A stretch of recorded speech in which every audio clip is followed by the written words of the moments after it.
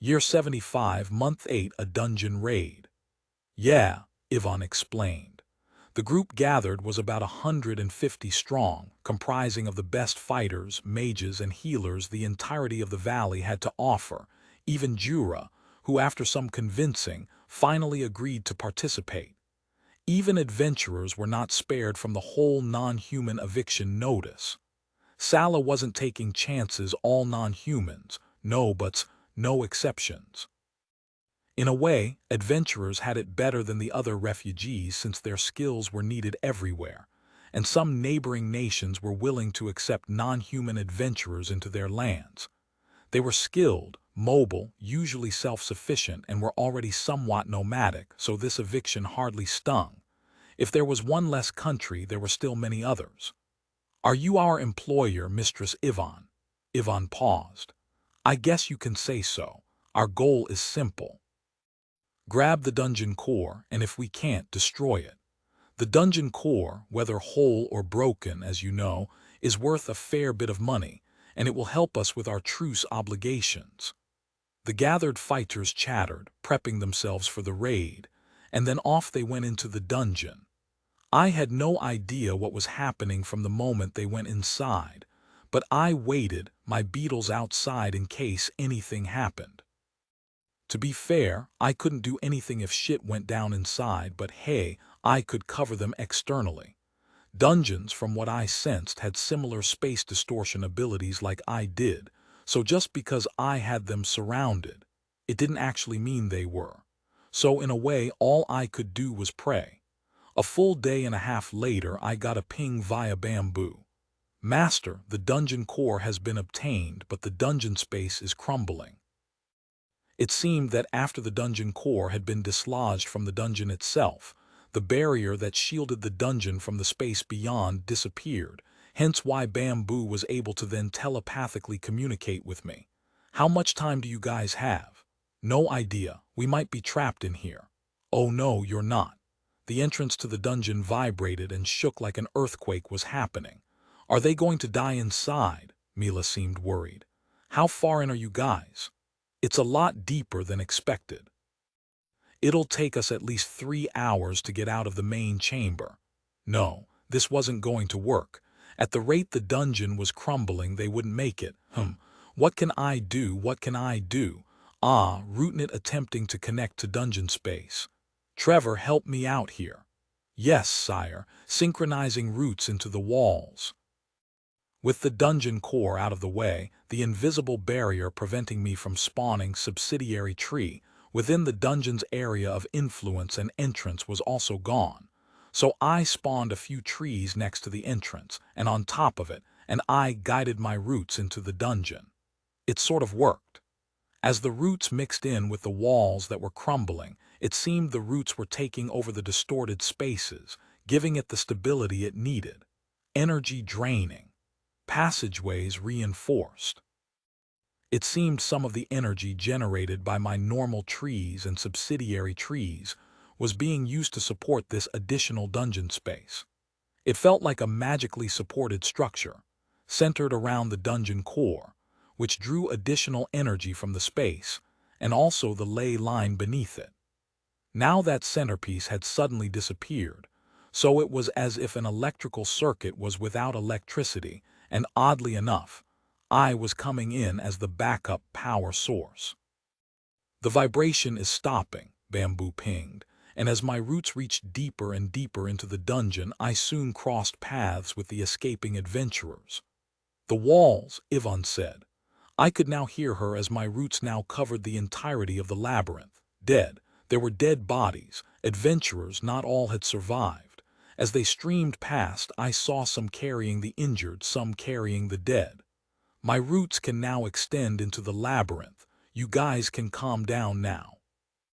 I spoke to Jura directly as he came into range. He was fine, bleeding in some places, but relatively speaking, he was unscathed. He immediately slowed down and told everyone that the tree spirit's roots were now stabilizing the dungeon, and so it would not collapse. And with that, they took the chance to turn back and retrieve the rest of the bodies for a proper burial. Yvonne, too, had gotten her hand on the dungeon core, which she would let me examine in my biolab first before she arranged for a sale on the magical artifacts market. New structure obtained. Root dungeon. Root dungeon. Leftovers of a dungeon that happens to be stabilized by the roots of a tree spirit. Doesn't spawn monsters or loot. New skill obtained. Root tunnels. Root tunnels, as the name suggests, are tunnels made from roots.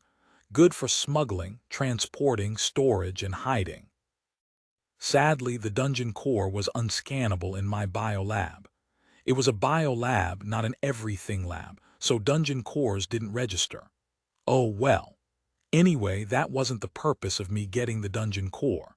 That was the prize for Yvonne's group, as they would get to sell it. Of course, the agreement was such that some of the proceeds went to the tree folk, centaurs, and then Jura, who also contributed to the expedition. The objective for me was the ley line. And so, with a few subsidiary trees now above the ley line, I extended my roots down, attempting to reach for that ley line. It was my first exposure to a ley line, so I didn't really know what to expect, but according to Wisp, it was some kind of fourth dimension thing, so it popped up in places, disappeared, and then popped up elsewhere, still part of the same line. Every time it popped up, the things in its way would then be influenced by it, thus forming things like dungeon cores. The dungeon cores would then anchor the ether line such that they didn't move elsewhere, though what was more likely to happen was that a new dungeon core would often reappear nearby. Ley line connection initiated. I felt instantly dizzy. It was as if I had drunk a whole keg of alcohol and the entirety of its punch just hit me in one go. Was this magic intoxication? Yes, Wisp popped in. At least you didn't knock yourself out yet. Then again, you are quite high level, so this is to be expected. Ley line connected. The subsidiary trees above the ley line are merging. The 3 subsidiary trees have merged into a special structure, 3 trees of mana. 3 trees of mana. Created when one subsidiary tree couldn't handle the energy of a ley line, so 3 of them merged. An artifact of the ley line, this structure serves as the conduit of the ley line, so protect it as it is your connection to the ley line in place of the dungeon core. Serves no other function. 3 trees. Did the skill just do what I think? And seriously, why did they make that tree so visible? It was like a big blue tree growing out of nowhere, telling everyone of its presence. Come on, first the ginseng tree, now this. The system was trying to paint me as a target. Or was this some kind of subliminal messaging saying that trees were always targets and we should always protect them? I felt the dizziness slowly drain away from me, and my mind started to regain its senses. Then even more updates. Ley lines were awesome after all. Due to the additional energy type supplied, Soul Forge Black unlocked. Soul Forge Black allows for the conversion of undead spirits back into regular souls, reversing the effects of necromancy and the removal of the dark energies of a soul. Additional repairs of damaged souls now possible. Creation of soul harvesters now possible. Soul harvesters. Some call them the Grim Reaper, some refer to them as Valkyries. These are traveling collectors of souls. They extend your soul harvesting reach and can be directed to specific places, such as battlefields and graveyards to collect souls. Souls collected have a higher chance of containing transferable experience. Due to the presence of 2 colors, the following fused abilities are now available. Nightmare Collectors. A special ghost type that steals nightmares. Memory Collection. Using the dark arts, a small percentage of memories of the dead will be converted into skill essences. I was already losing the leaves on my branches thinking about so many things, and now I had more to think about. First of all, the Soul Forge had different color types, which supplied different abilities. I had blue and now black, and that was like pure control deck archetype, wasn't it? But I was a tree, so did that make MEA blue-black-green deck? Anyway, it was time to ignore that little snippet about trading cards. How many colors were there? If I was to hazard a guess, the black came from the fact that this was specifically an undead dungeon, so there was probably some linkage. If I went to the volcano, would I get red? And in a magical glade or something, would I get green? That was another thing to add to the to-do list. Next was to further repair Mila's soul. This second repair didn't do much, other than allow her to stay awake and active more often. Also, I was really tempted to fuse her soul with a soul harvester. She'd be a Valkyrie. Or a ghost, but she said no, though she promised to think about it. She should be a nightmare collector then, kinda like that saw guy, no? Or was that the guy with the spiky nails? Once again, she vehemently rejected the idea. I'm a cute little girl. I ain't becoming your haunted ghost. But cute little girls make the best scary ghosts, I pleaded. Year 75, month 9 he month started with rain. Rather heavy rain, though it was nothing damaging as there was natural drainage within the valley itself. As the clouds dumped water into the valley, the roots rejoiced. The trees all craved water, so the roots lapped it all up. The water released was absorbed by the growing number of normal trees and subsidiary trees, and it sated for a moment the valley's ever-increasing demand for water. For New Frika, they had to work harder. Ivan and team had to quickly repair and set up additional drainages. They had expanded so quickly to accommodate the large quantities of housing that the existing drainage was just not adequate. Flooding occurred in a few spots, but with some construction-type magic, temporary drainages could be built rather quickly. The centaurs had some tents run off in the sudden downpour. Because they lived on hills and slopes, they were trading off flooding for mudslides and rock slides. Even so, a few of the refugees drowned due to the sudden flash floods. There was nothing like a bit of death and destruction to teach a lesson about infrastructure planning, as morbid as that sounded. And after the event, there was usually some kind of death ceremony, a burial or cremation, or for the first time, I witnessed a real oddity, the death ceremony of a treefolk, where the treefolk was cut up into many pieces and served as a kind of soup for the kin to consume. For our loved ones live forever in us and as a part of us. We are treefolk, and we carry the memories and lives of those who passed away before us. Strange, but I suppose the ceremonial, ritualistic aspect of life was very much well preserved. Lately, I had been getting more prayers.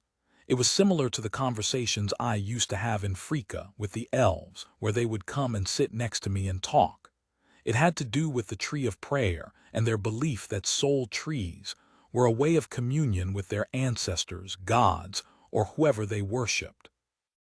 So in some societies, a soul tree, a shamanic totem, or a spiritual rock had a similar function as a church or temple, like some kind of merger between druid beliefs and conventional religion. Oh tree, make me rich and make me free. A refugee praying for money, as if the trees had the power to grant someone a fortune. Actually, you do have some limited power to do so, Wisp interjected, and I brushed him off. I wasn't going to make somebody rich. Otherwise, I'd have people praying to me for winning lottery tickets. Oh tree, let me be free of my stupid husband. One of those. Did I have powers over domestic happiness? In some ways, if you are creative, you do. Damn it, Wisp. Oh tree, make us safe and stop all of this running. Let us find a home where we can live in peace of the rest of our lives. The common prayer of refugees, sick of running away and looking for a final place to stay. I totally sympathized. I recalled being evicted as a tenant, and that was a horrible experience. Oh tree, kill the humans. Kill those who make us go through this suffering. The vengeful too. Such was the anger from those who lost their families or friends. Vengeance was a common prayer topic. After all, refugees all had plenty of grievances from the experiences they went through. And my tree of prayer responded to such energy, absorbing some of it and converting it into essence of mercy, essence of hope, essence of anger, and essence of vengeance. And in doing so, it also helped to reduce that anger and emotion in those who prayed. That said, the rate of conversion was really low. Perhaps as it was just a prayer, the energy within that prayer was minimal. Or maybe the absorption ratio improved as I leveled up this skill. Who knew? Maybe I should consider merging a tree of prayer with an artificial soul. Maybe that would create a tree priest. This month, the traders also brought in news about Sala, concerning their ongoing wars with the Nung and Tact kingdoms. Sala was winning, and so Nung and Tact had now formed a coalition, with possibly other nations that had historical grievances with Sala. Of course, in Sala's eyes, this was treated as an escalation, and Sala was now trying to get its own allies in, so there were hints of a bigger regional conflict brewing. If additional nations joined the war, New Frika might end up being right smack in the middle of the war, instead of being on the other end of the battlefield. This was of little concern to me. If Sala got owned in a battle, that wasn't my problem. But this news worried Yvonne, so she and her council scrambled to send people to all the nearby nations to declare some kind of neutrality toward this conflict. New Frika, as a young nation, was still trying to comply with its truce terms and safeguard its new citizens. It was deeply concerned with any disruption to its growing trade and food supply. Personally, my ideal outcome was for the battles to be fought around me, without affecting me, such that I gained the souls from all this conflict. But this conflict also exposed the three trees of mana, as in it was a big blue shoot-me sign in the area. It was huge, it was obvious, and it did nothing else. It was also quite far from me, as that was where the ley line was. At that moment, I was uncertain whether anyone would react to the presence of the three trees of mana. Perhaps the nearby nations would ignore it. Perhaps they would think it was some kind of strategic asset and seize it, or anything, really. So if a conflict did happen, protecting the three tree would also be something I needed to do. If the nations turned hostile, defending it was my priority. Theoretically speaking, the location of the three trees of mana was already contested territory. Abandoned during the previous demonic battles, its last owner was the kingdom of Sala, but historically, that plot of land had changed owners a few times. Unlike the Valley of Frika, which was somewhat legally under the truce arrangement, a part of this new nation of New Frika. Even if Yvonne managed to get some kind of neutrality declared for the valley, that neutrality would likely not extend to this newly claimed area of mine. In fact, it might even be seen as a hostile act from New Frika in claiming that dungeon. So I might have invalidated the truce already, but I would not part with the ley line. That was a fact, so if a battle did pop up, I would defend it, and unfortunately for the New Frikans, I would have to drag them into the battle if I had to. There were so many moving variables, those so many ifs. If only I had eyes and ears in all the nearby nations, huh? You're overthinking. Mila popped up, poking her head into my thoughts. Why? I'll end up dragging the refugees into battle, which is bad for them. So I should be thinking about what to do next carefully. No. It hasn't happened yet, right? That's not how I see it. Not planning for things was how I got into trouble the last time. I should do better, right? I think you're getting a bit too into that whole long-termist tree thinking. And that's wrong because, how about the here and now? It is just reality that I have to plan a bit more into the future. I'm a tree. I can't just wing it. I also discovered that Mila had experienced some changes from the additional repair in the Soul Forge Black. She gained a bit more awareness of my thoughts, and to some extent, she knew what I was thinking. It was unnerving as I didn't enjoy having my mind read. She denied it anyway. She just said she had a very good innate sense of what my thoughts were, but she wasn't reading my mind. But all souls got their minds read, a little. According to Wisp, a soul tree could very well read and rummage through the memories of the souls that passed through it, if certain conditions and abilities were met, and this exchange was mutual. Of course, for most souls, this didn't really matter because when they reincarnated, they forgot them. Heroes, however, retained their memories, and if they carried knowledge of a soul tree into their next life, that made them rather dangerous. Frankly, the mechanism was still confusing. Apparently, some reincarnation gods would wipe the memories clean, but some didn't. Someday, if I met Mozart again, I needed to ask him about this memory wipe thing. How did it even work? Ah. Mila, so what would you do? If this war happens, my ley line is under threat. Fight them off then. So you agree with me? No, how does anyone know that bunch of trees is related to New Freaka anyway? Most people can't even tell two trees apart. Mila's spirit bobbed around and twirled. So act as if the two sides are separate, unrelated camps, she continued. Find a way to delink the two, visually. If they look different, nobody's gonna suspect the two tree groups are related. Don't you have some kind of ability to make it as if they look different, or you don't? Perhaps a camouflage or illusion skill. And do you have a way to remove the straight line of subsidiary trees so that it's not so obvious? I paused. That was a good idea. When were you this smart? You've always given me the happy but slightly mentally retarded hero-girl impression. I'm a designated reincarnated hero. I get like super boosts to my intelligence stats. Really? Yes. Apparently, all heroes get like tactical genius as a perk. Really, that sounded like rubbish. I didn't recall them being tactically smart at all, and in fact, they often relied on their cheat ability to get themselves out of tough situations. You sure don't act like it all the time, Mila pouted. Okay, I lied, there's no such perk, but I mean I can think if I want to. We're not exactly idiots. Then. That's me rejecting the need to work hard and refusing to think too hard through my solutions. I live life with the Pareto theory. If 20% effort is sufficient to get an 80% score, I'll do it and I'll leave the 80% effort for fun stuff. Anything that pops up, I wing it with my natural talent and ability. Mental slap, please. I mean, that's the best you can do, she concluded. Cut the connection, and if they are under attack, defend it.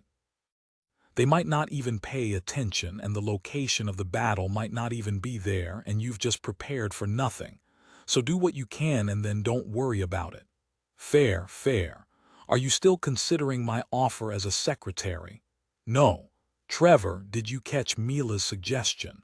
Are you able to alter the look of the forests around the three trees of mana? Yes, sire. The energy and mana from the three trees of mana contains certain specific aesthetic variations courtesy of the Soul Forge Black that we can apply to the flora in that locality. Good. Next is, how about hiding the line of trees that link this valley to the ley line? We can create subsidiary trees that are mostly hidden underground like a kind of small tuberous plant, with only a small shrub appearing above. That way, while there is still a portion of trees that are above ground and can be spotted, they would not stick out as obvious, and they could be easily disguised by a thick overgrowth of other shrubs and weeds. But the trade-off is that they lose their customizable branches function, and our line of sight in that area would be significantly reduced. Well, it's worth it, I think, so do it. Things were going smoothly. Yes, sire, as you command. Wisp, your turn. Are we able to merge an artificial soul with the three trees of mana? The logic of me doing this was simple. If it could level up, it would be stronger and with some sentience, so then three trees could defend itself better. No, that is actually a connection with your soul forge black, so you cannot merge it. It's like a forge trying to forge itself. That made sense. Fine, so I need some kind of defensive unit at that location then. I turned to Mila. Since you have so much to say. Mine being some kind of defender. I like talking with you, so no thanks. I like being here a lot more. Come on, you're the best. Besides, you can still talk to me, master. Trevor and Horns both buted in. Yes. Riders spotted on the horizon heading toward us at high speed. They will probably close in on the Treefolk village soon. They all have a rather significant magical presence. How strange. It was as if they advertised that they were powerful mages, so I hovered over to check them out as they passed by some of the subsidiary trees. "How far is it?" I heard them say, riding. It was a group of 5, all on horseback. "No idea, but it's ahead. The horses are exhausted and I am out of vitality restoration. We'll arrive by nightfall. Hang in there, horses." One of them patted their horse, trying to encourage them to keep riding. "Should we interfere?" Trevor asked. "Wait. Watch." I didn't think they were hostile, at least not yet. They soon arrived at the forest, but the treefolk were not their focus. They headed straight to New Freaka and demanded to meet with their leaders. Were they some kind of magical emissary? Thanks to a subsidiary tree right next to the meeting place, I could somewhat eavesdrop on the conversation. "Hi, who are you people?" a man asked. He was one of Ivan's inner circle and one of those involved in the dungeon raid. He was armed and stood in front of the rest of them. He was the first to appear from the leader's house. "We are representatives of the King of Baruch. We come seeking a great healer, wizard, and magician to aid our ailing princess." "Oh, the man started to respond. Ivan stepped ahead, signaling for the man to let them keep talking. The Baruch man, the leader of the 5 of them, continued. "The princess is gravely ill, and we seek the aid of the great healer to come to our capital and heal our princess." "Yes, we heard that. But why would the great Baruch come to our town in search of such a great healer? Surely the great cities have far more talented mages, wizards, and priests." "Ah, I am afraid the disease our princess has is unique. Our great oracle has had a vision that here lies the cure, the solution to that disease. I am afraid there is no such great healer here." Ivan shook her head. "You may ask every one of us if you don't take our word. You may walk and explore our town and knock from door to door, but we know not of any great healer or cure." The man paused, perhaps thinking of some kind of retort. Is that so? Never mind. May we rest in your town for a few days or weeks? Perhaps among the refugees are some hidden geniuses in the art of healing." Ivan smiled. "Certainly, please do feel free to make use of our guest house." Later in the guest house, the Baruch men spoke. Once again, courtesy of a conveniently placed subsidiary tree, I could catch some of their conversation. "Is she lying?" "No, my truth detection didn't trigger, nor did my detect false statements. They are being honest when they say there are no great healers here." Maybe they don't know." "Exactly. This place is a hive of refugees, so many that run here easily, a few thousand of them. Some of them may be hiding their talents, and the leaders know not of their talent. But Sala never had a great healer either. Indeed, it is strange that the oracle guides us here.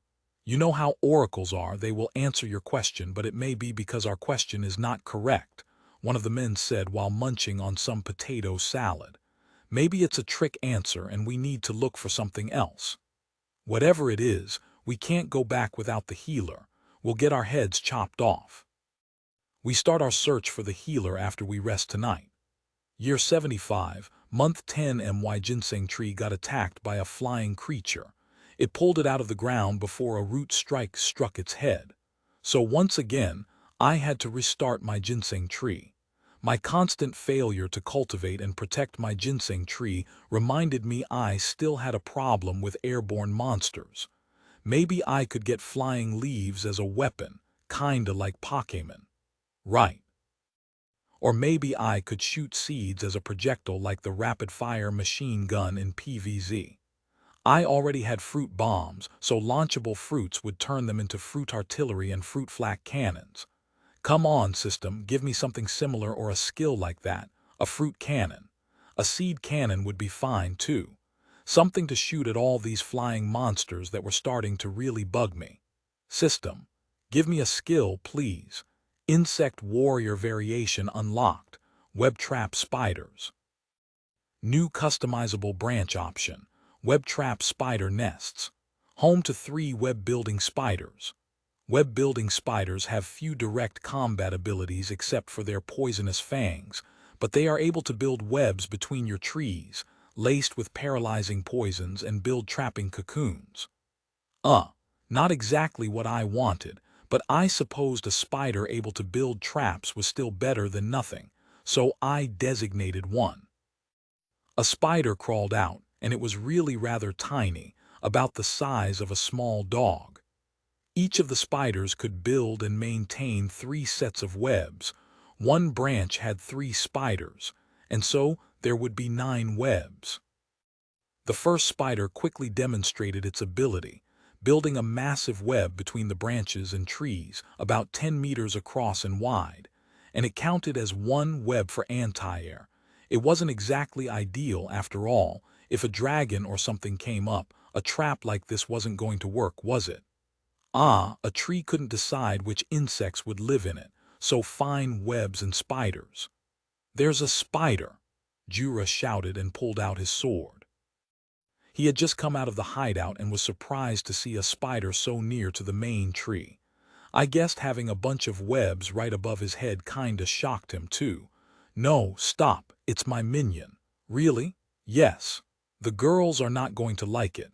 At least the beetles kind of look like giant armor, but this spider looks like a fuzzy monster, and it's dark brown and black.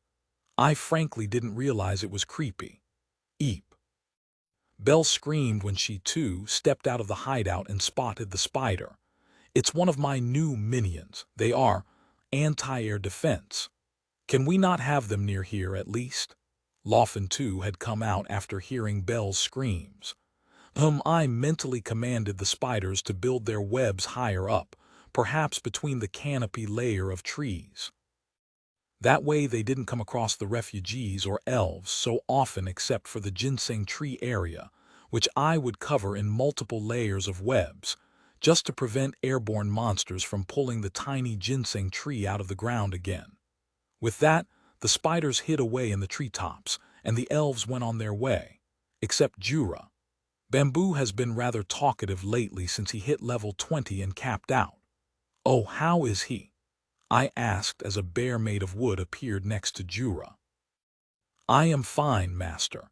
I recently acquired this wood form summon that allows me to take this rather weak form, but at least I can act independently." "Yeah, he's been telling me about having to upgrade from an eidolon to unlock more powers." "Yes, Master Tree." Bamboo approached and stood next to the forge tree. As he did, a prompt appeared. "Bamboo, Woodbear Eidolon, has reached his level cap.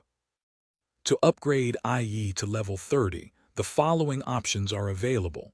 Blue Armor Path, 50 small copper ingots and 5 medium red rubies needed. Black Claw Path, 50 small iron ingots and 5 medium onyx needed. For artificial souls, they started off with a level 20 cap, and if I had a single-color soul forge, I could unlock 1 upgrade IE level 30. Each extra color increased the upgrade by 1, so if I had all the necessary resources, I could upgrade twice to level 40. It seemed the colors of the soul forge represented something lacking in the artificial souls.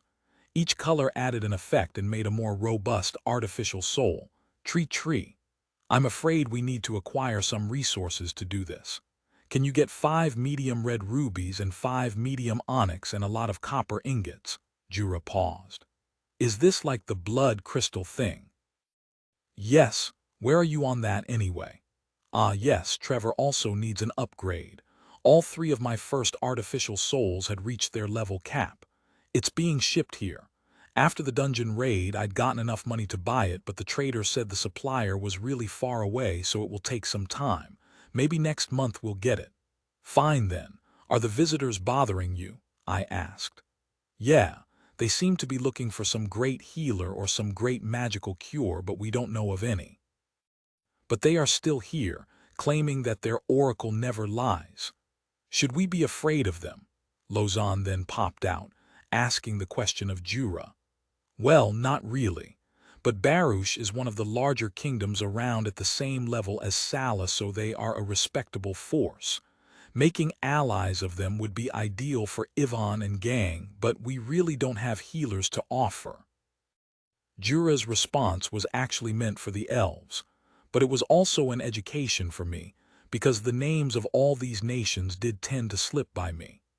Year 75, month 11, week 2, a great battle broke out in the conflict between Tact, Nung, and Sala, and a great, cursed spell was cast, one that sacrificed the lives of 25,000 soldiers, and with it, created an exceptionally harsh winter in that area, and beyond. The spell was so powerful that it summoned a vortex, a magical vortex of ice and frost, and then the region transformed into a snow-covered land, one of blizzards, snowstorms, and strong gusts of wind. That spell extended to the entirety of the valley, overnight, from what was normally a light rain into snow and ice. Thick snow, a terrible cold snap. A few of the smaller streams even froze over. This stunted the growth of the region's crops, already reeling from the earlier mild winter. Everyone was prepared for winter, so a huge stockpile was already here. New Freeka's efforts to vastly expand their farmlands and crop cultivation meant they were facing this intense cold with at least a few warehouses and silos full of harvested, preserved vegetables and grain. What was meant to be their solution to a migrant surge became a solution for an exceptionally bad winter, though I wondered how long this stockpile would last. Since it was a great battle, I figured there must have been a lot of death, a lot of souls still lingering in the battlefield, so I decided to send my many soul harvesters there. They were like faint ghosts, and so they could travel really far, but it would take a while for them to come back. With the soul harvesters, they expanded the range of my soul absorption to almost the entire continent, which was massive. Massive. Also, the group from Baruch expanded after about 2 weeks. I am disappointed, apprentice. A wizard stepped through the portal, escorting the sick princess and followed by a healer and a paladin. They were surprised by the sudden cold, but they came well prepared and put on thick jackets and shawls. I suppose their princess had waited a bit too long. My sincere apologies, teacher. We have tried to ask every single one here, and yet we couldn't find one that we think has potential. That's why we asked the oracle whether the healer had moved or gone away. Excuses. The wizard was old, had flowing white, wrinkly hair, and I noted also a typical wizard's hat with a pointy tip. The man bowed and didn't respond. The princess followed behind. She had a very faint presence and her steps were soft and light, the healer supporting her every step and movement.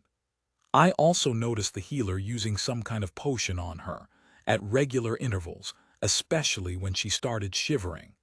The wizard talked with the existing group for a while and then stopped. Well, let's find that healer. He cast a strange magical spell, and then from a small metal case a magical arrow appeared and spun in circles. It kept on spinning, even pointing downward at times. The wizard then paused and looked at the man.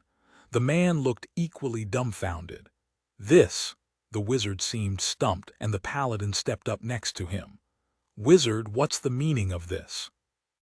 This artifact is the compass of oracles, and it links and augments the oracle's ability so that we can locate whoever or whatever the oracle learns. Get to the point, wizard. Why is it flying everywhere? I don't know. Yet the wizard's initial confusion turned into a strange smile. The earlier group looked puzzled. Whatever, it's cold. Let's continue this conversation indoors. The princess cannot take this weather for very long, the healer insisted, and they retreated to the warmth of their guest house. So what's with this cold? The healer asked as he tended to the frail princess in the guest house. Aftermath of the Sala Wars. Someone used a great blizzard vortex spell with blood sacrifice. The wizard, though, seemed laser-focused, analyzing the compass of oracles. It still spanned everywhere. Any ideas, wizard? One of the men finally dared to ask. Maybe. Maybe the land is a nourishing factor. I will need to test it out. The land, this freezing place. The wizard ignored the man. Next, the wizard ran outside and cast a few spells I couldn't quite identify or observe. He did that for a good half a day, constantly casting spell after spell, though nothing in particular seemed to be happening. At this point, I was feeling a little bit defensive. A wizard had come to New Freaka and started using a whole bunch of spells.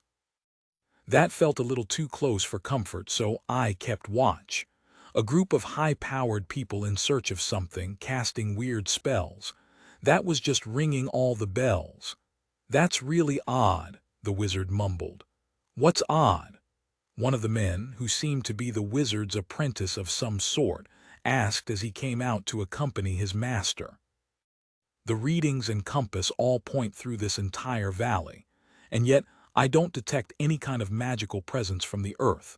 Or is it muffled or suppressed somehow because of this stupid blizzard effect on the weather of this entire place? The apprentice shrugged and shook his head. I did tell you this place is rather unusual. That cannot be. Magic still flows in this entire valley, and yet there is something that also envelops this valley like a large piece of cloth hiding furniture. If it is so, then the healer picked the best place to hide. No, I doubt the healer knows. There is more to this. Tell me, are there any magical structures? Is there a holy relic or artifact here? You know, if you say it's the entire valley, that kind of reminds me. Some of the people here worship a tree, you know. Do you want to go and see it? The wizard nodded. At this moment there are few other leads. Let's go. They braved the snowstorm that was almost perpetual now to go to the Tree of Prayer. The courtyard now coated in a layer of white snow, which actually wasn't the only color of snow, surprisingly. In some parts of the world there was a kind of magical aberration that turned snow into different colors like green, blue, yellow, or purple. Anyway, I digressed. So this is the tree they pray to, the apprentice said. The wizard then cast a spell, detect magic, and nothing happened. Next, the wizard paused and cast fire spark at the prayer tree. Again, nothing happened. There's a hostile magic suppression aura here. It's present throughout the entirety of the valley, and that's why a few of my spells seem to be not responding, particularly those of the probing type, the wizard explained to the apprentice. But it is no denser here, so I doubt this tree is the source of it. Maybe that's because the tree is everywhere. The apprentice shrugged. I hear the locals say the entire forest belongs to the tree that rules this valley, and entry would be at our own risk. The wizard smacked the apprentice. So that sounds exactly like where a healer would hide. Did you check out the forest? Yes, we have, master. There's just a whole load of trees and a lot of monsters. Oh, wait. At this point, their earlier conversation about magic suppression rang a bell. Was that me? When I leveled up and unlocked the Soul Forge, I did get an ability called low-tier magic suppression. The wizard looked at the apprentice, shaking his head. Anyway, let's do more tests on the type of suppression here, whether it is tier-restricted. He then cast fire. Once again, nothing happened. Then he cast blue fire, and this time a blue ball of flame appeared in his hands. Tier 4 spells are not suppressed. So, does this mean we can find the healer? I think we already have a good clue. Whoever is powerful enough to create a Tier 3 suppression aura throughout this entire city is probably the one able to heal the princess, or they would at least know the person that can heal the princess. Yup. These guys were looking for me. So this was interesting. If that was indeed the case, I thought I could use this as a bargaining chip, and so I quickly summoned Jura to explain the plan. And the next morning, despite the snow outside, Jura and Ivan went to the guest house. Oh, Lady Ivan, what brings you here? I have good news for you all. I think we have finally discovered who the healer you were looking for is. Really? Have you been lying to us the past few weeks? The apprentice wasn't happy. Ivan shook her head. I thought you were referring to a person. What? The wizard spoke over the apprentice. Never mind that, the princess comes first. Bring us to the healer. Not so fast. Jura paused. There are a few things the healer wants to know and wants from you before they are willing to have a look at your princess's condition. Name them, quickly, the paladin and healer insisted. The princess's condition worsens by the day. Jura handed over a list. I had him write. The paladin and healer looked it over and then passed it to the wizard. This is extortion, isn't it? Jura smiled. I could tell he was enjoying this. It's the terms the healer proposes in exchange for his aid. You can choose not to. And he did say if he can't improve the princess's condition, he won't take payment. Fine, we'll give these things. Great powers don't come cheap after all, the wizard said. Bring the healer here. Good, but I am afraid you have to go to him. All the Baruchians looked at each other, but then they nodded in acceptance. It wasn't as if they had a choice. So, together with the princess, all of them ventured out into the snow, making the slow walk through New Frika and into the forest. Where are we going? They clearly didn't like walking in the snow. We'll reach there soon. Anyway, what's the princess suffering from? I am afraid even I don't know. All we can do is keep supporting her body so she doesn't die. The healer shook his head. It's almost as if her body wants to kill itself. Soon they arrived at my main tree where the beetles and spiders were sleeping dormant. Wait. The wizard turned to Jura. A spirit tree. It was as if he was struck by a realization. Yes. This spirit tree rules over the entire valley. The wizard nodded in understanding. That explains why the compass is confused. I am guessing this massive spirit tree extends its roots everywhere. Bring the princess inside, Jura said, ignoring the question. The healer carried the princess, and Jura then stopped the rest of them from entering. I'm afraid I can only allow the healer into the tree from here. The rest of you must wait outside.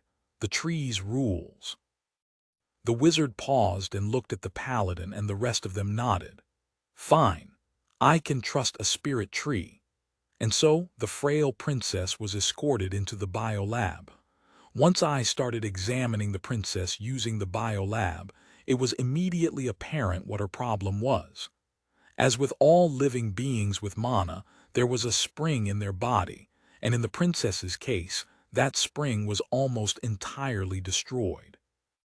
That spring appeared like a regular fountain to most, but the princess's spring was charred and dark, and the structure around it had somehow turned into rubble.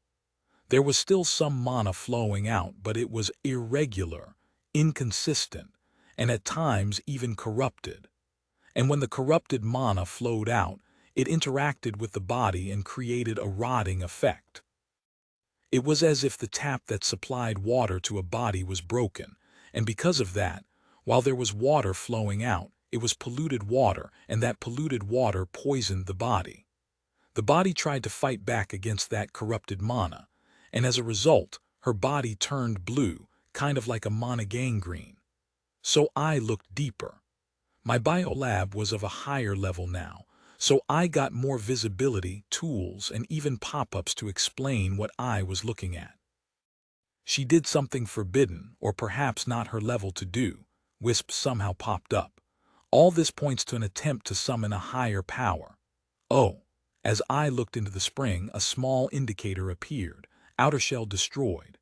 Outer shell destroyed. This seemed to mean she was like the reverse of an artificial soul, or perhaps similar to how Mila was previously. A regular soul comprised of an inner and outer layer, whereas an artificial soul was only the outer layer.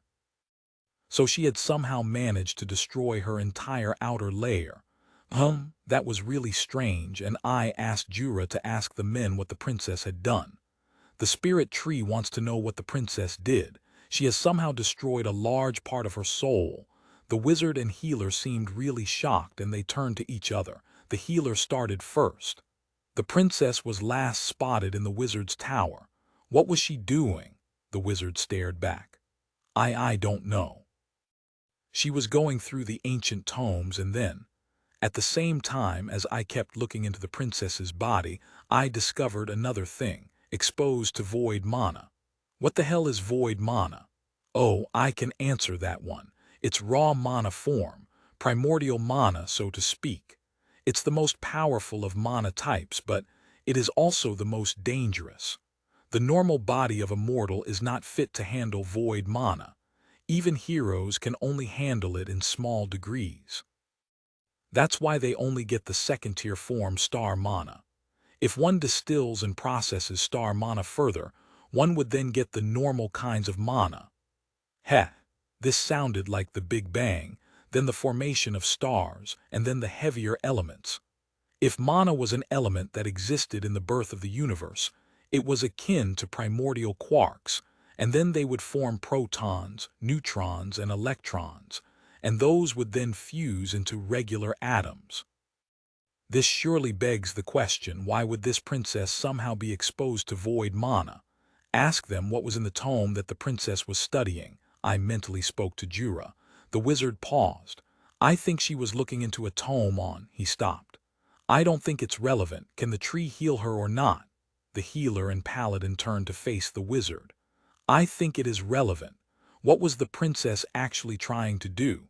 She might have been looking at a tome about otherworld heroes and theories on how to summon them. It was one of the crazy tomes left by the mad hero, Arsene Amir. The paladin then grabbed the wizard's hand. What? Why was the princess allowed to be anywhere near a tome by the mad hero? I was doing research on it and I didn't realize the princess had snuck in. Excuses. So all this was your fault, wizard. The paladin was mad. I let the Baruchians continue their argument as I turned my attention into figuring out what I could do about this princess's damaged soul. The soul forge would be able to fix most of the destroyed outer layer, but the exposure to void mana was going to be harder to remove. In a way, it was like Mila's demon poison, but only from another source, a rawer source. It took about another hour, but I had looked at all I could, so Jura and the healer helped to carry the princess to the forge tree. She rested on a platform inside the forge tree, and once ready, both Jura and the healer had to go back outside. As I attempted to repair her damaged soul, I got a prompt that some personal items belonging to the princess needed to be sacrificed. Does the princess have any items or personal belongings that she cherishes? The paladin took out a small hairpin and passed it to Jura. Jura then threw it into the forge tree. Not enough. Another one. The paladin checked his backpack, and the healer checked a bag that contained the princess's, pulling out a small comb.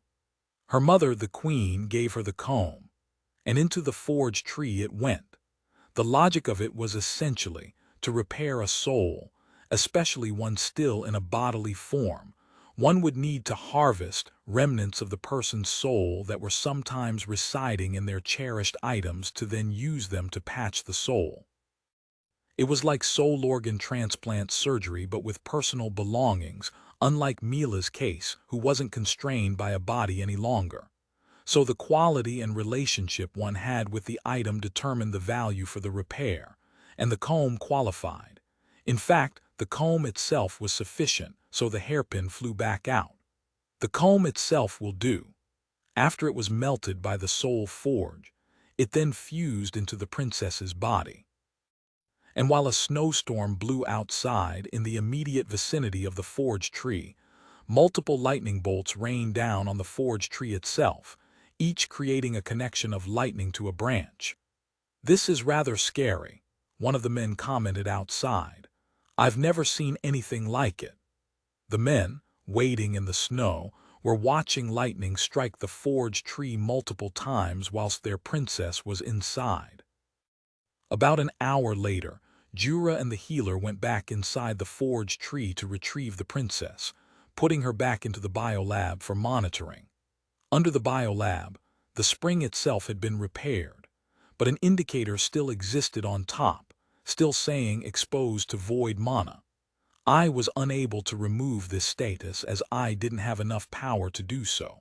It seemed that I needed access to a few more soul color types before I could.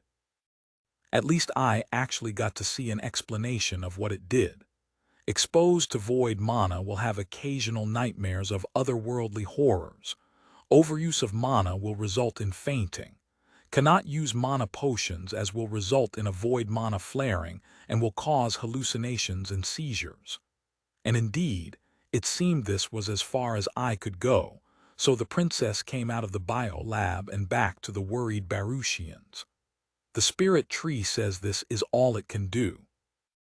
The princess's body should not be killing itself anymore, but she will still have nightmares, and don't give her mana potions. Overuse of mana also will cause fainting. The princess's hands and legs, once blue, now gradually regained some color, and she no longer felt an intense weakness and pain through her body, so much so that she was actually able to talk. "Food," was the first word she said. The healer and paladin quickly took out some kind of bread from their pouches for her to eat. They seemed happy because she was visibly recovering, and so, rather than eat in the snowstorm, they walked back to the guest house to rest. "What did you do back in the tower?" I tried to summon a hero." It seemed the princess had not been able to hold a proper conversation or even explain what happened because of the intense pain she was in. "Why? I wanted a hero to be my husband rather than that stupid old duke." At this point, I stopped eavesdropping. Their conversation went on about Baruchian court politics, international relations, political marriages, and power balance stuff, which frankly wasn't my cup of tea at all. Later on, they all used some kind of portal magic to return to Baruch. They said they would find some way to deliver the promised goods. "You leveled up. Level 124. Subsidiary tree limit increased to 700. Biolab leveled up. External biolab unlocked. Customizable branches can now create biolabs. Winter resistance upgraded. You learned a new skill, winter-adapted crops." So I gained crops that could grow in this stupid snowstorm. Year 75, month 11, week 4. Despite this horrible cold weather, the traders delivered the blood crystals, and once they did, I quickly got to it. Thanks to the new ley line and soul forge color, I also discovered there was a new upgrade choice for Trevor as well. Trevor Forest Mind level 20 upgrade choices. Blue Root Brain Complex. Requires special minerals to grow. Special minerals required are 10x blood crystals and 50x fresh animal heads. Black Skull Shell requires special minerals to upgrade. 10x bone of a wyvern, 1x heart of a lion, and 50x bones of a lizard. Oh well, let's go with the immediate upgrade. The blood crystals and the heads of the animals were put together in a pile, and then I triggered this upgrade. A few dozen roots appeared and drilled into each of the heads and then the blood crystals, creating a rather messy haze of blood in the area. They twisted, they turned, they tangled, and sparks flew. It was a bit like watching a dozen snakes mate with added fireworks. And when it was done, a brain-like jumble of roots was formed.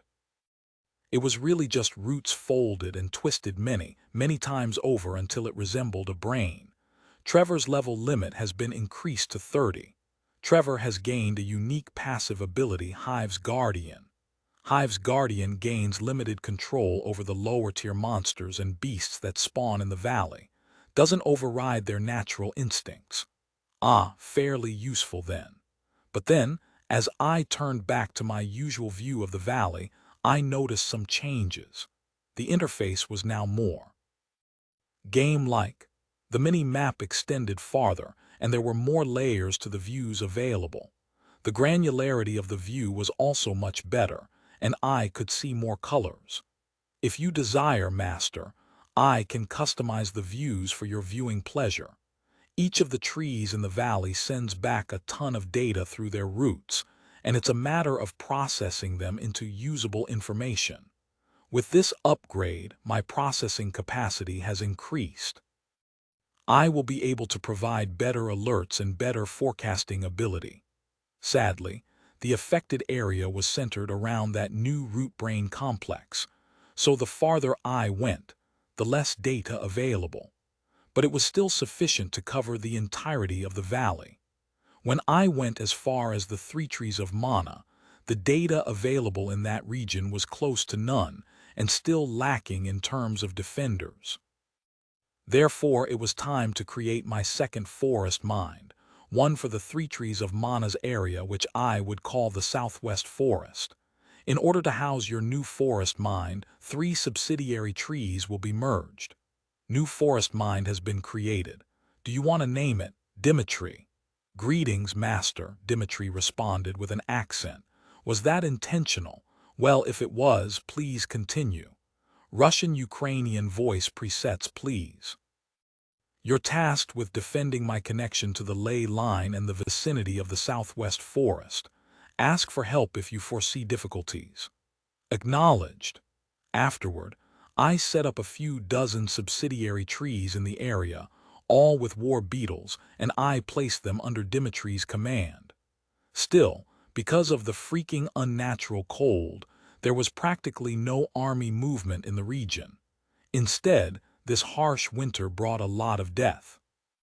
Even in New Frika, where there was housing, it was insufficient protection, and the treefolk had to construct additional barriers, actually starting fires indoors to keep themselves comfortable.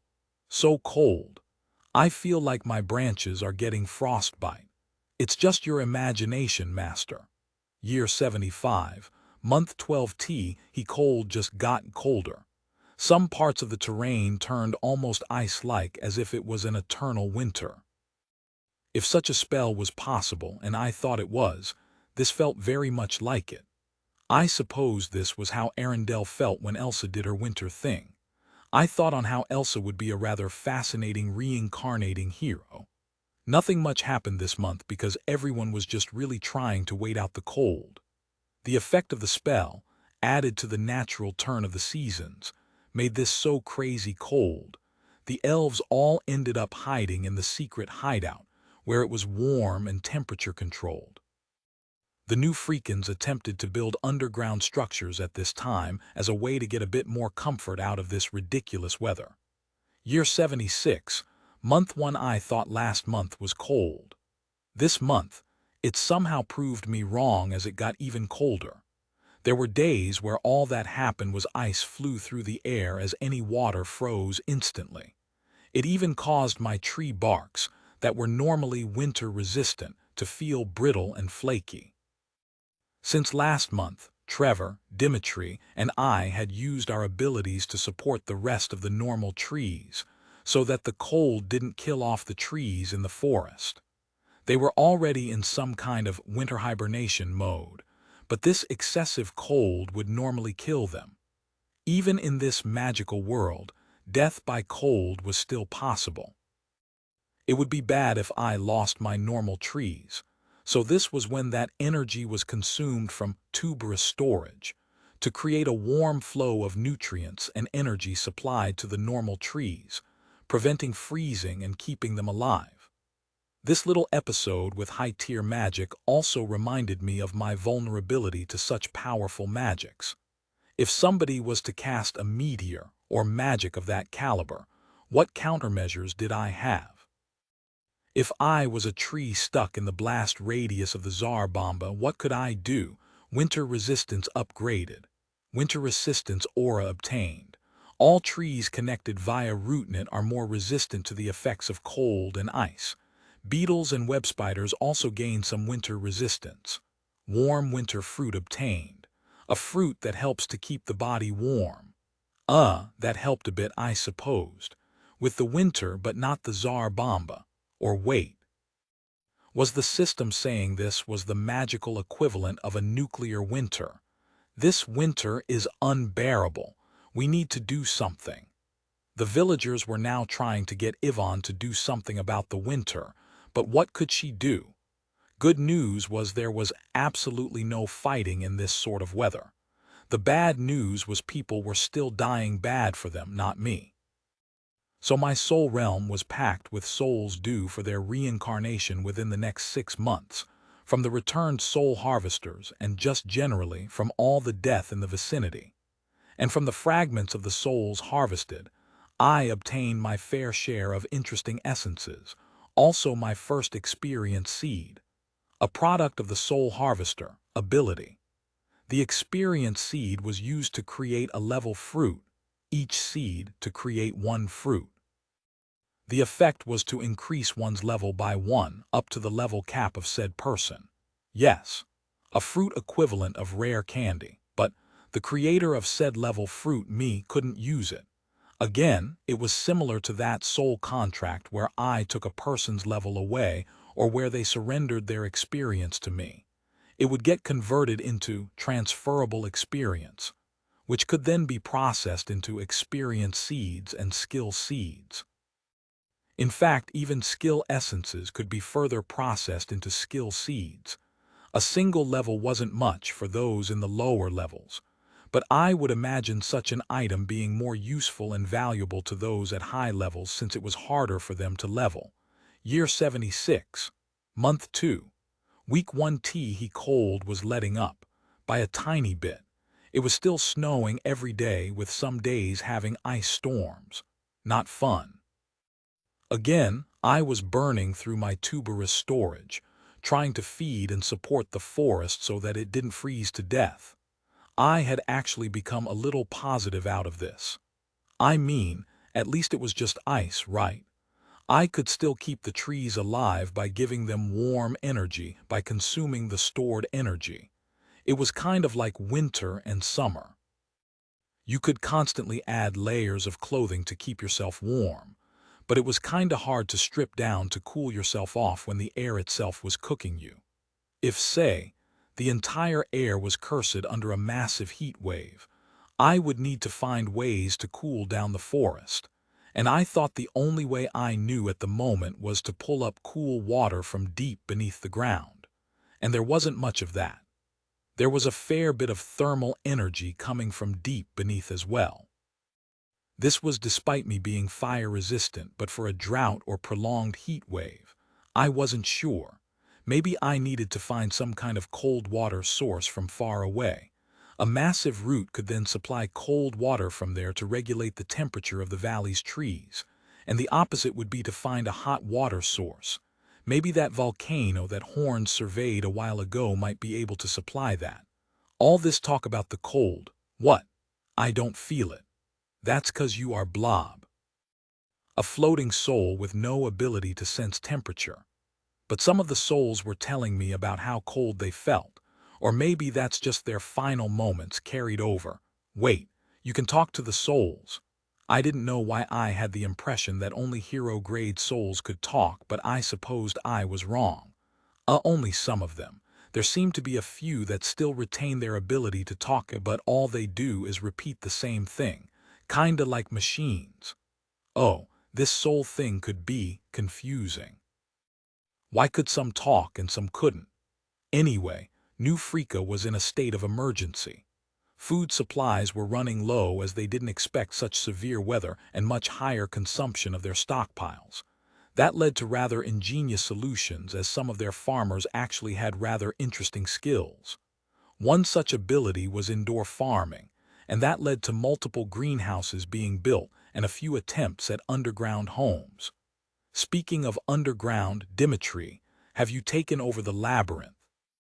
The leftover labyrinth of the dungeon, now supported by roots, was located in the southwest forest.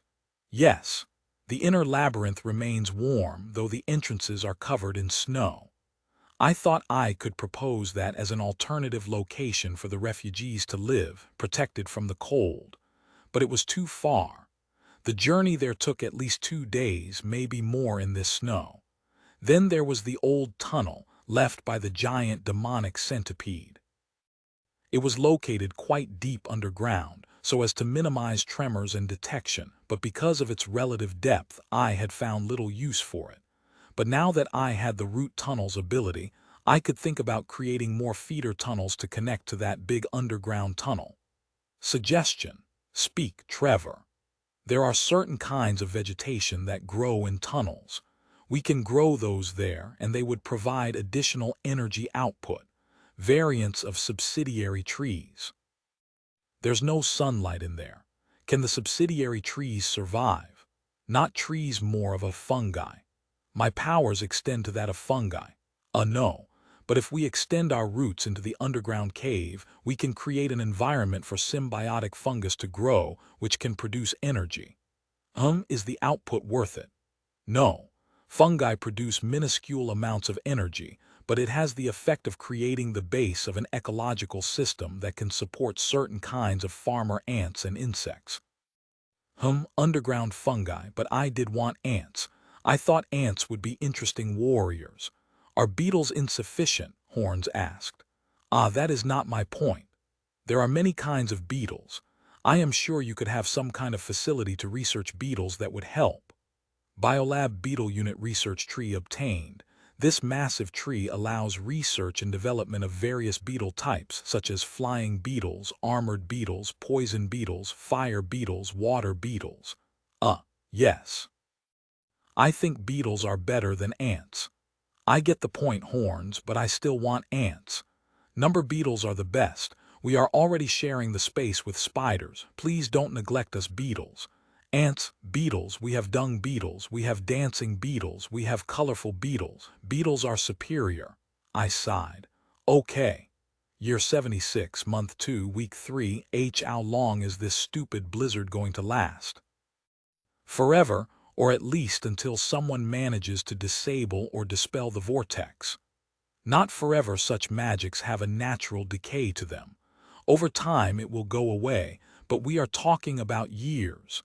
Troubling news came from Ivan's informants and diplomats.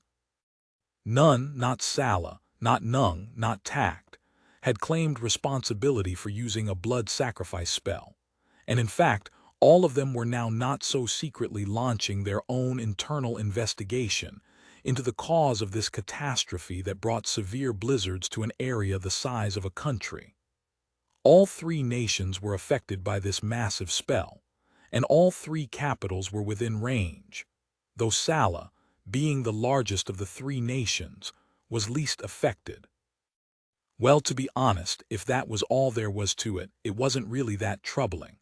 I mean, a hurricane was a country-sized disaster, no. Nobody jumped when a hurricane or a massive earthquake rattled the world, right? Though I may be wrong, a perpetual hurricane would be equally horrible. The troubling thing was some of the more sophisticated intelligence claimed that it was a secret demon cult at work, a cult that aimed to summon and control the Demon King. They call themselves the Circle Breakers. A demon cult that, as the rumors started to emerge, manipulated the nations and took advantage of the massive battle to somehow sacrifice at least 25,000 to test out some kind of blood magic. It sounded bonkers. Which nation would want to publicly admit it used such a drastic measure, one that involved blood sacrifice? So naturally all of them would deny their involvement, even if they did do it. Besides, I presumed everyone in that battlefield was dead, and any evidence they could gather by magic was being corrupted and distorted by the presence of that blizzard magic vortex, and with each passing day the evidence vanished. Perhaps if some of the souls and spirits could talk, I could find out a bit more, but until then this theory sounded absurd. So, I still assumed one of the countries did it. Or maybe it was a mix, and one of the countries collaborated with the cultists to activate such a spell. Anyway, those were distant affairs that unfortunately affected me. It went to show that turtling strategy didn't work when there were large area of effect spells and abilities. The merchants were quick to adapt, though. Money really had a way of making the world go round, even the magical ones. This month we had the first visit of the cold-resistant caravan. Essentially, they were a delegation of about 100, with dedicated mages and special carriages that were magically reinforced to provide protection from the cold and snowy weather. Of course, the goods were expensive. They needed a markup on such special services after all. Oh well. The Baruchians, though, the wizard at least, came back to New Freaka with the agreed rewards, most of them the upgrade materials I needed for the root system and Horn's claws. Apparently, the wizard's punishment for exposing the princess to forbidden magics was exile, and the delivery to New Freaka was his last task by the king.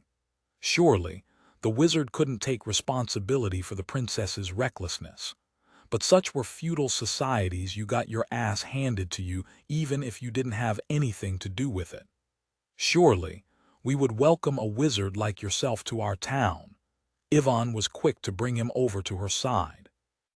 He sighed, nodded, and reluctantly accepted Ivan's offer of hospitality. I guess I will stay for a while. They soon got him to work on some kind of anti-cold weather spell. Meanwhile, I was expanding my territory toward the volcano that Horn surveyed. Most of the beetles were inactive in this weather, and that was a weakness with having insects. But as we approached the volcano, my subsidiary trees were slowly dying, so I couldn't extend them farther. This was despite my own heat resistance, but the death wasn't due to heat alone. The surroundings of the active volcano were filled with sulfur, and there were active lava flows forming rivers in the area. And at every eruption, a blast of energy swept out from the caldera, and the shockwave created a gust of wind. All this cumulatively created a hostile environment for the trees. One of the external biolabs, only one so far, next to the inner ring had a menu prompt. Kind of like those alerts when I unlocked a secret mission. Biolab research option unlocked, volcanic adaptation. Estimated time required, 3 months. Materials needed to start research, 100 pieces of sulfur. Okay. Now I'd like to check all the other kinds of environmental adaptations. That kind of put my plan to use trees to crawl into the volcano on hold. Thankfully, though, the area around the volcano was still relatively warm, such that I could deploy my beetles and task them with venturing into the volcano area to harvest the sulfurous minerals. At about the same time, I created 2 beetle research trees to research winter adaptation.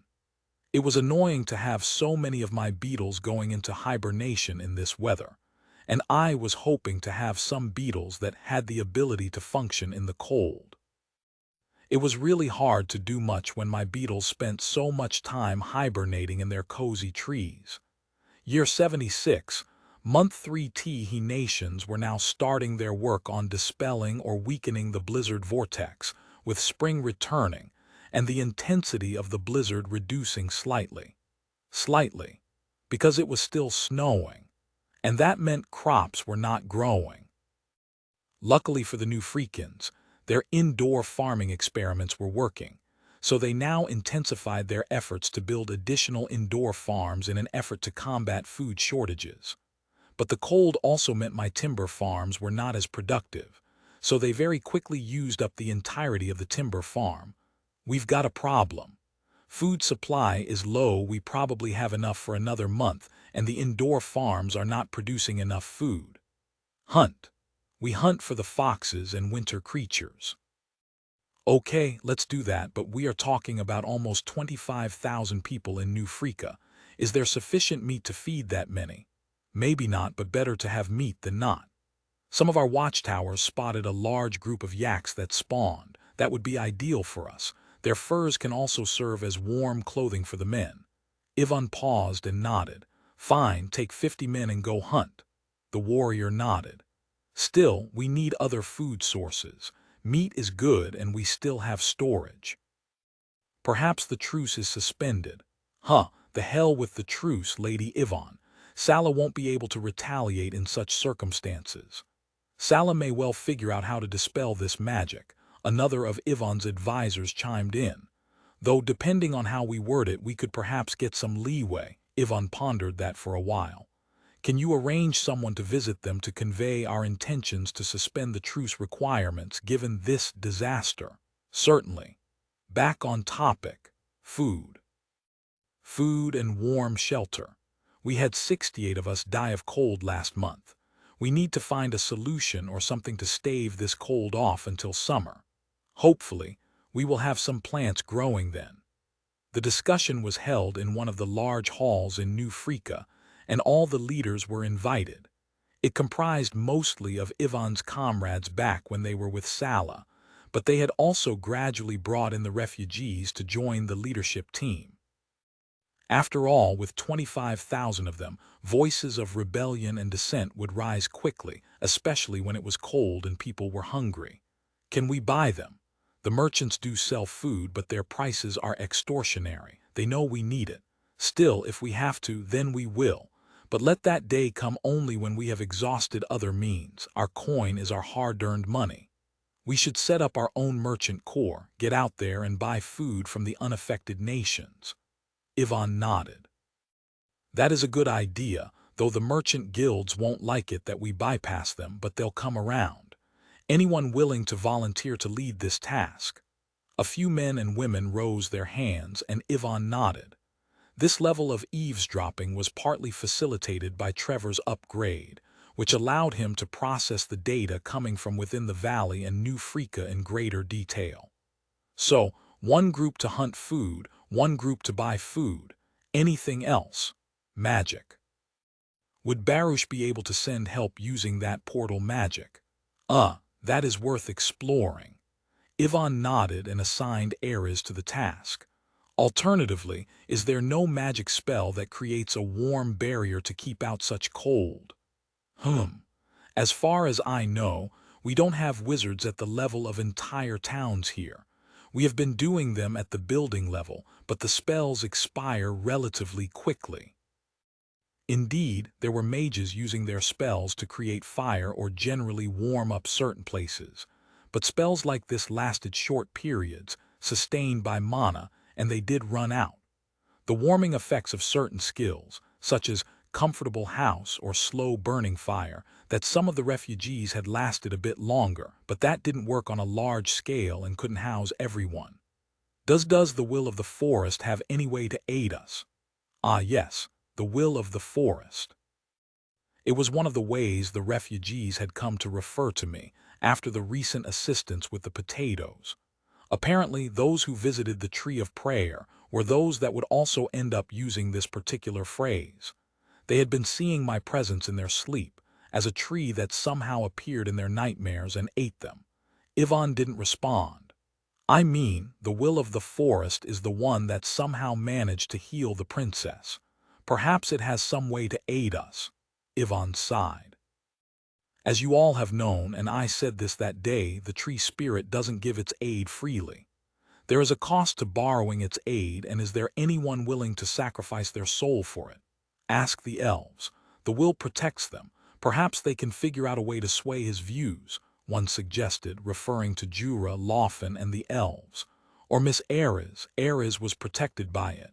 Ares shook her head then. The tree has punished me for bringing all of you here back then. I doubt it would listen to me now. If enough of us prayed to it, perhaps it might. That is what the churches tell their believers to do in times of hardship. Ooh, the religious kind. To be honest, my ability to support the valley was also relatively limited. First of all, there were just too many of them. 25,000 new freakins, and even with my new winter-resistant crops, I could grow about 2,500 winter-resistant potatoes a day, and that was enough to make maybe 1,300 meals per day. That still left a huge 23,700 without food. I mean, I thought I was already pretty awesome to produce 2,500 potatoes per day. And add to that fruits. I had the warming fruits and the winter-resistant healing fruits, which only my main tree could produce, and I could produce about 100 each for the two kinds of fruits. That was maybe another 100. If I had the entire valley's trees, then yes, I could then tap on the normal trees to create food, but now the normal trees in the forest were consuming energy, not creating them. So yeah, this weather was horrible. Perhaps they could make use of the tunnels, Trevor suggested. Maybe they can grow mushrooms in there. If they have the right kind of mushrooms, and don't they need time? True. Mushroom as fungi means they would benefit less from your bountiful growth effect. Well, it looked like the new freakins were on their own. Too bad for them.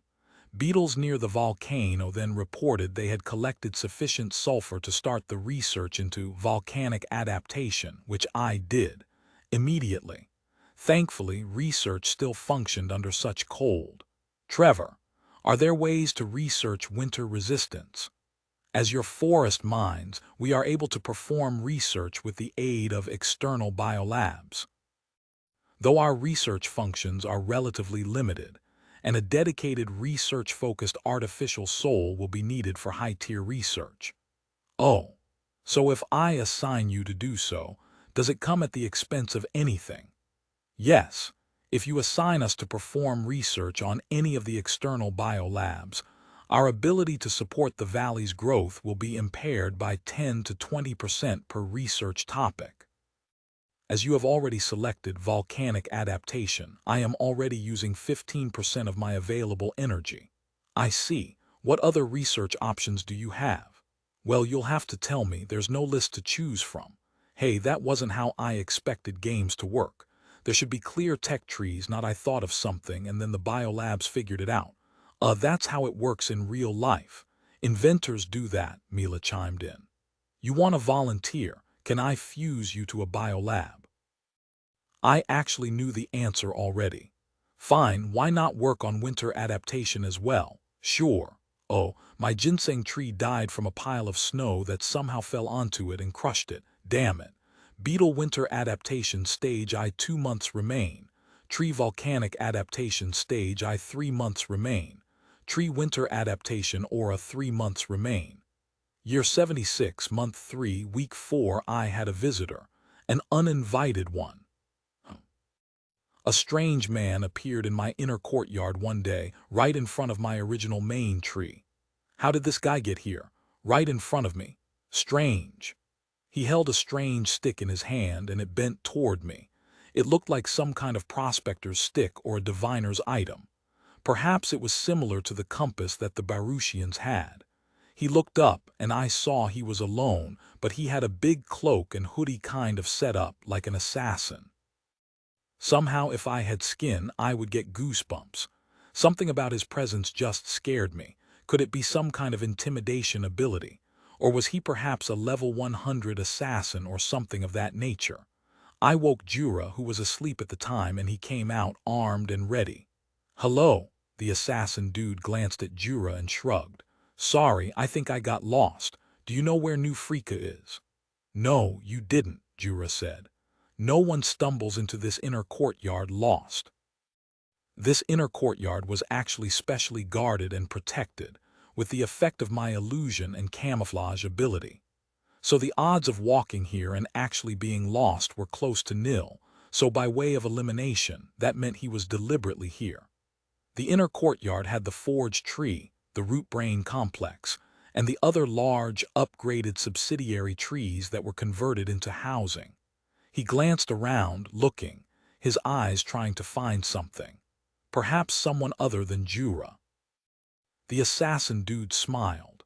Yes, you are right. I happen to be looking for heroes. Do you know of any? Jura laughed and decided to joke to lighten up the mood.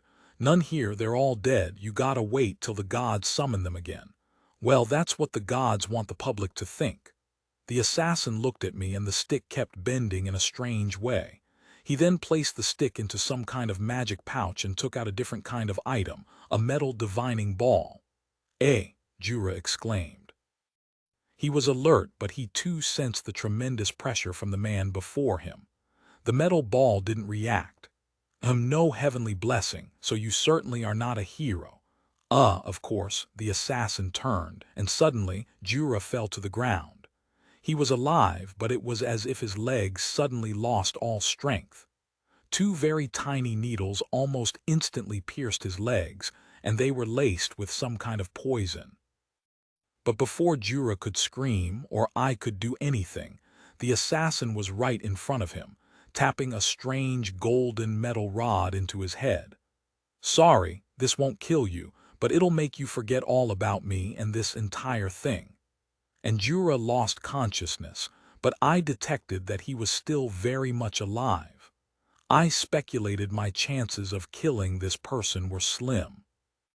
I felt this assassin could probably dodge my root strike as easily, so even if I tried, I assumed it would take multiple shots for it to work. I would need an AI ability to get him, or some way of slowing him down if I wanted to hit him on my very first strike. The assassin then looked and walked around my main tree. The otherworlder locator points here though meh. Too many false positives with all the things the heroes leave behind. I continued watching. I supposed he might try something on Jura, but my instincts told me to wait. Jura's unconscious body shook a bit and the assassin walked over, Ah yes, it's still freezing cold. He covered Jura in a thick blanket that he pulled from his pouch. Sorry. He looked around, then gave a big sigh. I guess he didn't come here then. Damn it. He lifted his fist to the sky and shook it, and then the assassin vanished, just like that, without a trace. Despite me and my roots covering this entire valley, I didn't pick up his presence after that. I still wondered how he just slipped in and out of the entire valley like that. Apologies, Master, but I have no idea how he slipped past all our detection and patrols. Trevor apologized, but I couldn't blame him. He could walk in a straight line at me and I still wouldn't see him coming. That was just how absurdly powerful his ability was. A skill, obviously. Very, very high-level stealth and camouflage, but add that to our list of weaknesses. I somehow suspected my own camouflage, and illusions also worked on him so he didn't suspect much. He feels like a friend, though, Mila said. Really?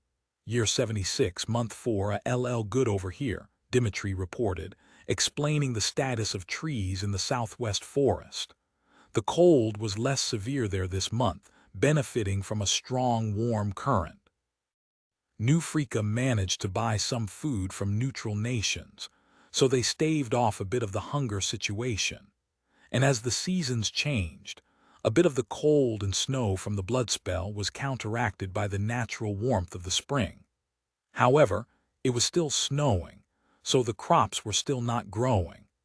I also learned that I overestimated the refugees' dietary requirements, as they actually had skills that made them better able to withstand cold and hunger. Some of them had skills like minimal diet, high-efficiency body, or endure hunger, which allowed them to make the most of what little food they had. Their experience being on the move, frequently with little food as well, gave survivors these skills, which made them tougher. One of the most impressive of such abilities possessed by refugees was ascetic diet, where they survived on 1 meal per week without looking worse than a normal person. In fact, if all the refugees possessed such abilities, my potatoes would actually be able to feed a lot more than I initially calculated, perhaps by a multiple of 5. It's hard out there. Belle sat all snugly in her bed. Tree, is there not much we can do to help them? Well, there is, but let them figure it out themselves. I think some of the refugees are jealous, Emile explained. They wonder how we can still be so comfortable here and not extend a hand to help them. They think we are being selfish. Wallen told me they have been getting weird stares, and some of the men actually cursed them openly. Huh. Well, I'll let it slide, but if any of them make a move, I will not hesitate to punish them. I mentally made a note to Trevor to put increased surveillance on Brislech and Wallen, who now lived in New Freaka. It is the way of the world. Laufen sat with Lausanne, working on some cotton clothes. It is our luck that Tree watches over us. Well, some of them were driven out of their homes, too, so they feel that they have suffered much, Belle responded. She was really cozy with a thick blanket wrapped around her. It was actually warm in the room as the main hideout and the nearby subsidiary trees had temperature-controlled spaces. Lausanne then pouted. Tree, maybe you should help them. Give them potatoes. I think they will like potatoes. I don't want to assist them so easily. Aid breeds complacency, but they are in need. Heroes help people, no. How could I tell Lausanne that I honestly didn't care about the new Freakins all that much? Sure, they were useful, but that was about it. How is your practice coming, Lausanne? I tried to change the topic. After all, she had been receiving dream tutor from me for quite some time. Oh, it's okay. I have been learning a lot, and those dreams where I learned strange skills are really, really cool.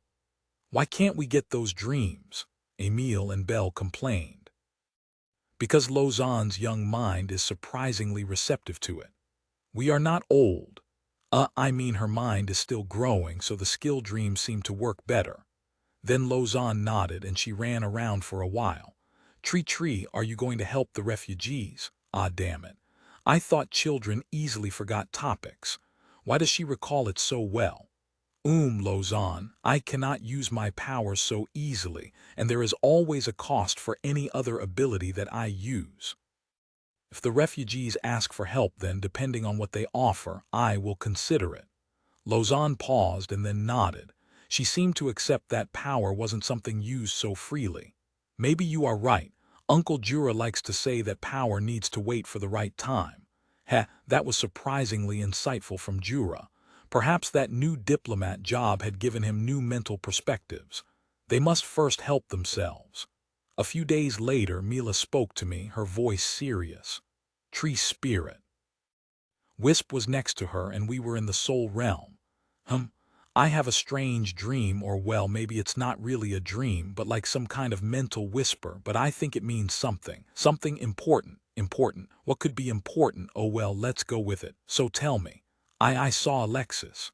Okay, what about her? She's not dead. Oh, that is good, I suppose. Somehow my prayers to the heroes reached her. Then again, that didn't sound so good. Her body is currently consumed by demon fire, after she used fire form to avoid the destruction of the Demon King's core. She is battling it every moment now. It seems the demon fire, when there is a sufficient amount of it, gains some kind of consciousness, or some kind of innate instinct. Oh, okay. Didn't sound good, but so. She was really far away, right? And I think the demon fire that consumes her body thinks that a hero is still around, and so it thinks the source of the prayer is a hero. Oh no, I kind of figured that was what Mila meant. It was just so typical of communications to lead to such actions. She's headed this way. How did a demon know where to go? I guess there were ways for that to happen. Yeah, when will she get here? I don't know. What else did she say? Not much. She mumbled about how she is a fire elemental since she's stuck in her fire body form, and that fire body is controlled by the will of the demon fire. Well. Shit, let's see what measures I can take against a fire-crazy demon. Year 76, Month 4, Week 4, a fire elemental and a perpetual blizzard. Not exactly what I imagined to face, but here I was. The demon fire Alexis arrived a lot later than expected. I initially thought she would arrive perhaps within 2 to 3 days, given the hero's overwhelming cheat powers, so I scrambled to prepare myself to face a hero. But then again, her body was controlled by demon fire, and that demon fire wasn't exactly intelligent. Her arrival was easy to spot, as the demon fire was a lot flashier. Despite a snowstorm that engulfed everywhere we could see, her glowing, flaming body just shone through all that snow like a lighthouse in a storm. Her body was a huge, glowing fireball shaped like a woman. She reminded me of a female version of the Human Torch, or perhaps Phoenix, but there, under all that fire, was something that looked like a solid core. She arrived with a bang, shooting fireballs and firing beams of fire through the entire valley. This is the monster the tree spirit warned us about. Ivan's immediate reaction was, well, one of shock. After Mila had the revelation, I quickly cascaded the alert down to the people that a powerful monster was likely coming our way so that they could prepare. But I would realize all my preparation was for naught. Jura nodded. Yeah, some kind of fire creature. That is a whole lot more than just a fire beast. Alexis floated in the sky, surrounded by a dark, maroonish fire that raged violently.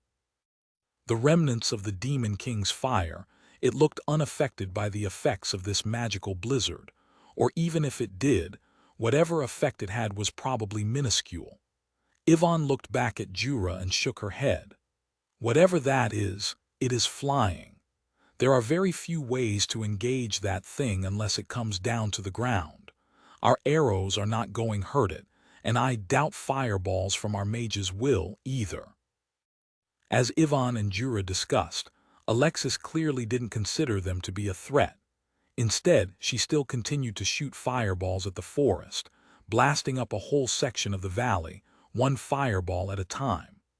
The first impact vaporized any snow or ice that had built up, and the second impact instantly set the normal trees on fire.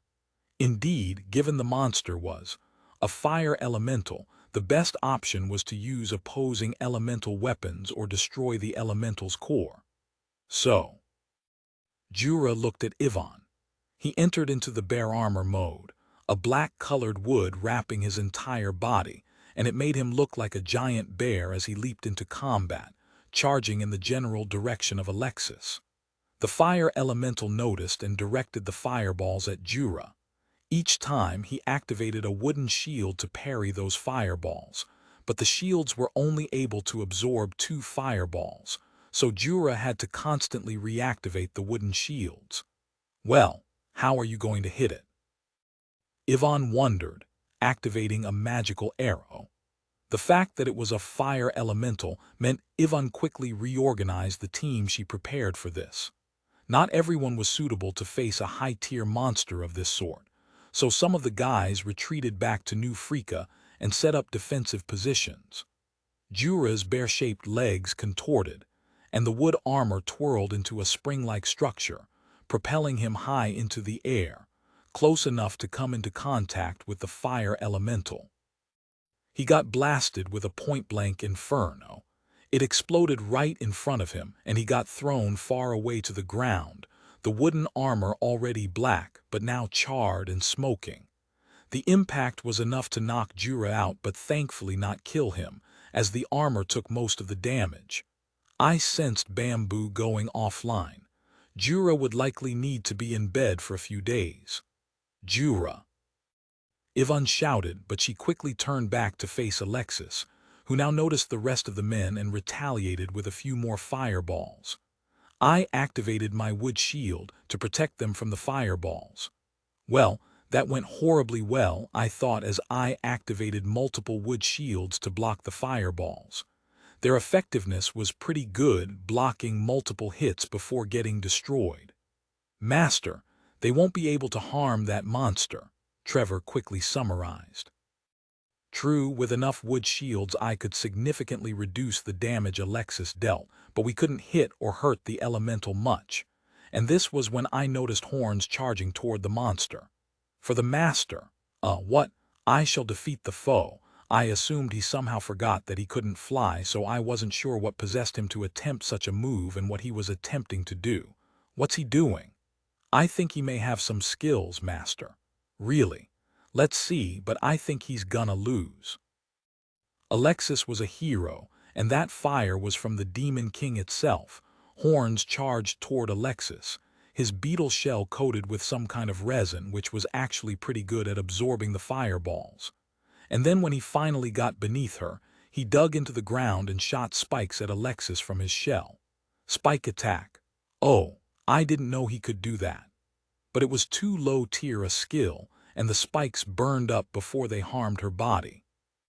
And so Alexis lobbed a few fireballs back at Horns. He would have been a crispy fried beetle if not for a few wood shield deaths. Retreat, Horns. Not your match. Alexis waved her hand and shot out a continuous jet of blue fire, and it incinerated everything in its path, including the wood shield. I instantly tried to activate a few more shields to protect Horns, but it wasn't good enough. The blue flame burning through the wood shields rather quickly, also burning half of Horn's back body before he managed to run out of range. Master, I failed. I sensed Horns going offline. He was probably not dead yet, but I would need to repair him after this. It's fine. Hibernate mode.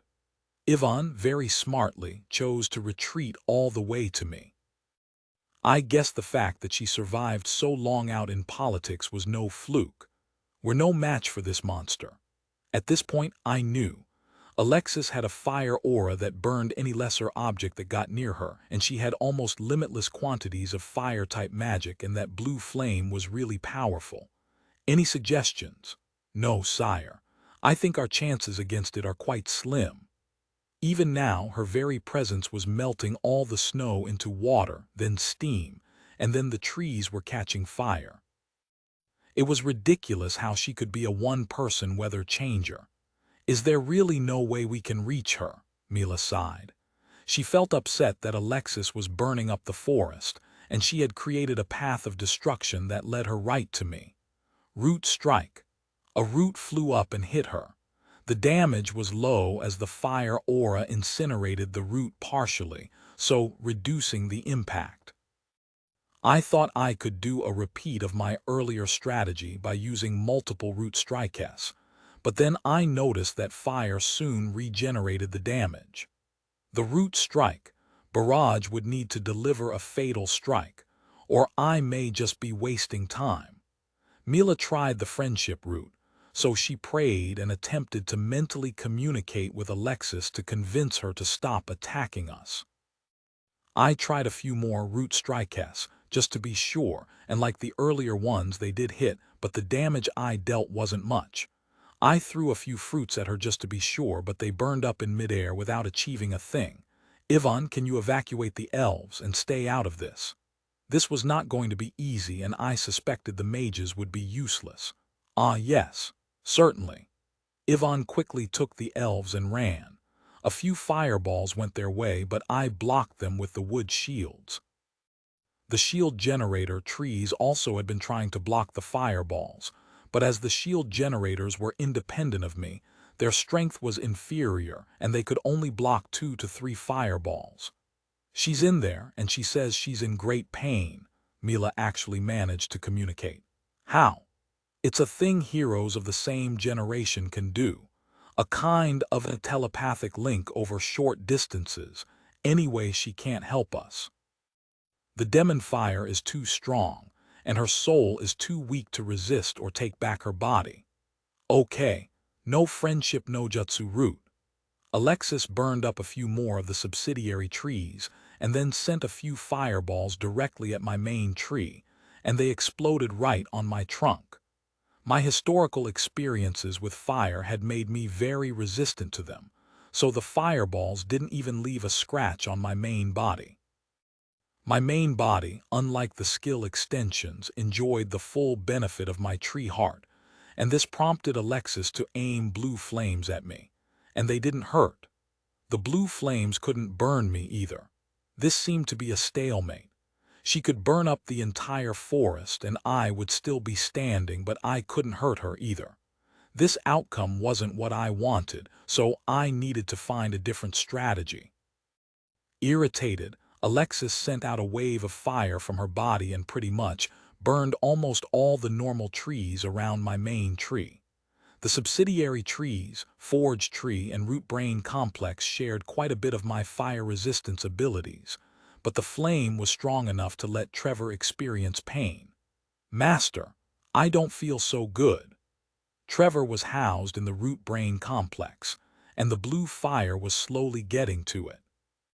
It inherited a smaller percentage of my godly fire resistance, and it would be invulnerable to most fires, except one from a hero or a demon king. Shut down and hibernate. Horns, you too. Acknowledged. Rather than lose Trevor and Horns from the constant barrage of fire, it was better to pull their artificial souls back from their bodies and house and hibernate their souls within me. This isn't ideal. I shook my head. Alexis still blasted the forest, and I was doing my best to block as many of the fireballs as I could, which worked, and as a result, it irritated the demon fire Alexis more. Mila shook her head. Alexis is trying to take back control, but it's not working. The demon fire's will is too powerful. At this point, the elves had managed to evacuate to the relative safety of New Freaka, and it was just me, the spirits, and Alexis.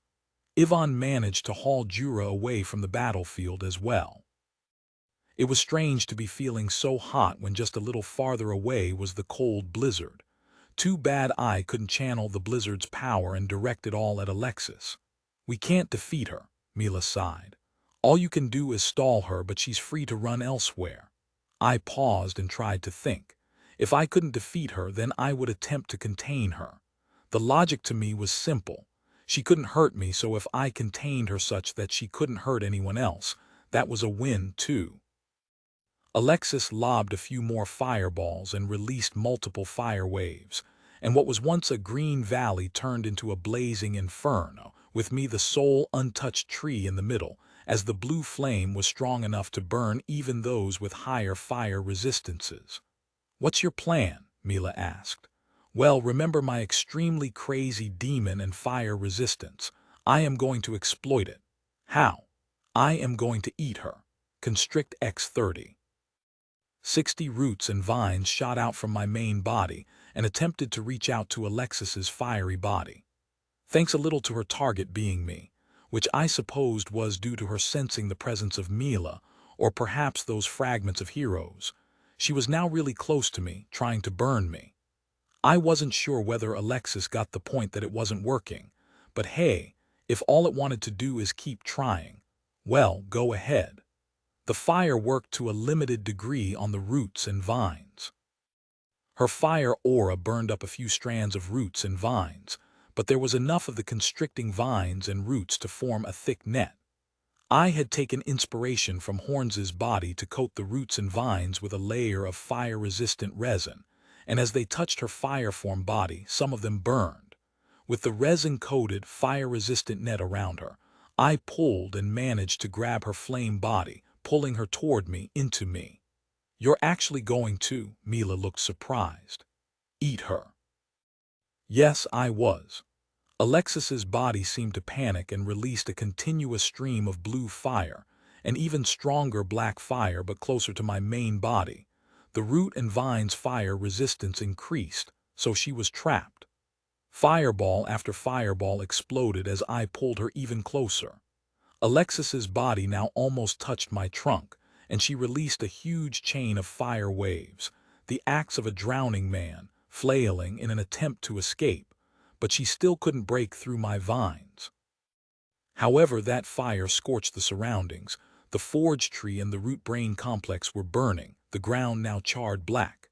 Then, as she closed in on the trunk, the main body of my trunk opened up, revealing a biolab pod. The vines then pushed her inside into the biolab. The demon fire attacked the biolab, and now I felt like I was in a sauna, or like an Arctic monkey sitting inside a hot spring in winter.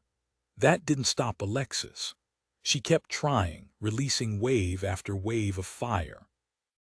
Perhaps she thought my resistance was due to an extreme regeneration and I would run out of mana, or somehow she hoped that the fire would eventually get through. But it didn't.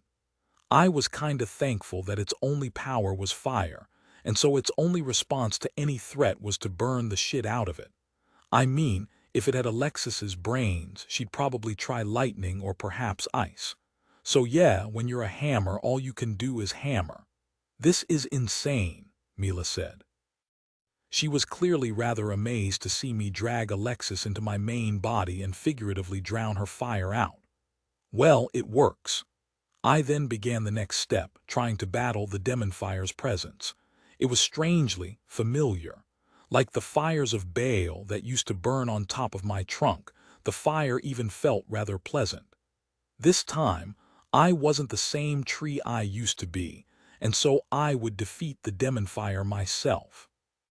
I drew on all the mana I had, from the ley line, from the normal trees, from the storage, from everything, and with it, I flooded Alexis's body with my mana, driving out the demon fire and the demonic mana that now ran through her body.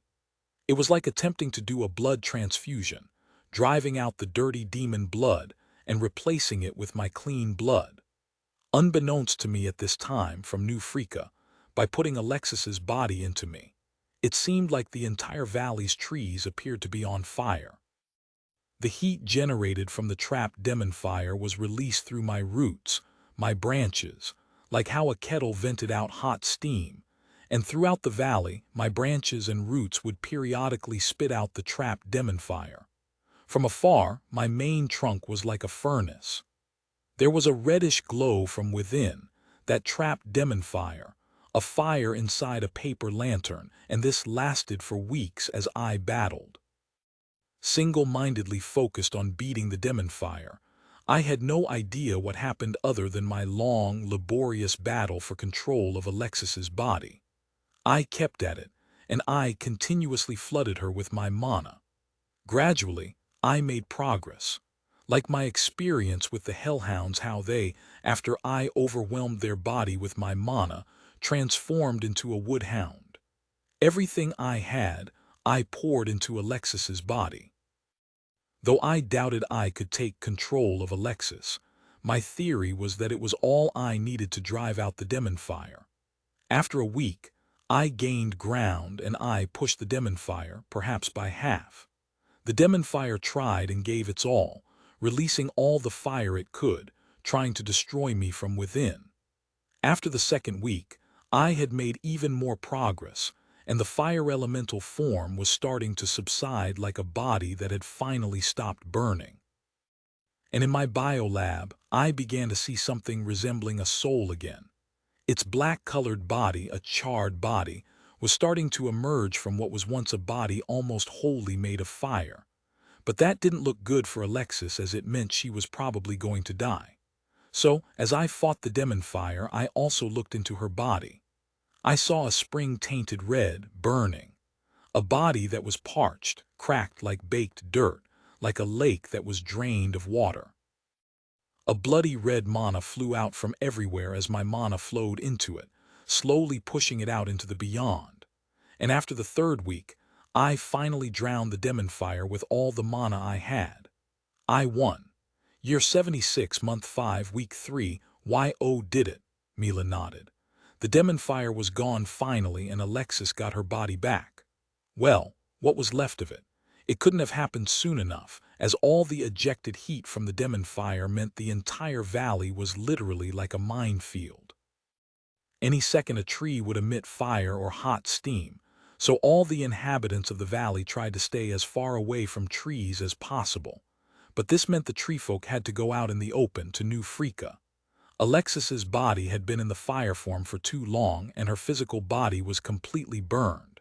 Now it crumbled right before our eyes like a collapsing sandcastle.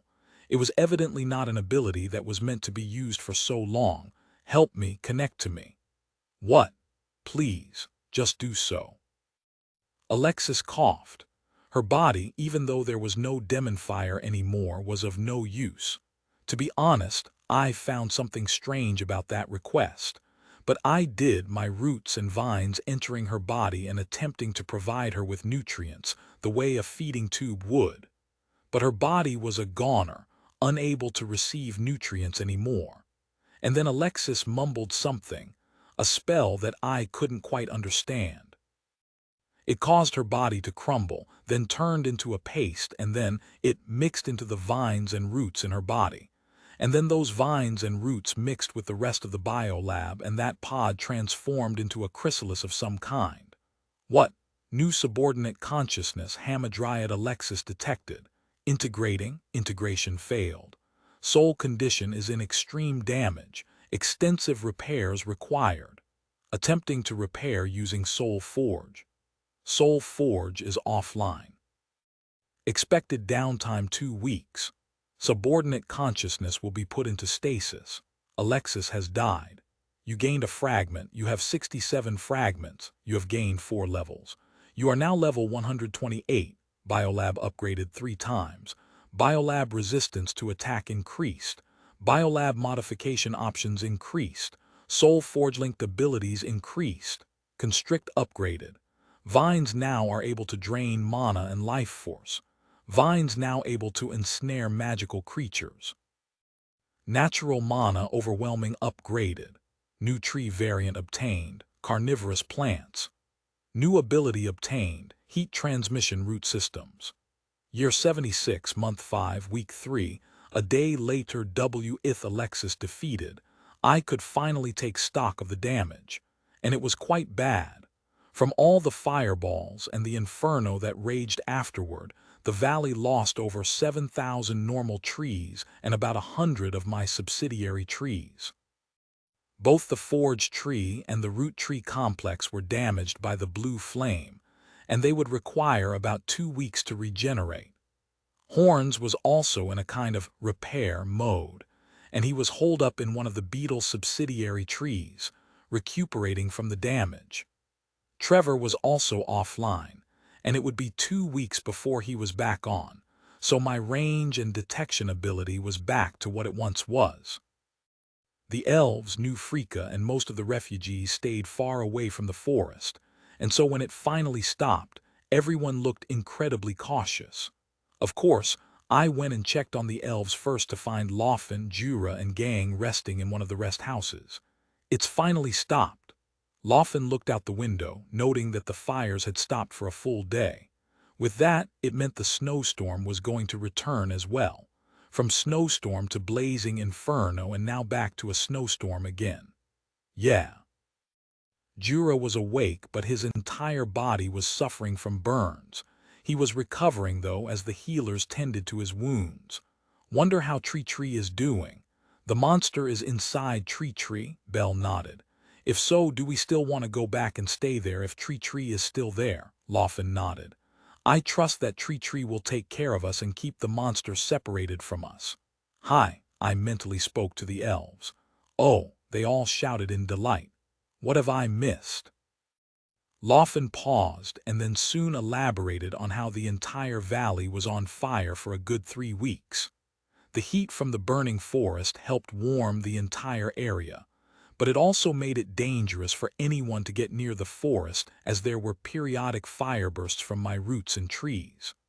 But other than that, all else was normal, as the refugees were still hungry and cold, so I turned my focus back to the forest. I'm still around, boss, Dimitri said, reminding me that he was spared from the damage because he was just so far away. Ah yes, great, all well in your part of the world. Yes, boss, you've been draining a lot of mana for the past 3 weeks, so we're on low activity mode. Now we can get back to our usual routine again.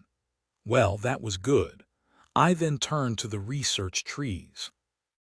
A few of the biolabs were damaged during the entire battle, and with me draining all the mana and Trevor being out of commission, the research on the volcanic and winter adaptation was all suspended. Beetle winter adaptation stage I 2 months remain.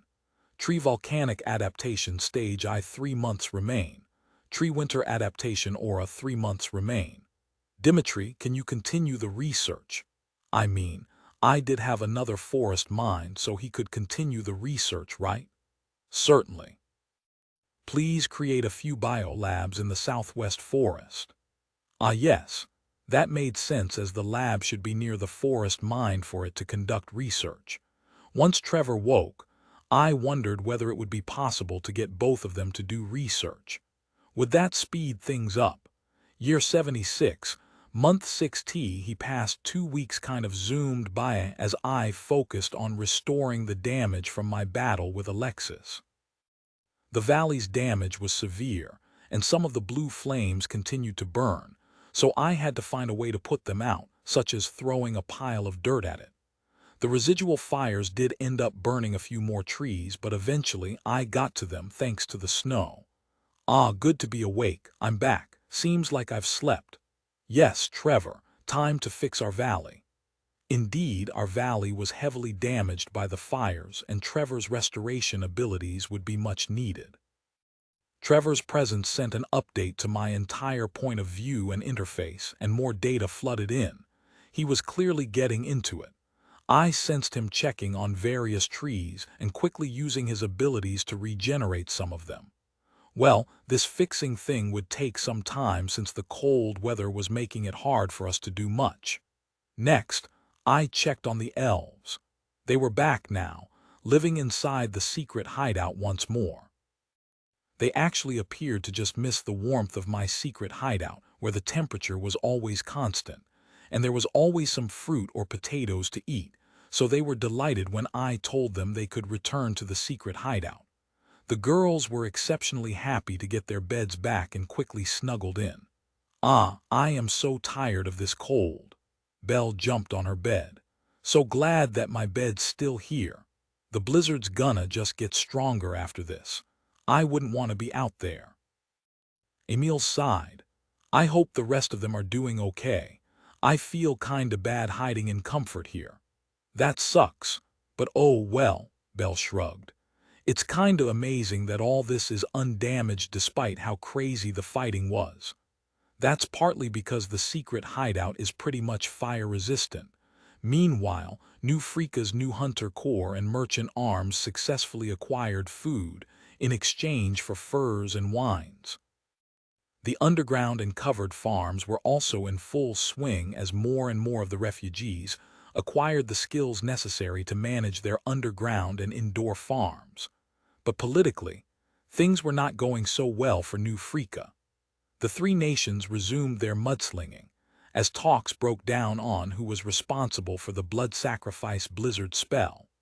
So Sala came up with a strange ultimatum to New Freeka: side with the kingdom of Sala, and the truce conditions would be waived.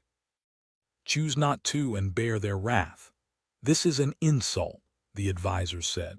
I know, but what choice do we have? We have no military power to stand up to Sala, Ivon's side. But they expect us to forget that we were expelled from there, that we were massacred, our long escape from Sala, and the countless lives lost as they go about their bloodthirsty ways. Our people will insist we have a bit more spine. The advisor shook his head and tried to convince the rest of the advisors. They too felt really mixed about this. Are the lives of our people less important than some principles? How do we know? Sala may well be the one that cast the spell, then if we side with them, we would be wrong too. If so, the answer must be to insist that Sala prove their innocence, then we stand on their side. One of the advisors suggested, and it was quickly attacked by the other advisors. That still won't go down well with the people. Remember, we are expelled from Sala, many of us. Now they demand we stand on their side. Even if they are truly innocent in terms of this accursed spell, I speak for many others, cannot accept it. We'd rather go to war with Sala. But war leads us to a lot more death, and that's what we're trying to avoid. We shouldn't go to war and put our people's lives on the line, another advisor said. Our people are tired and are finally starting to rebuild their lives here. Do we want to throw them into the fire again? It was a tough choice for the New Freakins, so they couldn't come to a decision. Year 76, Month 7 M. Ela. Alexis.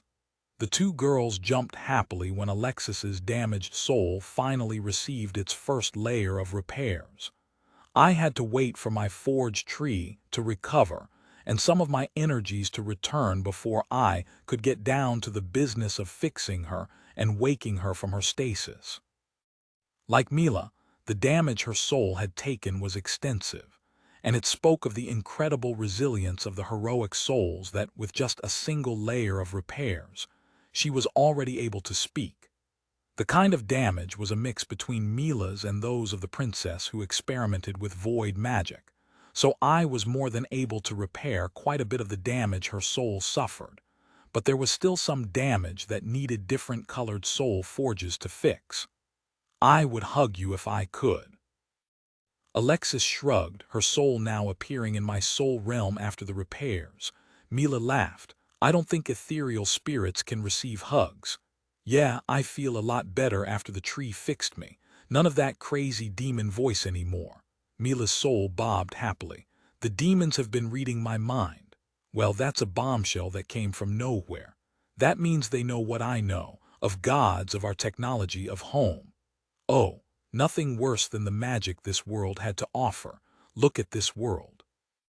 They had nuclear blizzards. I doubt it's their first time. Mila shrugged. Heroes have been summoned to this world time and time again. I'm pretty sure demons have captured heroes a few times before. Alexis sighed. Well, that's out. Feels good to finally say it. It seemed to be a real sigh of relief, of a weight finally released from her shoulders. Having my brain read all the time isn't a pleasant feeling. Well, you're sort of dead, so I doubt that's any better. I'd rather be dead, honestly. I'm really relieved that the tree spirit was able to defeat me. I initially feared being the vehicle for more of the demon's destruction. Well, luckily, I have just the set of abilities to counter you, I jumped in. Yes, interesting set of operations you're starting here, Alexis mused. You like it? It's not bad. Alexis's spirit floated around. See, someone appreciates it for a change. Mila shrugged. Anyway, what spell did you use in the end? Oh, it's a reduction to spiritual form spell, something I learned from being stuck in the fire form for too long since my body is disintegrating, and then a merge self spell. Merge. That's when I realized Alexis might have tried to hijack my body. Yeah, I tried to merge with you, but your soul was far too strong and instead I got absorbed. Don't do that ever again. I'm sorry. I just wanted to still somehow live. Anyway, I still had to figure out some alternatives, so I spoke to Wisp separately. Wisp, any way I can control what the souls do against me? Well, in their soul form they have no ability to harm you, at least directly. They are, after all, souls that existed with your soul realm, and the soul realm is a contained other space. Once confined and merged into a vessel, their ability to harm you depends on the vessel. Lots to think about there.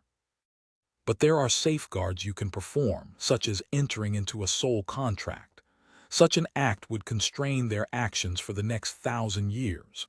Yes, I was an idiot, but I supposed I would have to if I ever wanted to give them a vessel. There's a vessel already developing inside the pod which the Lady Alexis used. It seems to be a woman made out of wood, but it will be some time before it is ready. How? I mean, how'd Alexis do that? Her spell managed to only take control of the pod, and so she used it to become a cocoon to grow herself a new body. But because her magic is decayed, the new body that is growing is now under your control. I therefore took the opportunity to have a look at the body she's growing. It's essentially a body made of wood, but the limbs and joints were all made of some kind of soft vine. Hamadryad body, developing. The body is made from the nimble wood of a soul tree, and the soul that lives in this body derives energy and life support from the soul tree. So the body will die when the soul tree does. But at least this body aligned hers with mine, as she would die when I did. But then she could just hop bodies and she might still try to take over me, rather than become attached to me. For now, though, she was still in my soul realm, so I needed to take some precautions. She failed previously, but that was because her body and soul were in terrible shape. If she was in her best shape, might she succeed? Alexis. I returned to the two ladies who were happily chatting away. Yes, tree spirit. Do you plan to stay in this world, or do you plan to move on? The soul realm was where souls prepared for their onward reincarnation after all. If she left, then my fears would be less. If what Mila tells me is right, I might see Nabuo in the next few weeks. They're a bit slow to catch up on such matters. I'll see what he says first, but I think I'll stay. Oh, that was a disappointment. Because the price of my failed attempt to merge with your body is that my soul is now subordinated and shackled to you for 1,000 years. Just to be sure, I checked. Alexis status, soul contracted to tree. So the variant of her attempt to merge with me ended up backfiring and turning it into a soul contract. That was rather weird. So I went back and asked Wisp more questions. Can a body have two souls? Maybe, but one is always the master. In your case, you're the soul tree and you're the undisputed master of your own soul. The lady is reckless to have attempted to take over as master of your body. After all, there is nothing in the world that can remove a soul tree, one able to manipulate the souls of others from its own body. Nothing. Nothing. Even a god can't touch a soul tree's soul until the soul tree dies, in which your soul then becomes any other soul. Think about it. How can a being able to repair, create, and upgrade souls lose control over their own body to another soul? The power to manipulate souls comes from the soul tree's innate structure, and to kick you out involves tampering with that innate structure. But you said earlier that she could harm me. Well, yes. She could cast spells at you and physically attack you if she so desired. Both Mila and Alexis, if they were combined into a vessel, would be their own persons, and they could attack you if they choose to. But chasing you out of your own body is not one of the things they could ever do. I misunderstood a bit. I suppose that changed the type of precautions I would have to take. Year 76, month 7, Week 2, Ivorion was busy doing farming, especially of the underground or indoor variety. Those that couldn't were busy hunting. It was going to enter the really cold months soon, and if the magic behind this snowstorm didn't weaken, it would just mean colder days ahead. So, although there was the threat of a re-escalation of the war between the three kingdoms, the people of New Frika were just single-mindedly focused on preparing for more harsh winter. It was really the only thing on most of the people's minds. On my side, I did my part by growing potatoes. Me. I could grow a lot of potatoes, so that was what I'd do. And then there were those fruits of healing and warming fruits as well, which I got the elves to store in the secret hideout. The elves purchased vinegar from the traders and used this to create pickled fruits, so these pickled fruits, kept in large wooden containers, were what they stored for winter. It seemed the effectiveness of the healing and warming reduced by half, but in exchange, we got much longer-lasting fruits that didn't rot so quickly. By now, the valley's damage from the fires was gone, but of the many trees destroyed, only 20% of them rejuvenated. After all, the weather was too cold for trees to grow.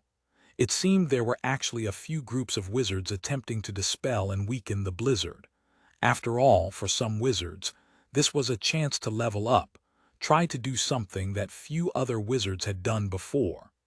At the same time, they could earn brownie points with the rulers of the three kingdoms.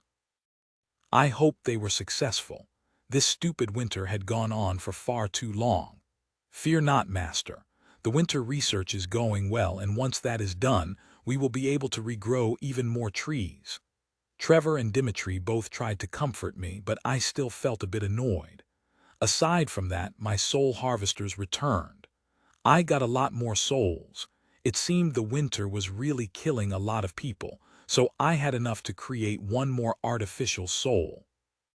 The only problem was I didn't have enough power for it. Year 76, Month 8 Beetle Winter Adaptation Stage I completed. Tree Volcanic Adaptation Stage I 1 month remains. Tree Winter Adaptation Aura 1 month remains. Yes. My beetles could move now.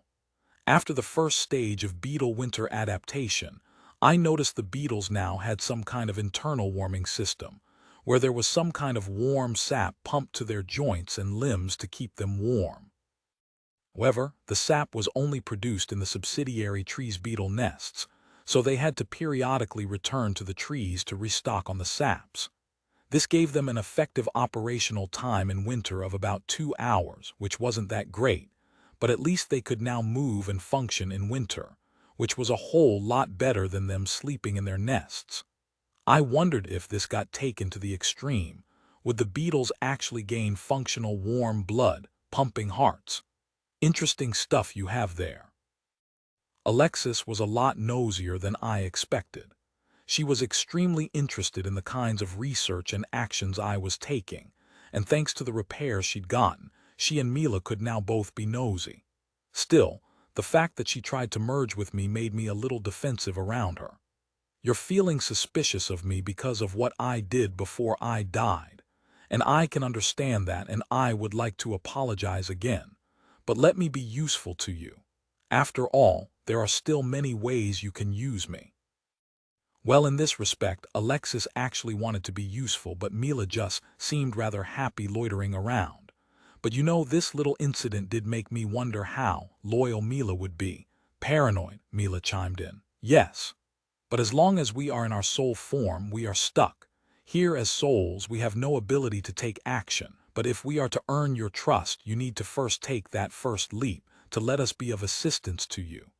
Well, Alexis was right there. It was a risk I had to take. All I could do was task my artificial souls with keeping an eye on them and use the existing spells and contracts to keep them under control. But for now, I would put that idea off. The weather was experiencing some oddities. On one day, the weather suddenly got better, but then it got a whole lot worse the next day.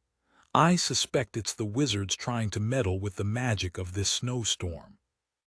The new Freakins were still busy digging in. building large storage facilities to store the hunt, and they had even started curing meats so that they could be stored for longer. To be honest, this blizzard was proving to be a boon for them because they were developing more unique food storage abilities, which would last them through future hardships. Politically, they had yet to decide who to side with on the whole Sala ultimatum, and that had gotten them a rather stern warning letter from Sala, who insisted that they pick a side and do so soon or else. I turned my attention back on the elves. "How are you feeling?" I asked. "Better." I started work on Jura's wounds after the elves returned to the secret hideout. His wounds were mostly a whole lot of broken bones and a few burn marks. Bamboo, being wooden armor that protected his body, absorbed most of the damage from the explosion, but that meant Jura still had to deal with the fall damage. Good. His burns were now fully healed, but what was left were the broken bones. The bones had fused together but were still in the healing process and would take some time before they regained their past strength. I foresaw Jura should not join in any combat-related activities for at least 2 months, or those repairs might break. Year 76, Month 9, Tree Volcanic Adaptation Stage I complete. Tree Winter Adaptation Aura complete. HL, yeah. My trees were growing in the motherfucking winter. With the completion of the winter adaptation aura, trees near me all gained some resistance to winter and were now able to grow in it. This meant a return of growth. This feeling of finally being able to grow after not growing for so long kinda felt like being able to taste food after losing your taste buds for weeks. Ah, how glorious it was to be able to grow after being stunted for so damned long. At this point, I realized that I was somewhat of a growth addict. I really enjoyed watching another patch of snow-covered dirt produce a bunch of green shoots, which then transformed into a proper tree.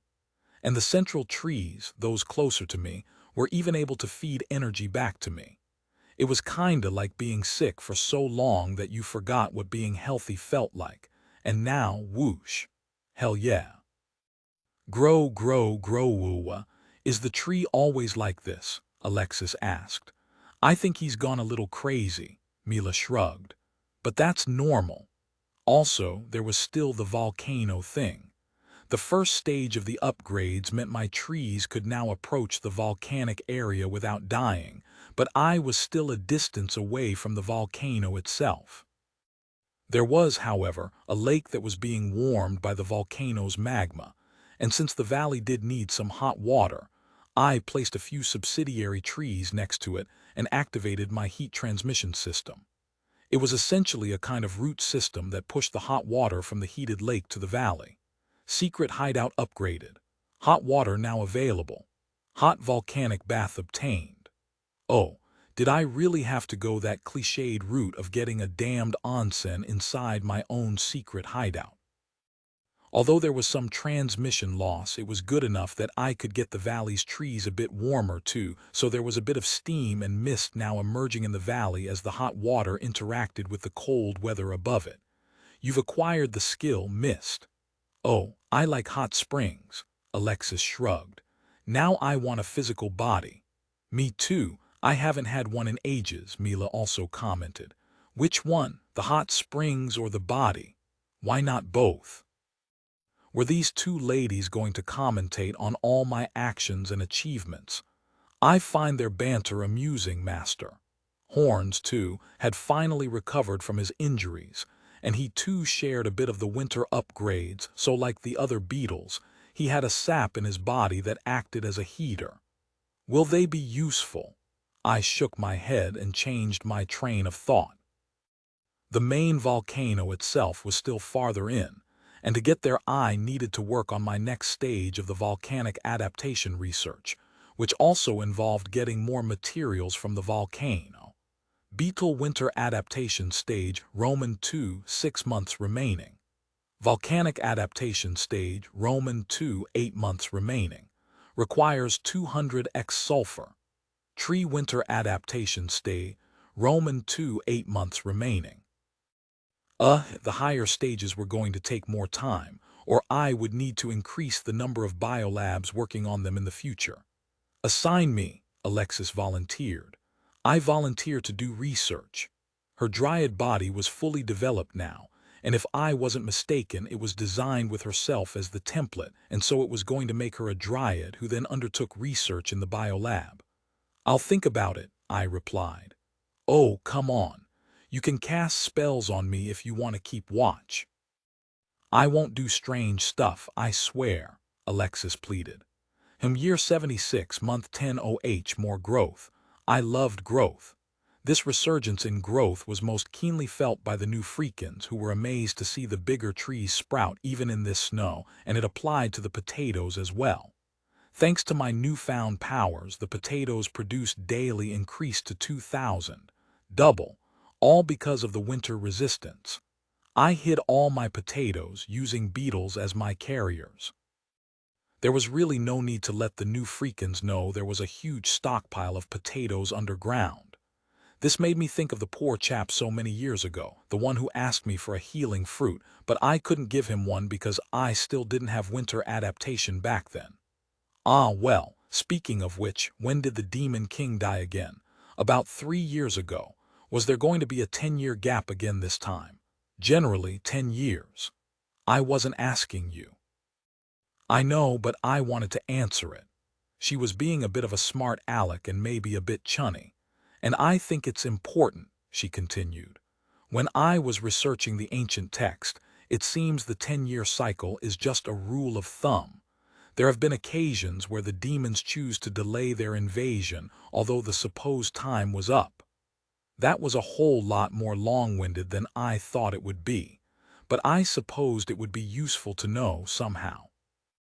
I still don't know why, though, and what exactly the otherworldly demons want. What do the demons want? Don't they just behave on instinct and act out their directive to kill all lives? I mean, so far, the demons from the other worlds can't be reasoned with, so we don't actually know what they want, unlike the local demons. Oh, there were factions in the demons, too. Well, when I thought about it, it figured. Creatures of evil were not equally evil or evil in the same way. Anyway, back to the growth thing.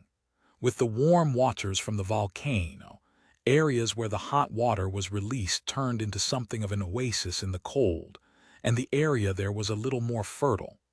The hot water was also mineral-rich, so I noticed the potatoes I cultivated were a little larger and different in color.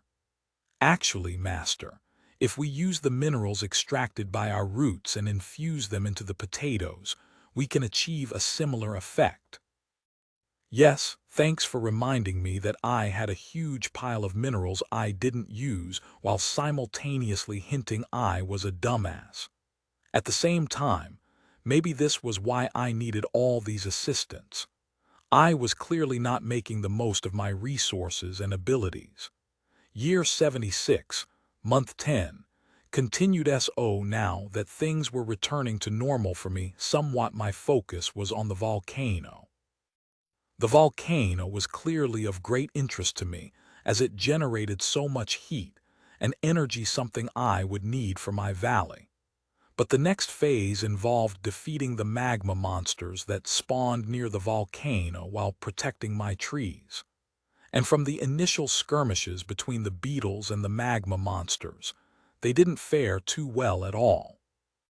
It took about 5 beetles to beat a single magma monster, because the magma monsters were able to burn the beetles when they got near, and the beetles attacked by ramming the magma monsters with their horns.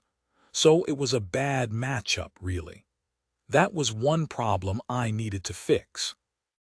I couldn't manually go in and use Root Strike on the magma monsters. Okay, actually I could, but it was just that if I did that personally, then I didn't have the time to do other stuff, so I needed the beetles or whatever solution I came up with to be able to act somewhat autonomously. Horns, any ideas? Research fire-resistant protective shells and magical horns for more power. That'll take 3 and 6 months, respectively, Master, Trevor added, giving the numbers. And that would also delay our other research on further enhancements to the tree's resistances. I wanted all the research. This felt like playing those games with huge tech trees and you just wanted to choose all of the available options because in some ways you did need them all. Recommendations.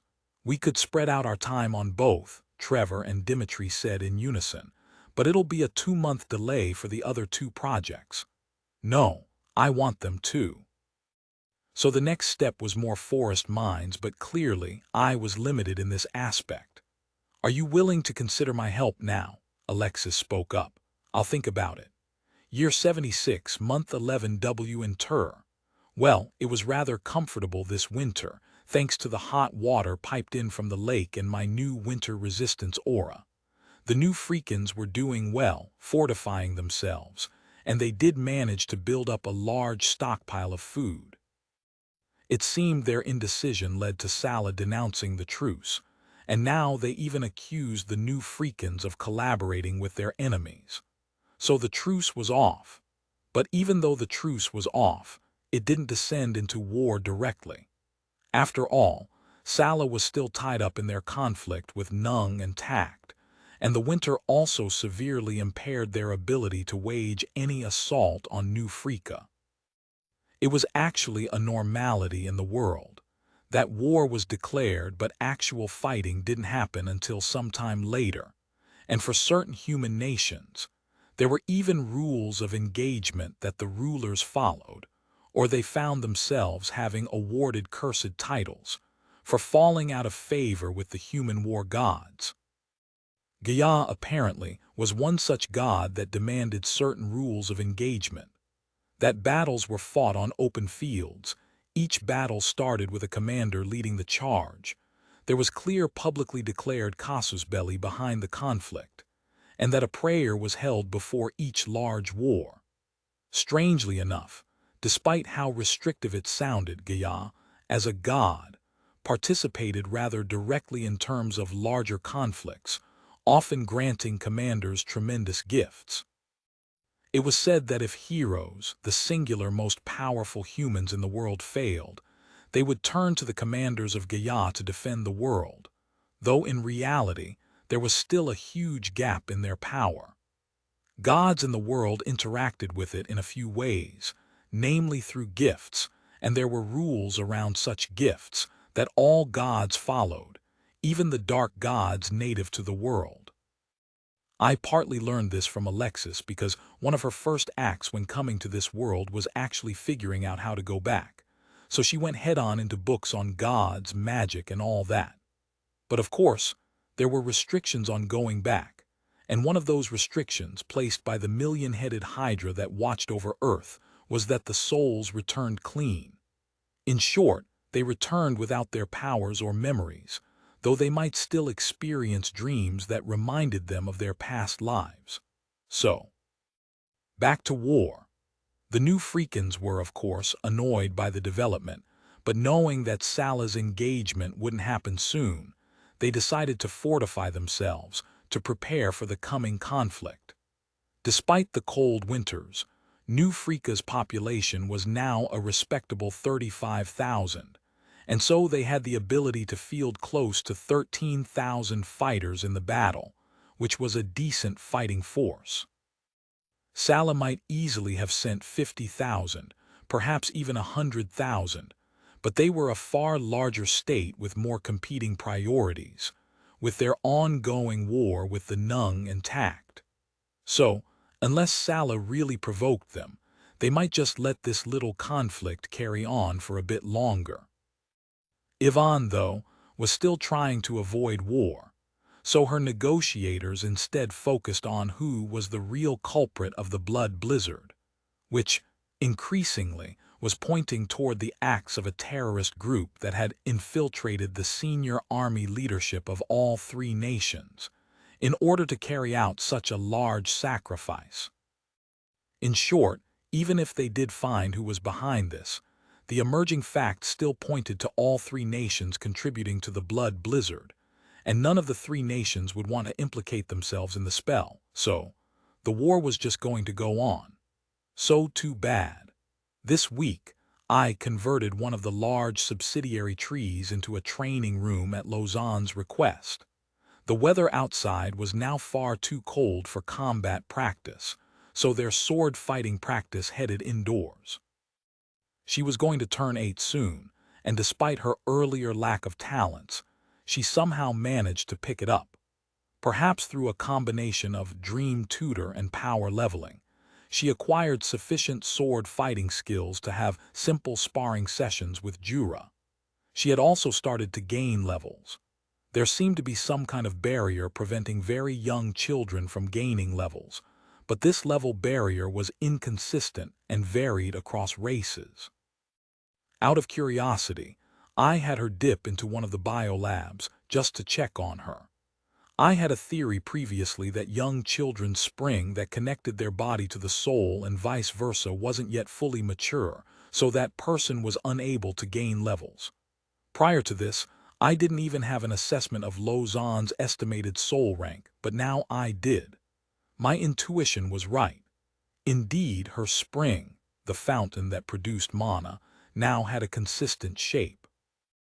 This raised a big set of questions, as in, what exactly influenced the size and shape of the fountain? I also had a few thoughts about this one was whether all souls were the same, but there was some other thing that acted as the link between the soul and the body, and that then influenced a person's full potential.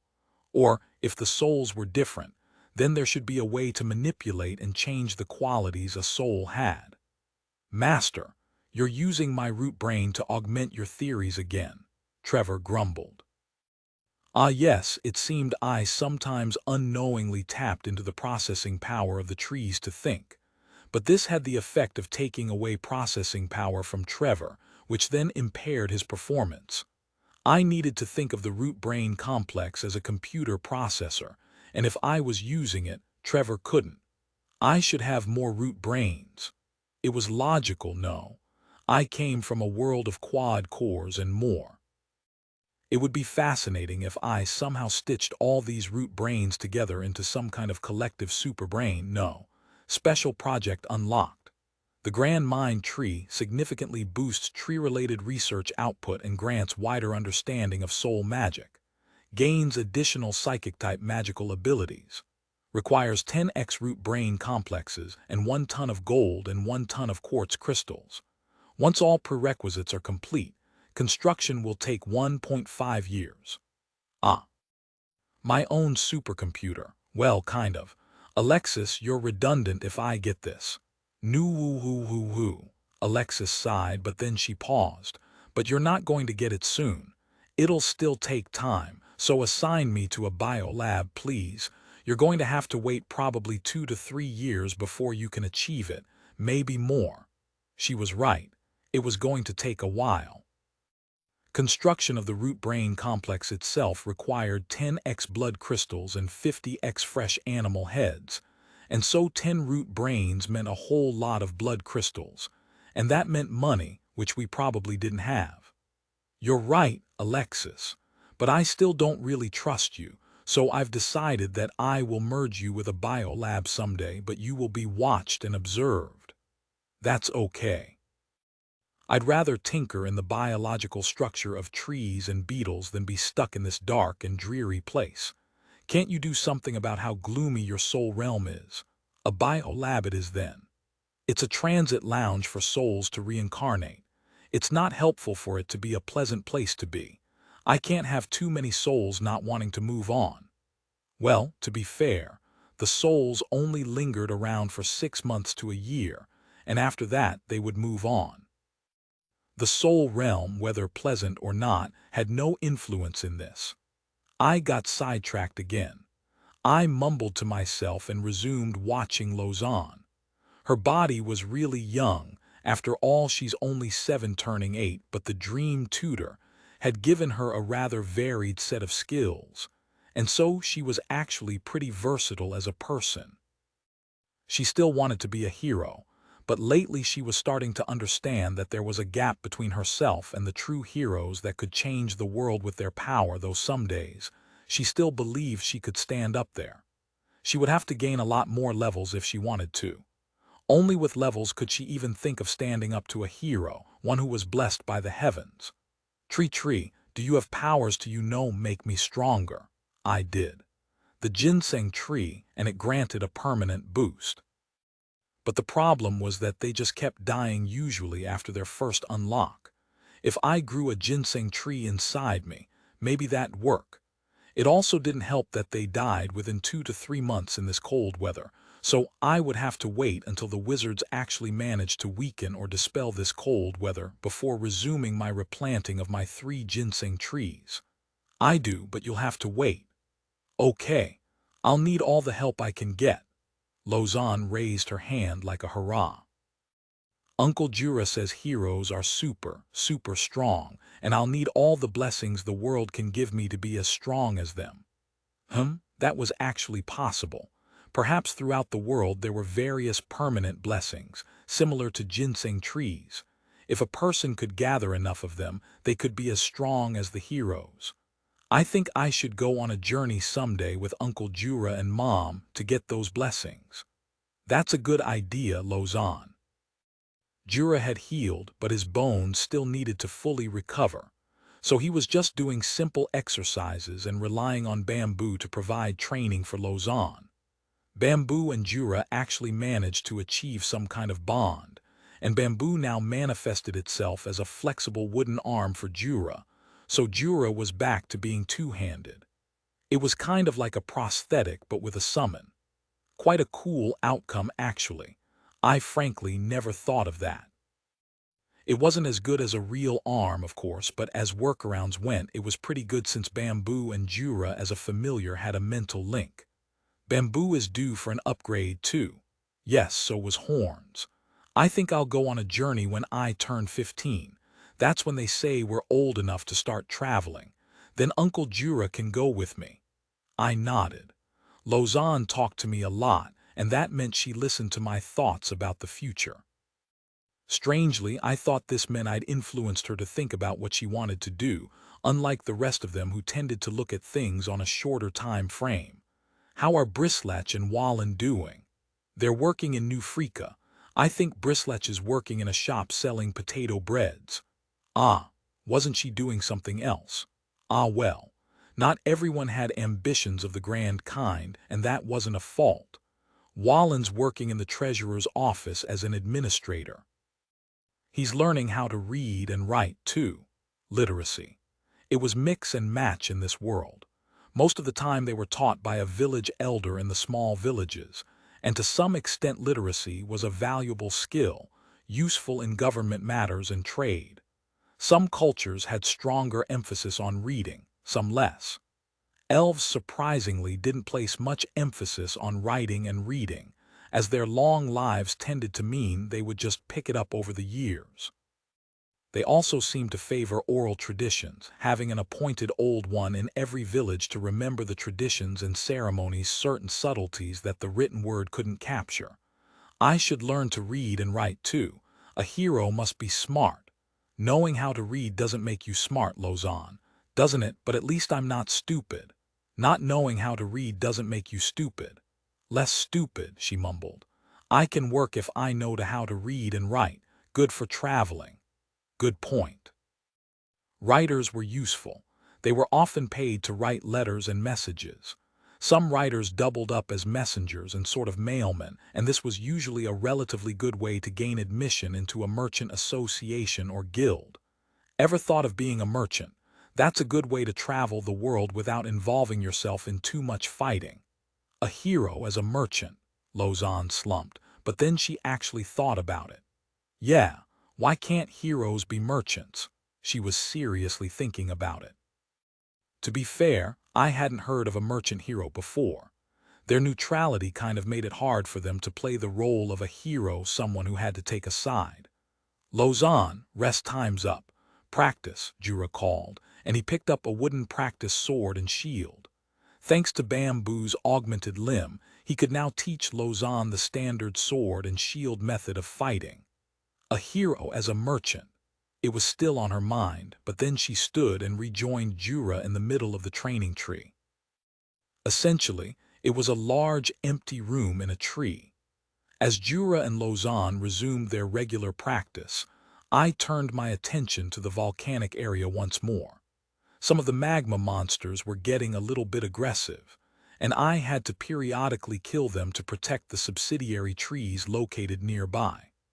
The volcano was an active volcano, its caldera partly blown apart, so there was a part where there was liquid lava flowing out. As was the norm in the world, this led to magma monsters spawning, and from what the beetles had seen farther inside, there were larger magma monsters closer to the caldera.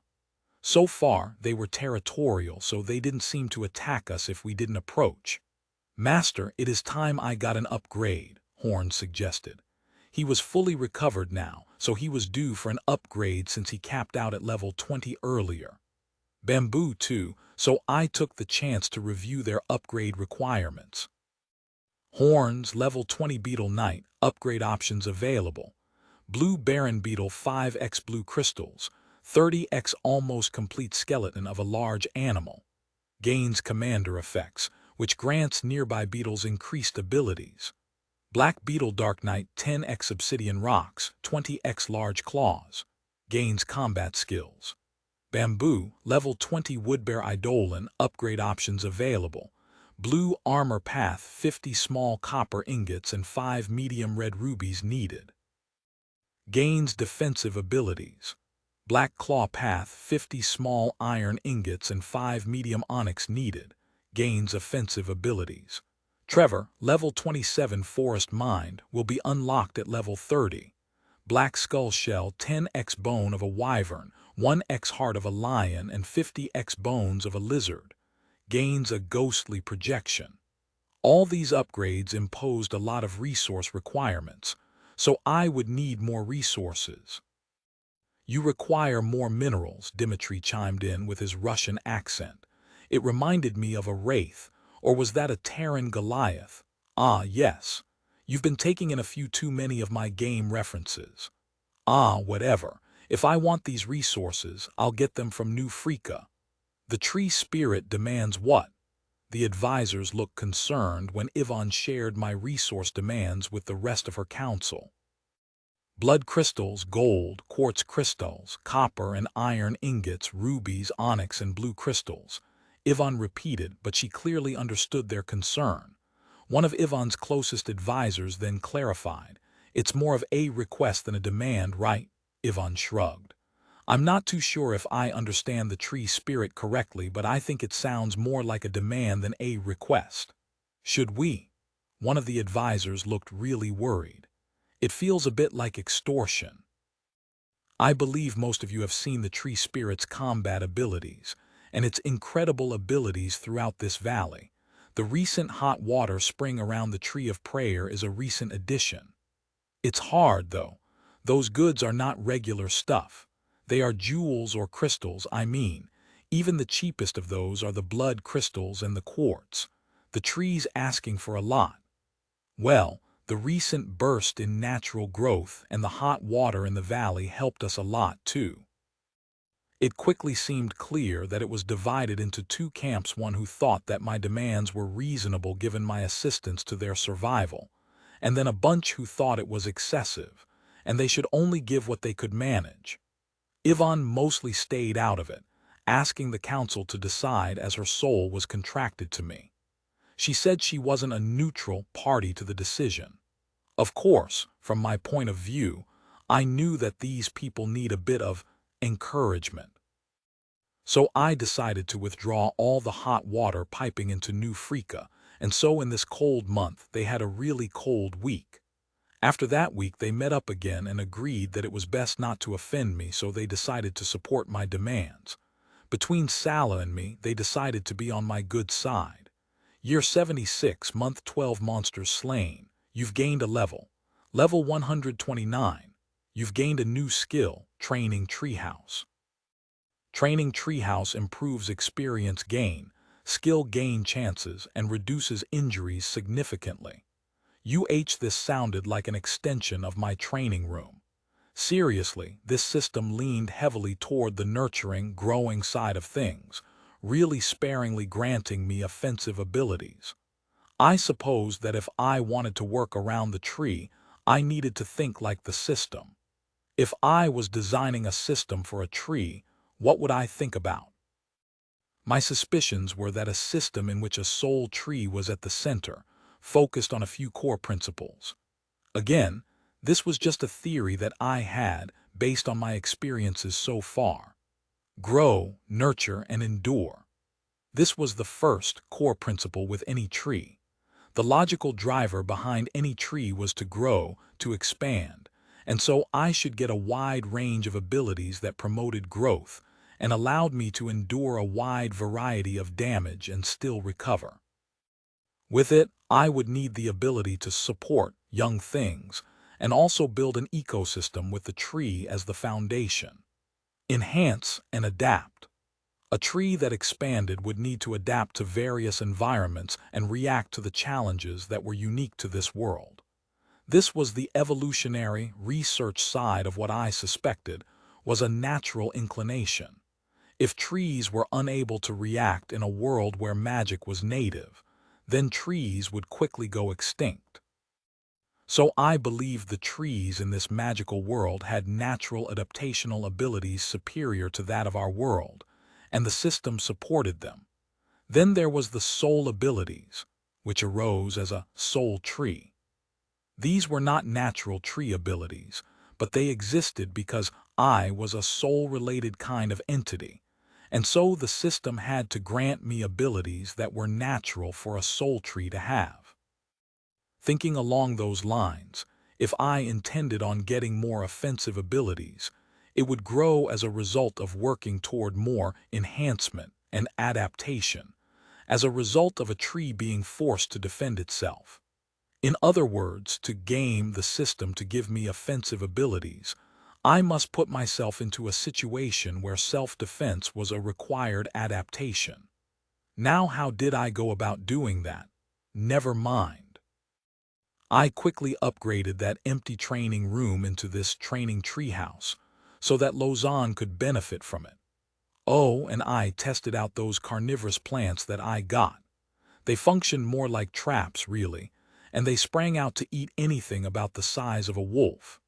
This was pretty good, but the drawback was that the digestive period was quite long, so essentially, if a huge swarm of demon hounds came along, they'd be full very quickly. So useful under certain circumstances, but its use in a large-scale combat situation was probably limited. If anything, what I would need was a fire-breathing tree. Imagine it. If a tree could breathe fire or even poison, that would be pretty useful. And such options were indeed available on my research options. Being frustrated at how slow my research was, I eventually decided to take a chance on Alexis. If you try anything funny, I will kill you, I warned. Understood, but I am soul contracted to you, so don't worry about it. We're aligned, trust me. I can't, but I'll give you the opportunity to prove me wrong.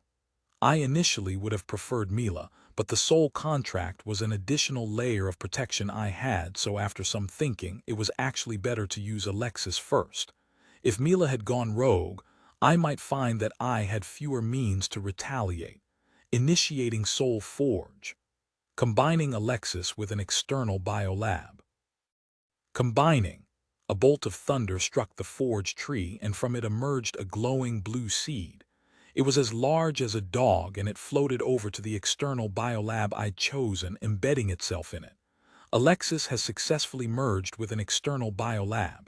Alexis is now a laboratory spirit level 1.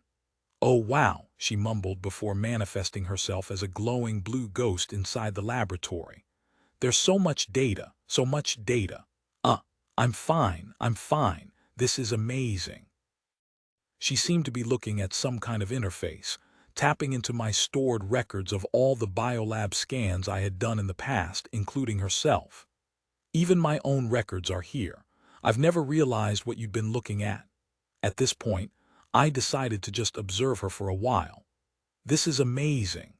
The external biolab that she now possessed and was a part of her was actually a tree with a hollow interior, filled with pods and various equipment for testing. It had a transportation system, in which a beetle delivered any of its required materials for research. Your visual way of representing the soul and the body-mind connection is incredible. I've read books on the theoretical basis of magic and how the souls interact with the body, but this is mind-blowing. It's amazing how intuitive it is, representing it as a spring and a field that spring nourishes. All those magical theory books make life difficult by overcomplicating the terminology and using difficult-to-understand words. This is concise. Oh, okay, she's really dived into the deep end. I honestly didn't think of it as that unique, but I supposed humans with no access to the biolab would find it that way. Alexis, are you okay? Mila asked, sounding a little concerned. Oh, more than okay. This is amazing. This is exactly what I was trying to find when I was trying to research magic. You should see this. You know I don't like that kind of stuff, Mila shrugged. Ah yes, but I'm fine. I'm really fine, Mila sighed. I sometimes forget how much of a nerd you can be. Hey, Alexis floated and looked at other stuff. The representation of the demon's presence as a parched fire with a dried field is also fascinating. It seems to imply the demonic energies are antithesis to our own, and it opens up so many options on how we can counteract their presence. What's this? A data set on our star mana and those floating vases pouring out star mana. Holy cow, this is like mind-blowing too. What else do you have? Alexis was constantly floating about the biolab, looking at more and more of the interfaces. Mila turned to me. When she reads a great book, she can't stop talking about it. I think she's in that phase again. Mila, seriously, this information can advance magic research by decades. At this point, I decided to cut in. Alexis, your task is to research the beetles and the countermeasures necessary to conquer the volcano. Don't get sidetracked. Ah, yes, but can you give me a week? Let me just have a look at this huge pile of data you have. I'm sure there's some other amazing stuff in here. No. I will not tolerate disobedience on your first day as a biolab spirit. Get to work, she sighed and then nodded. Okay, I'll do it, but give me daily free time, all right? I work 8 hours a day, all right. The remaining hours are mine for rest and my own activities. I really want to look at all this data. 12 hours, and you will be monitored. Ah, fine. I know. She then gained a level. Although her god's blessing was lost when she died, she still retained quite a few perks, one of which was the experience perk. Beetle Winter Adaptation Stage Roman 2, 4 months remaining. Volcanic Adaptation Stage Roman 2, 6 months remaining. Tree Winter Adaptation Stage Roman 2, 6 months remaining. Beetle Volcanic Battle Form 3 months remaining, may complete earlier. Beetle Volcanic Defensive Armors, 2 months remaining, may complete earlier. On the new Freaka front, they received an envoy from Nung and Tact. It seemed that Nung and Tact now wanted to aid New Freaka in their resistance against Sala, but the person sent by Nung was slimy beyond belief, so Ivan and the advisors found it hard to agree with them. There were no good guys in this war between the three nations. All of them had their own goals, and all three wanted a piece of each other, though Nung and Tact were now allies as a result of their mutual enemy. Under other circumstances, they would probably attack each other. So once again, New Freaka's council couldn't decide. They didn't really want to turn down their aid, but at the same time, these two nations weren't the most upstanding and honest of nations. One of the key skills a leader needed to have was the ability to decide. Sometimes picking a choice was more important than evaluating which one was right. But Ivan's style seemed to be more concerned on what was right. She had a need to be morally correct, at least from her perspective, and that clouded her ability to sometimes make tough, probably cruel decisions. Ah, well. Year 77, month 1, a new year began. It was still as cold as ever, though not like the wizards had gotten to the point of weakening it yet. There was still a fluctuation in the coldness, so I supposed whoever they sent to undo that cursed spell was still tinkering with it. That little moment with Alexis and the whole database of my past research brought up a point about my data access rules. As a tree, I shared the information freely with my artificial souls and all the biolabs, so it initially seemed natural for me to do the same. In fact, I didn't even think about this data security issue until Alexis did what she did. But I guessed that now it was a bit too late.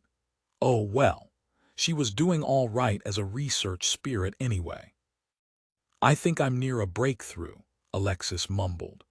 I think I've figured this whole lab work thing out. All I've got to do is press some buttons and the lab itself will just keep trying different combinations of materials to change stuff. She was already level 10 as a lab spirit. It was rather unfair how these hero reincarnators still retained some of their perks, even after death. Alexis floated over a few beetles, each in a clear pod with a light green liquid, kind of like how most people imagined large, glass preservation cylinders to look.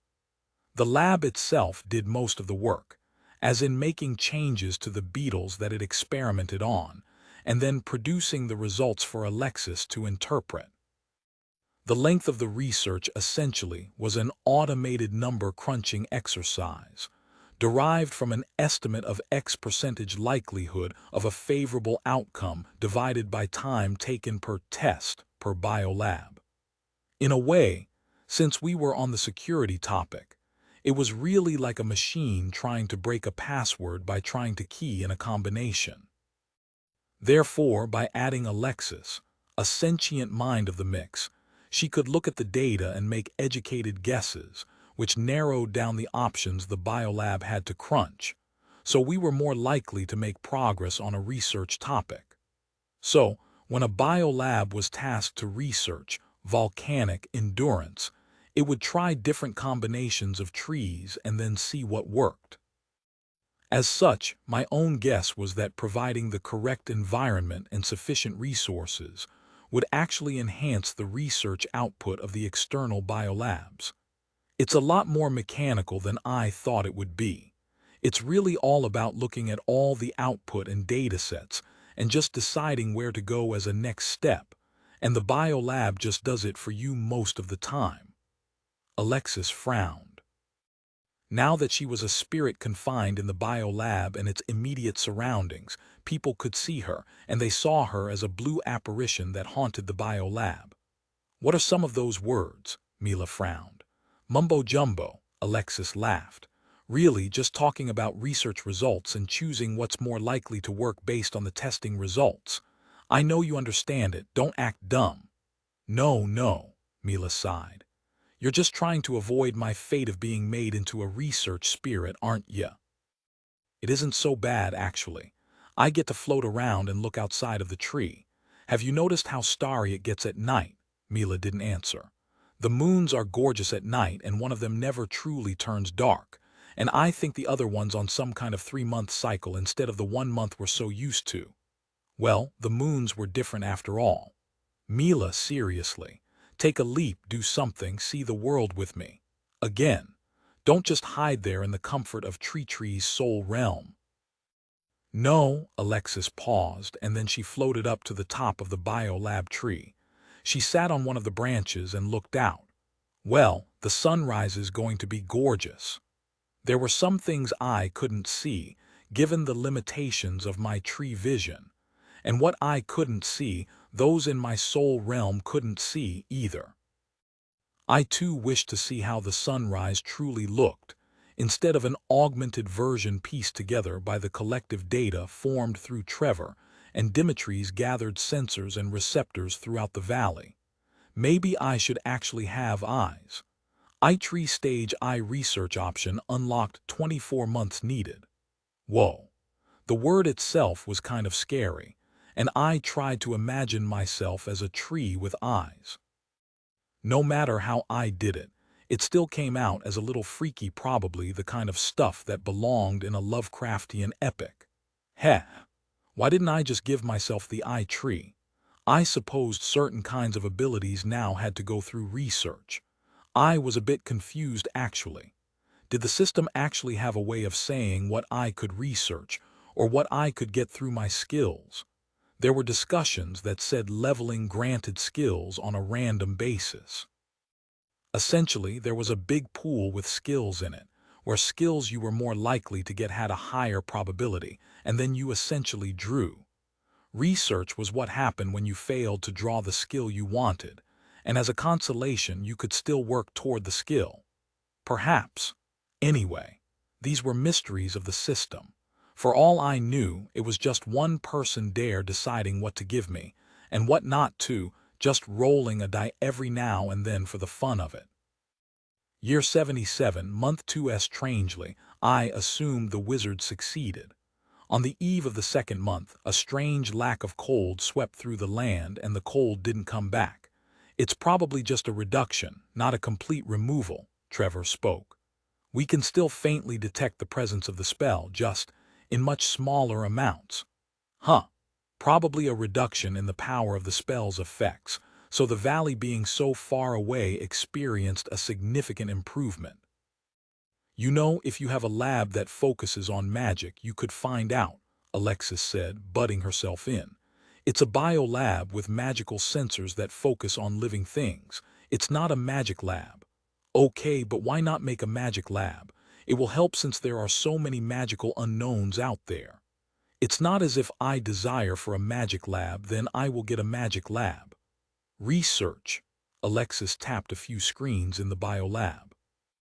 Alexis floated into the middle of the lab and used a skill research planner.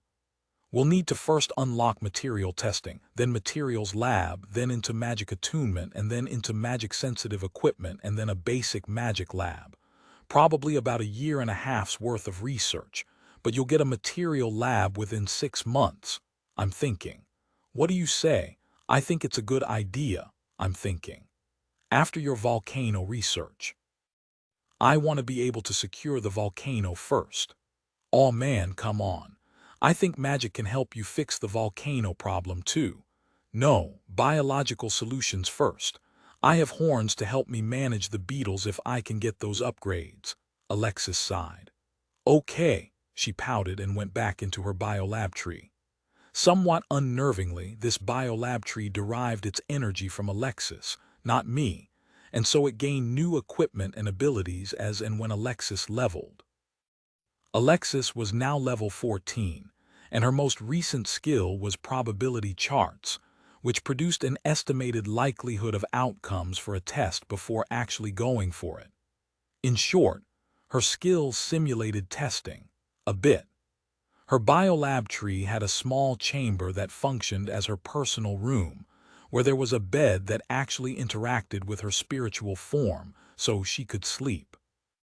Actually, the entire biolab tree seemed to be able to react to her as if she was a solid, real person, and at the same time she could switch it off and then pass through things. Alexis went back to her room and decided to take a nap instead. Maybe she wasn't that happy with my decision. Anyway, now that the snowing stopped, it was a great chance for me to boost my growth. Grow, expand. My tree instincts were driving me a little crazy. Expand. Yeah, so we had more trees. After losing close to 7,000 trees to Alexis's demon fire, thanks to this month's returning warmth and my newfound winter resistance, we were back up by 3,500 trees. So yes, more trees, more trees. The trees were also now starting to feed energy and resources back into the tuberous storage. Tuberous storage upgraded. High-density tubers unlocked. Tubers will be naturally upgraded. Oh, yay. They stored 2 units of energy now. Back to expanding and food.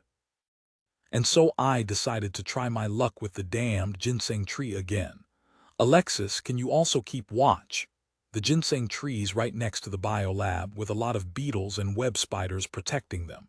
She covered her head with a pillow. Didn't hear you. I knew she did, and I knew she would because her soul contract compelled her to. Anyway, the new freakins were happy. Warmth meant a return to regular farming, stockpiling, and less burning through their stockpiles. Yet it was also bittersweet because the opportunity for Sala to now attack them was returning. The winter sort of gave new Frika a natural, terrain deterrent from war. Even in a world of magic, not everything ran on magic, and so the terrain still had a huge influence on logistics, resources, and even petty things like warm clothing and all. The council decides to reject the Nung and Tact offer, as they decided to state that they had no claim in this war and would prefer to stay out of it. It was a way of not pissing off Sala too much, as this gesture would suggest that New Frika was genuine in not participating in any conflict. If Baruch were to endorse New Frika's independence, do you think that'd go well? One of Ivan's counselors was speaking to the exiled wizard of Baruch. They seemed to be rather close acquaintances, perhaps even friends. Knowing my king, I doubt that'll ever happen. He has never endorsed or supported any allied nations, especially one as far away as New Frika. He is not a man of many friends, and he believes each nation should stand on their own strength. But I suppose you could convince some of the lords to lend some assistance from their private armies. The fiefdoms themselves act mostly independently of the king, anyway, the counselor nodded. I'll need to get this message to the trading corps. Let's start with a trade. That's a good idea. By the way, I heard about the tree spirit's demands. Yeah, it's kind of extortion, isn't it? I don't see it that way. Strangely enough, I now come to view the tree spirit as the guardian beast of this valley, and supporting it is probably the best insurance you can get against Sala. Really, you think the tree spirit is willing to step in? From what I hear from Lady Yvonne, the tree spirit is flighty, inconsistent, and acts rather irrationally at times. Such are beings of another plane. Their minds are different. True, can't expect it to think like we do. And I doubt it ever will. Its concerns are different, and my view is, New Frika best align itself to the tree spirit's desires. I think from the fire demon encounter alone, the tree spirit demonstrates far greater destructive power than it usually lets on. Some of the counselors will find that a hard pill to swallow, since we are supposed to be an independent state, not a puppet of a tree spirit. Convince them not to see it that way. Think of the tree spirit as a potentially friendly dragon. It has its own thing going, generally lets you do what you want, and if you make it happy enough, it can sometimes help you. Perhaps get the treefolk chieftains to speak to them. They revere the tree spirit after all as their deity of some kind. It'll just sound like preaching. The other counselors will hate it. Maybe you should speak to them. You know well enough that they look at me with the same eyes of suspicion. I am an exiled wizard from another country. What weight do my words carry? The counselor sighed. There must be another way. Maybe you don't actually need to give the tree spirit actual jewels, you know. It's a tree spirit, right? Perhaps all it wants is a nearby location that contains those jewels, even if it's hidden or buried under mountains of dirt and rock. Or maybe it doesn't even need it in the processed, polished form we are so familiar with.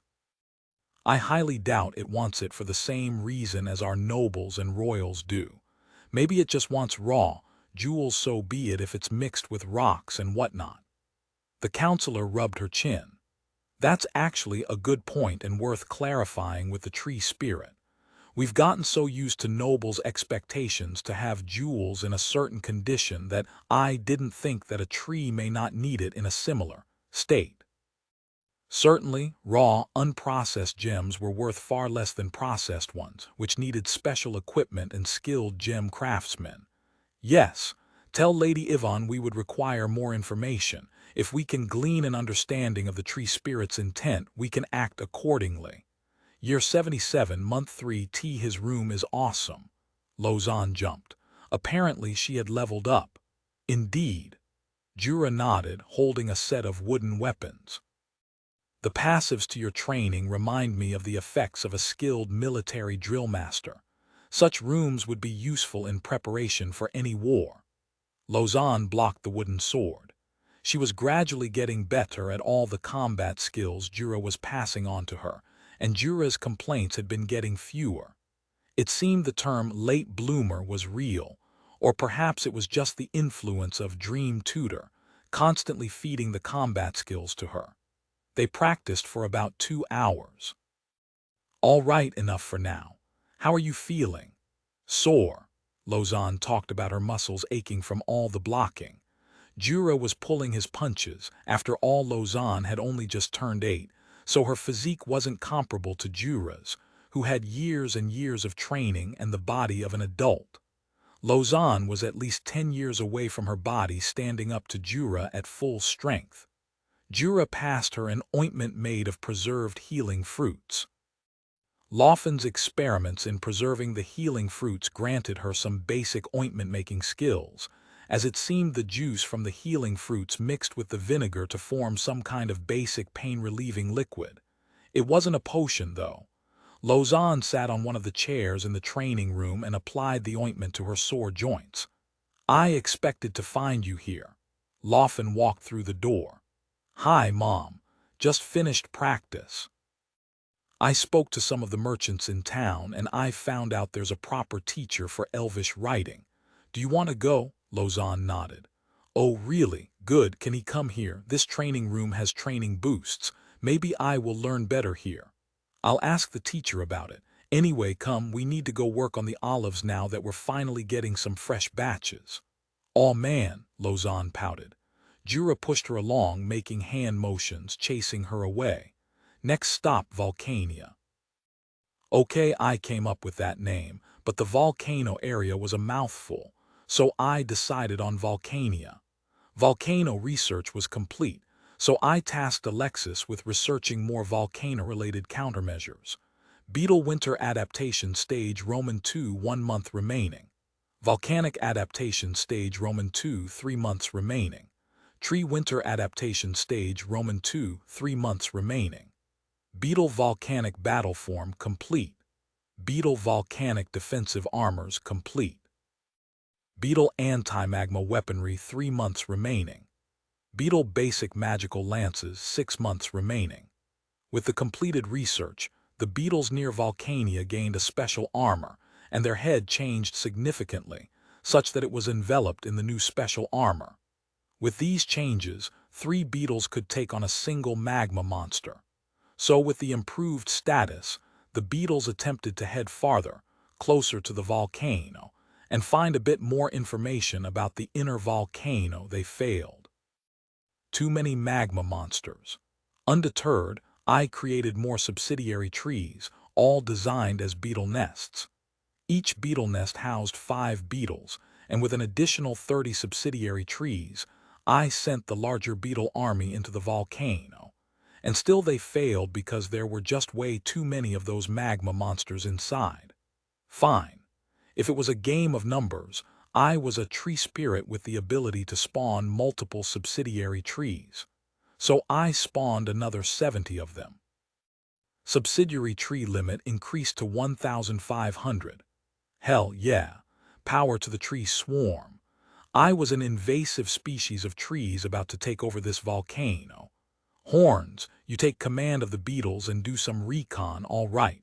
Got it, boss. Over the next few days, Horns mounted several expeditions into the inner volcano area, only to encounter stiff resistance from large swarms of magma monsters. It seemed that the inner volcano area was crawling with giant magma monsters, large enough to be buildings on their own, magma golems. If not for their lack of horns, they would actually look somewhat demonic.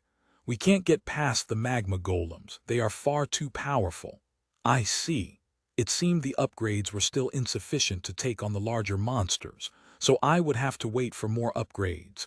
If Alexis could do some research, I am already doing that. Ah, yes. It'll take time, even with my skills. Well, she wasn't lying, and I foresaw materials being my next bottleneck. Higher tier research required exotic materials, which would be harder to get. An expansionary approach was necessary, at least to secure additional materials that I would need. My current root extraction, mineral refining, and essence harvesters reactivated now that I no longer had to be in winter mode, and they were producing iron, copper, and a few other commonly found materials, and for essences the common ones. The Nightmare and Soul Harvesters brought me 2 experienced seeds, so I had a total of 3 now. It seemed this was an incredible rarity, a gift that even kings desired. A fruit that guaranteed a level. That was worth a ton. It was something I should use to make a trade someday for something of equally great value. I wonder whether I can detect the Demon King's coming, Alexis mused, tinkering with the lab. You sure you don't want magic labs and sensors? You still hung up about that? Yes, there are so many things I want to know. Can we reliably predict the Demon King's arrival? Is there a magical fluctuation in the world that we can pin on? What are the kinds of magic that create the demon rifts? Don't you ask yourself those questions?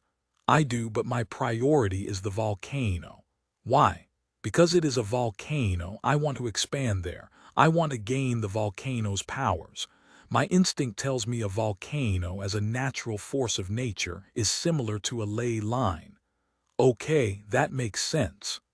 Alexis paused and then floated onto some branches. Her biolab grew over the month, adding another branch that housed more pods, smaller ones, which were used to run smaller experiments, which then helped to speed up the entire research process. I mean, that's what I think. My gut feeling is there are natural energies in the ley line magic of the world, and perhaps I need to find a way to tap into it, gain new research. Perhaps its raw form is not so easily accessed as a ley line, but it is a kind of native ley line. So I want it. Happy, will you help? Huh, Alexis paused, and I assumed she bought my explanation. So you want some kind of permanent establishment on the volcano which allows you to tap into its strength like some geothermal power plant? Yes, well, yeah. At least I now understand your obsession with the volcano, and I see why it takes priority over magic sensors. Good. I was a tree spirit, and gaining more powers for my soul forge was logical. I could even say it was something that drove me. Research planning. Ah, I checked. It wasn't clear yet.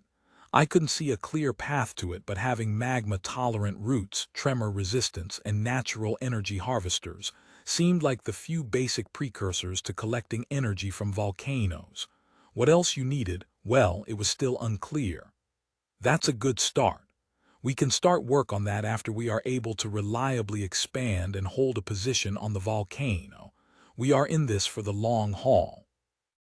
Oh, you're not worried a demon king might pop up and ruin your project. I think he's about, 5 or 6 years away. The first of the rifts should open within the next few years. I am betting on the chance that he spawns on some other continent. Demon kings don't always appear in the same place. Then, the heroes will come along and save the day, as they always do. I hope, Alexis sighed. I guess you have a point. Even heroes are just gears in this system, one that just keeps on churning. So much for heroes. I think heroes are a stopgap measure to solve the Demon King problem. Well, that's how I saw it. Maybe the gods hoped some heroes became so powerful that they could beat multiple generations of demon kings, but so far that had not happened. The best was a generation of heroes surviving 3 demon kings, according to Ivan's knowledge of history. Has it always been this way? I asked. Ask the gods. I mean, that's really the way, right? They don't say shit. The reincarnation gods know nothing about the history of this world. All they know is the gods of this world ask for reincarnators, and their job is to give them to it. What's in it for the gods? What's their stake in keeping the world this way? Can't gods just snap a finger and make things go back? My personal guess was that they couldn't. Perhaps their abilities of intervention were limited, so they resorted to heroes. I have no idea.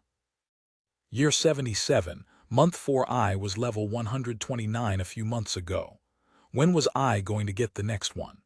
I decided to go to the volcano and root strike a lot of magma monsters.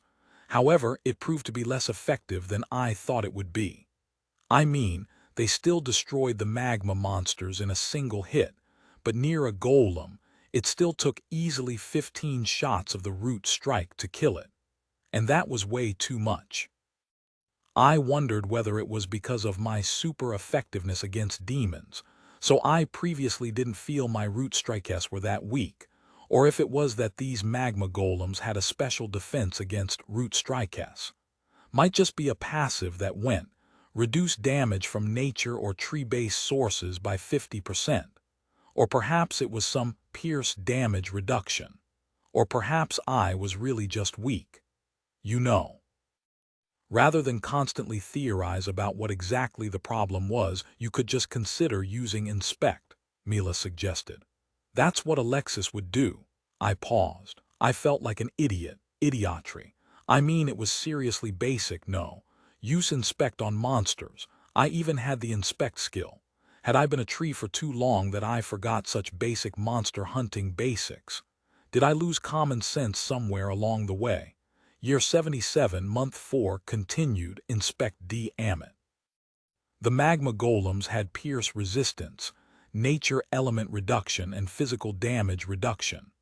So all those skills together meant my root strike was less effective than it would be on any other monster. Less effective, but still, 15 root strikes. Okay. Actually, any other monster of a similar tier would have skills and passives that provided a similar level of resistance. It was how higher-tier monsters, just like how higher-level people, were exponentially stronger because of the cumulative effects of stacking different abilities. So any other monster of such a tier would be just as difficult in their own way. So, research more weapons, of course. Might I suggest killing the golems anyway? Horns buted in. You know, because they killed so many beetles, I would like to see them die. I would like to have vengeance, master. When did he learn the concept of vengeance anyway? You know what? Yes. Let's go hunt golems. I need the damn level. And off I went. I spent the next few days attacking every golem I saw with root strikes, and then I would crawl up to another golem and continue. It was kinda like how a Zerg base used creep colonies to get close to the enemy and then attack them with sunken colonies. And I did that many, many times. Spawn subsidiary tree near golems, unleash a rain of root strikes, kill golems, repeat. And I saw Horns crying in joy. Seriously. He must get enjoyment from having a bigger badass kick the butt of the badass that kicked his butt. Actually, I had no idea whether that was a cry or a shout because it just sounded really insecty. Anyway, kill golems. And after maybe about 50 golems, I leveled up. You gained a level. You are now level 130. Upgrade initiated. The entire valley shook as a thunderstorm suddenly appeared out of nowhere. Lightning hit each and every subsidiary tree and each and every branch on my main tree. Was this like the starting sequence of some superhero transformation? A hole opened in the sky, and from that darkness, massive black lightning struck my main tree. What is happening? The elves seemed afraid as the massive black lightning continued to strike my main tree. I suggest all of you leave for a while.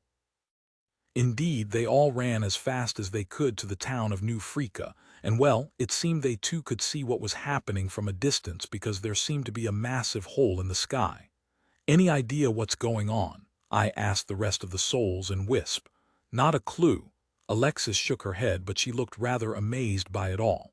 And how are you still talking when that black thing is striking you like that? Good point. Am I supposed to feel pain or heat, or I don't know anything? Lightning after lightning struck down on the trees, but yet they didn't do any damage. It was as if they were just making a connection. Was this the fate of trees in a storm? Are you evolving or something? Alexis asked. Yeah, I think. Ah man, level 100. Ah, secret. Some things should be a secret, no. The lightning strikes continued and then all of them stopped. The hole in the sky widened a bit farther to reveal something that looked like a rift, a small fissure in space. And then black lightning emerged, larger than any other, and it zapped my main body.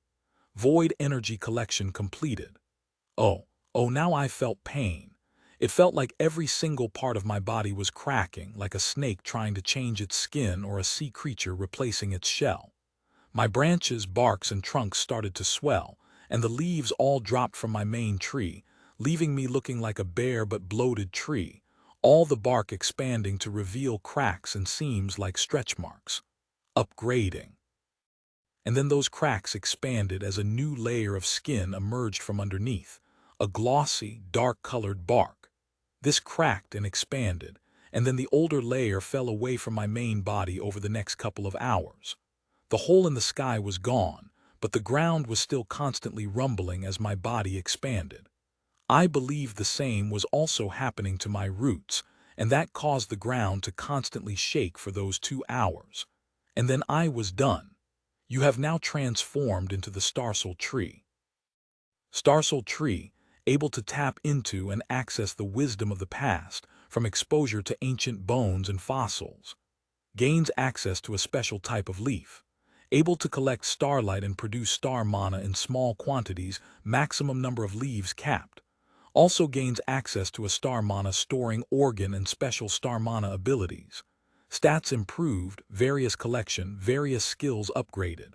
Soul management and access rights and restrictions unlocked. Ah yay, star mana. As I read that update coming across that word, I just paused and took a moment to realize what just happened. Star mana, the supercharged fuel of the heroes, and I could make them. In small quantities, perhaps incomparable to that of the heroes, like the massive amount that Alexis used to have, a gift she now lost since she died. It was an odd thing, of course, since I thought heroes could resurrect with the right spells, but as it turned out, it was only a gift that unlocked under certain conditions, and it expired when the Demon King died. Anyway, star mana. I could make it, I could make it. What did this mean? Had I taken a small step toward being a hero, one chosen by the gods to do battle against the Demon King? I couldn't wrap my head around that. I was a tree, and if a Demon King. If Alexis's description of its power level was true, I was still very far away. Just because I had star mana, it didn't make me a chosen hero. So no, I didn't think so. And somehow a part of me rejected the idea of fighting the Demon King, so that was also not the path I wanted to go. It went against my natural strengths as a tree. I was a tree, and a tree was a nurturing, protective force. So how could I use star mana? Did the other great spirit trees have star mana too? I assumed so. Maybe with star mana they managed great escape-like feats like an entire vanishing forest. Star mana, a great power, and a secret. Year 77, month 5, a small branch grew above me at the very top. A few leaves grew, almost black in color, the star leaves. They were even shaped like stars. It was my secret experiment in star mana gathering, and I was excited to see what I could find at the end of that path. Then I moved my attention to the research happening through the biolabs throughout the valley. Well, beetle winter adaptation is complete, but it's not cold anymore. Maybe I should direct my attention toward volcano research as well, together with Alexis. Right now, with Alexis, Trevor, and Dimitri, we could run about 6 research topics concurrently. Indeed. The volcano is the biggest priority at the moment. The resistance in the volcano's inner area is indeed much higher than expected, so we do need stronger, or at least more specialized beetles to counter the stronger magma golems. Giant beetles. Thanks, horns. Golems are big. If beetles are big, beetles can win. That's a good idea, sire. Our small size is a weakness. A large beetle may be a good solution. Trevor, you're agreeing with that idea, giant beetles. I do believe Horns is right to suggest that, and he has the combat experience to support that sort of view. How giant are we talking about? As big as the golems? Are there some biological rules in this world on the size of insects? I mean, there should be a limit, right? Though I kind of felt stupid, even my current war beetles were the size of rhinos. So actually, there were probably no rules on that. Probably if we had the right materials and components, a massive beetle would be possible. Alexis, any input? Sure. Once again she used her research planner, and I swore I saw her smirking from the corner of her face. A short moment later she nodded and came over to join in the conversation. Presently there are no obvious paths to beetles the size of golems. Giant beetles, maybe half the size of the golems. Horns sounded a little sad. Ah, I wasn't finished. But beetles about half the size of golems is possible. We would need to research enhanced exoskeletons and enhanced interior structures, and then we would then be able to research a large beetle pod and then a large beetle. Large beetle. Not giant, but bigger than what it is now, so large is a good word. Horns nodded furiously. Seems like everyone's keen on the idea. I still think magic is better. Giant beetle. Yes, sire, giant beetle is a good path. I believe massive war beetles can do a great deal of damage on the battlefield. Very well then, let's go with it. Beetle Winter Adaptation Stage Roman 2 complete. Volcanic Adaptation Stage Roman 2 1 month remaining. Tree Winter Adaptation Stage Roman 2 1 month remaining. Beetle Anti-Magma Weaponry 1 month remaining. Beetle Basic Magical Lances 4 months remaining. iTree Stage I Research Option unlocked 22 months remaining. Enhanced Exoskeletons 4 months remaining. Enhanced Interior Structures not started. Large Beetle Pods not started. Well, I already had 6 concurrent research topics, but next month I could add enhanced interior structures to it once the volcanic adaptation and anti-magma weaponry were complete. Anyway, with that, I returned my attention to the elves and the new freakins. The evolution I underwent last month, that one day of the great black lightning storm, faded from the memory of the elves quickly. After all, to them, it was just one of those scary days, and I didn't appear any different than I did before. That's because of camouflage. My true appearance was unseen by anyone except the artificial souls and Alexis. A sense of gradual normalcy was returning, now that the effect of the blood blizzard was slowly fading from the air itself. Crops were growing throughout the farmlands, and the valley's trees were surging in number, surpassing the number of trees destroyed. For New Frika, it is war preparation time, as Sala issued a formal war declaration. They considered New Frika as an enemy nation, and as a result, all direct trade routes between Sala and New Frika were cut legally. Then followed posturing and nasty, threatening letters demanding surrender, which we all ignored. Although that was the collective decision of the senior leaders, the counselors, leaders of the standing army, and the higher-ranked mages, it was still stressful and highly worrying for them. The town was now fully gearing up for war, their magic builders working overtime, building massive walls and other defensive positions.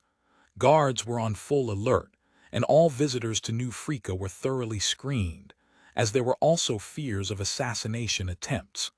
Jura, it's not a good time. Jura stood in the middle of the council room. Ivan and the rest of the counselors sat around the table. The tree spirit wants an update on the demanded jewels, which was agreed upon earlier. We are in a state of war, Jura, a counselor stood, and the tree spirit is your best chance of defending New Frika successfully. Jura glared back at the counselor. And what exactly would a tree spirit bring to the table if Sala invades with a large army? The counselor responded. Some trees, potatoes, hot water. Ivan almost intervened, but another counselor next to her stopped her. The tree spirit has been making demands, and where we believe it is a mutually beneficial trade if the circumstances allow it, we will support those demands. The councilwoman next to Ivan leaned in and whispered, the tree spirit needs to know where we stand. It's about time we make clear our position to its representative. Ivan sighed. But these are tough times. Resources, whatever we have, are all focused on our existential threat, the Sala Kingdom, who recently threatened to wipe us off the map. We need all our resources for more men, more weapons, not the whims of a tree spirit who claims ownership over the entire valley. Jura listened and then laughed, and he laughed like a maniac. Jura laughed for a good 3 minutes before all the counselors, them staring at him like he was some kind of madman. When he stopped, he looked at Ivan. "Ah, Ivan, are the counselors aware of the extent of the tree spirit's powers?" She paused before responding. "I did tell them." "What did you tell them?" "Perhaps your knowledge, too, is incomplete." The tree spirit has the power of an archdruid, many very powerful healing powers. Some ability to repair soul damage, abilities to absorb fire, abilities to control beetles, abilities to create hot water, spawn various trees and use root attacks, the ability to boost growth rates and spawn different types of trees. Jura nodded. "Not bad, but let me ask you, how many beetles does the tree spirit control?" 300, maybe 400. Ivan answered. "Any other guesses?" 700. A counselor decided to humor, saying it as a joke. As more recently advised, the actual number is about 3,000, led by a beetle knight. The counselors all stared at each other. "Tell me, if 3,000 beetles go to war, how many men would Sala need to field?" One of the army leaders, a captain, sitting in the council room, did some mental math. 12,000, perhaps 15. "Do you all believe for a moment that New Freaka can protect itself from the tree spirit's wrath should those 3,000 beetles turn against you?" The counselors looked at each other. "Would 3,000 beetles be an existential threat, I wonder?" One of the counselors stood. "Are you threatening us?" "No. I believe from the tree spirit's point of view, you all are threatening him by challenging his dominion over the valley. So, counselor, you better retract such words and pray the tree spirit doesn't hear it directly." The counselor paled and took a seat. "Ivan, I believe you recall the agreement when the tree spirit consented to your new settlement in New Freaka." One of the older counselors stood. "That our presence is at the tree spirit's grace and mercy, and we are to acknowledge the tree spirit as the rightful master of the valley. We are not to encroach on the forests more than the tree spirit allows." "It is but a phrase, no?" Another counselor, a younger one from the refugees, stood. "Such phrases exist in the founding documents of many nations, a formality to acknowledge a benefactor. Not when the phrase refers to that of a tree spirit, an actual magical being who resides in and controls the valley." There was silence in the room as everyone stared at each other. "Back to the jewels. I have been authorized by the tree spirit to let the council and everyone else in the room know that the jewels are meant to fulfill the evolutionary requirements of the beetle champions and various other beasts that live in the depths of the valley's forests. Obtaining them will further enhance the combat abilities of the beetles. If we get them, can the tree spirit lend us his aid with those 3,000 beetles?" "Yes." "He is prepared to summon the 3,000 beetles, deploy whatever other beasts he can gather from the valley to do battle, and he also has various other abilities at his disposal. But he will do all of this only in a defensive battle against Sala or any other attackers, and not for an offensive attack." That was simply because it was easier to control the beetles when they were nearby, as Dimitri and Trevor could both assist in coordinating the beetles' movements. "We need some time to discuss this. You've been given a week to talk it out. The tree spirit expects a positive response." "Acknowledged." Jura walked back to the valley with an air, a kind of smugness around him. He seemed rather pleased how it went. Also, Jura understated the number.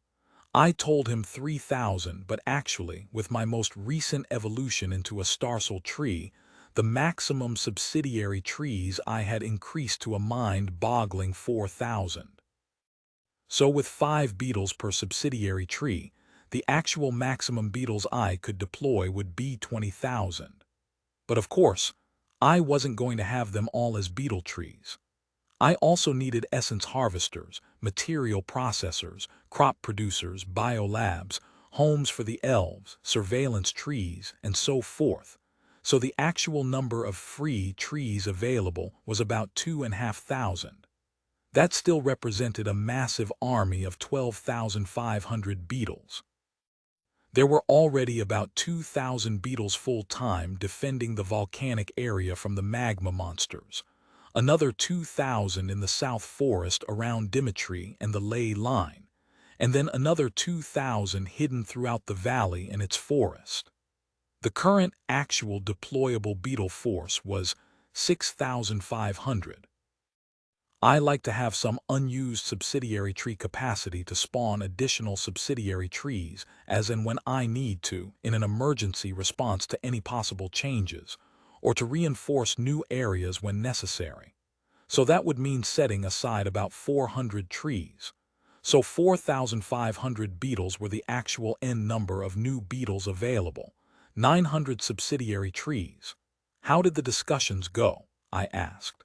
I believe it will be positive, tree. Glad to hear that. Oh, Bamboo is asking for an upgrade. I am aware, but I need those jewels first. Ah, yes, I guess I have personal interest in wanting those jewels too, Jura laughed. He seemed rather happy. Do you think he is lying? A counselor asked during their private meeting. I think not, another replied. 3,000 beetles, that's a massive number. Indeed. My initial projections factored in 400 beetles in any defensive fight against Sala.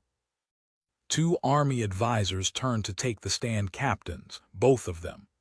How does this change the battle? A councilman asked. A war beetle, as Jura referred to them, is actually equal to 2 elite soldiers. Sala would have to deploy specialized forces to deal with the war beetles, as their thick armor and massive horns make them difficult to kill using regular weapons. It's possible to swarm one of the war beetles and then attack its weakness, their joints and the gaps between their armor if they are scattered throughout the battlefield. But numbering 3,000, there would be a very low chance of catching any of those beetles alone. Captain, I understand none of the technicalities of combat. What I want to know is, what does that mean in a war for us, and would the price of the jewels be worth it? I believe, if the numbers are true, it is our best chance of beating Sala, multiple times. 3,000 war beetles essentially means Sala must field at least 30,000 men just to even hope to have a good chance of winning against the war beetles alone. You said 12 to 15,000 in the earlier meeting with Jura, and then 2 elite soldiers in your earlier sentence. I fudged the numbers with Jura to understate the value of the war beetles. Then the 2 elites. Sala's conventional army composition comprises of 1 elite for every 10 regulars. 30,000 men is then reflecting 3,000 elite soldiers and 27,000 regulars. It's what I would need to deploy if I was asked to defeat war beetles of that number, and mages. At least 100 mages. Ivan paused. Remember our first battle here against Sala, the one led by Waisorius Mofford, the Purple Blade? Ah, why? The beetles back then hid underground or in the trees. They then sprung up behind enemy lines. The captains nodded. If so, that makes their defensive value even higher, and I believe there isn't much to discuss. I strongly request the Council fulfill the demands and get assurances from Jura and the Tree Spirit that those 3,000 beetles will assist us. I would pay 10 times the demanded amount to get the defensive services of 3,000 war beetles. The counselors looked at each other before they eventually all nodded in agreement. The Wizard of Baruch nudged the lady next to him. As I predicted, the Tree Spirit is truly the guardian beast of the valley. The councilwoman turned and nodded her head. Certainly, even I underestimated the number. You're right, I should have brought it up earlier. The wizard smiled smugly. Glad to be proven right. The councilwoman shrugged. Year 77, Month 6, Tree Volcanic Adaptation Stage Roman 2 complete. Tree Winter Adaptation Stage Roman 2 complete.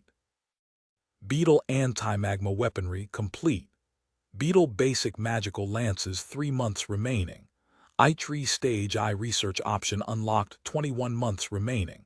Enhanced Exoskeletons 3 months remaining. Enhanced Interior Structures 4 months remaining.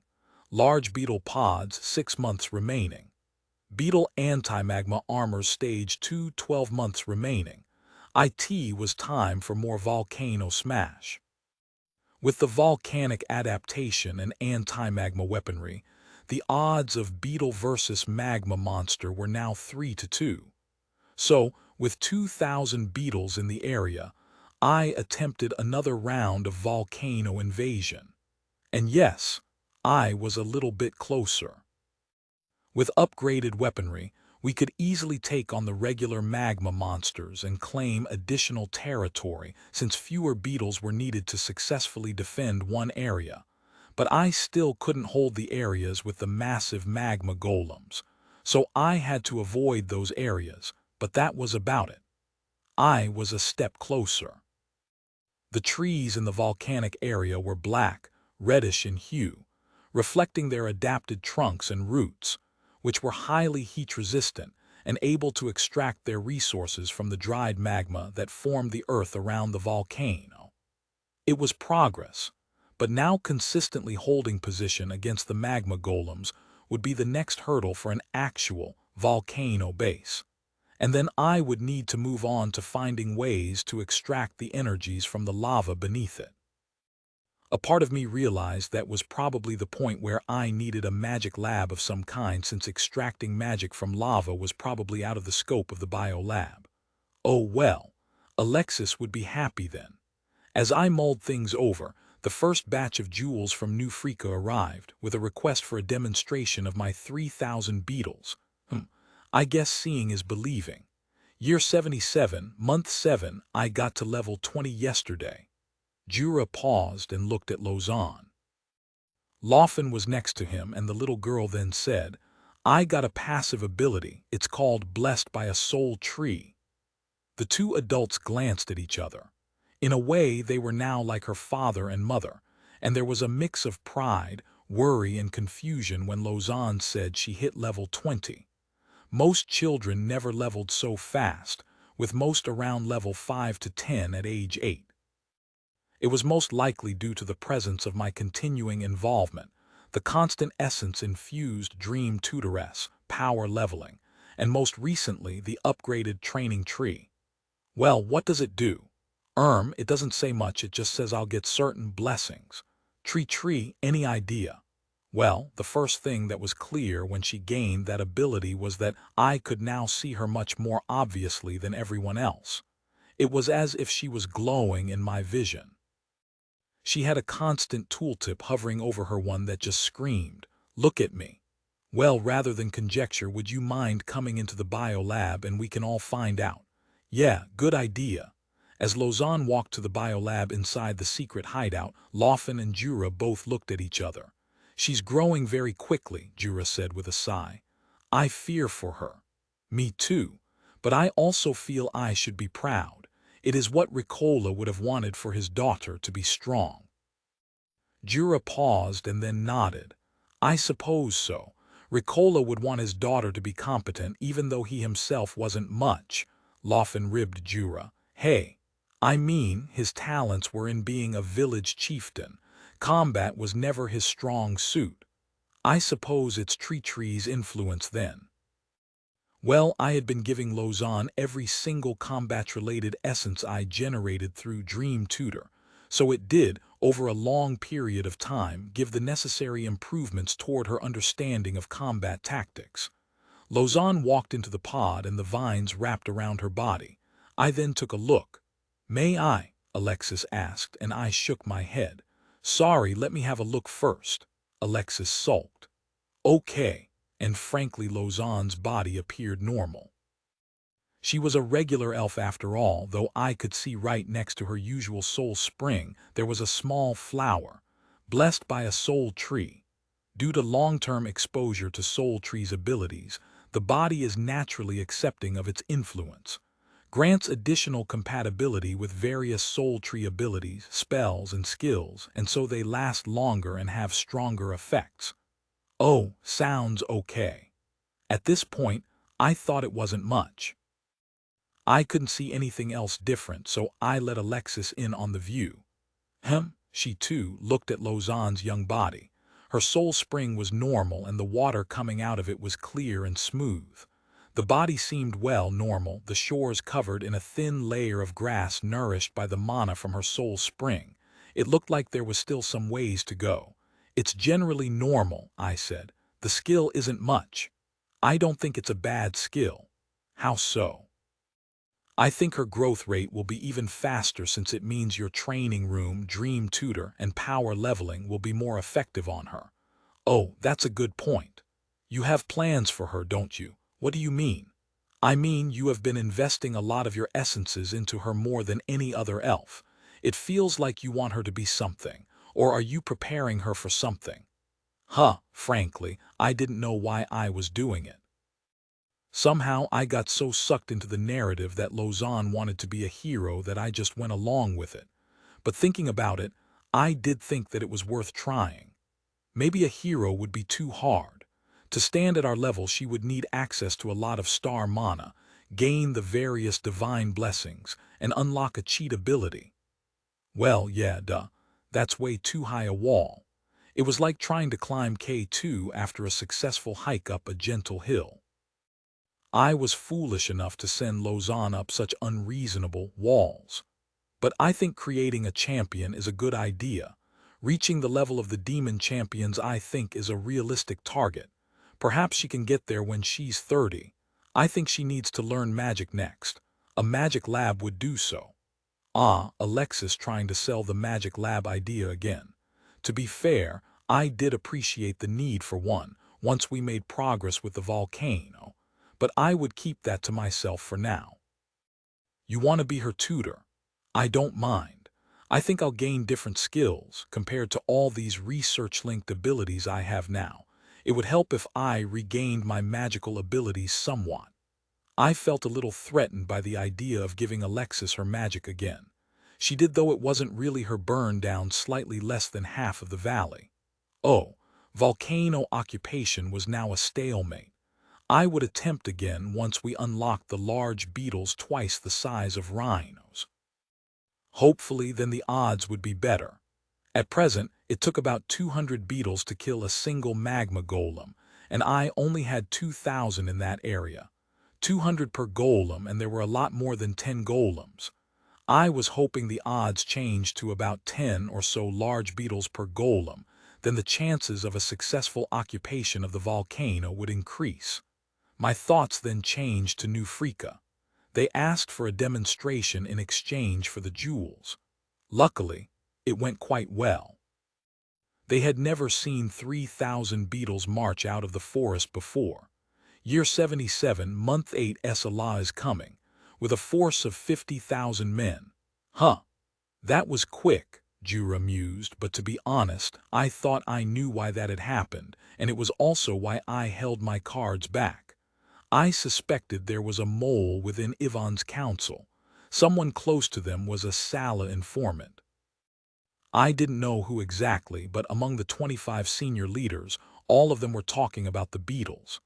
Apparently, none of them could keep their mouths shut after they witnessed 3,000 of them, and this news somehow reached Sala, who, for whatever reason, felt threatened by these beetles.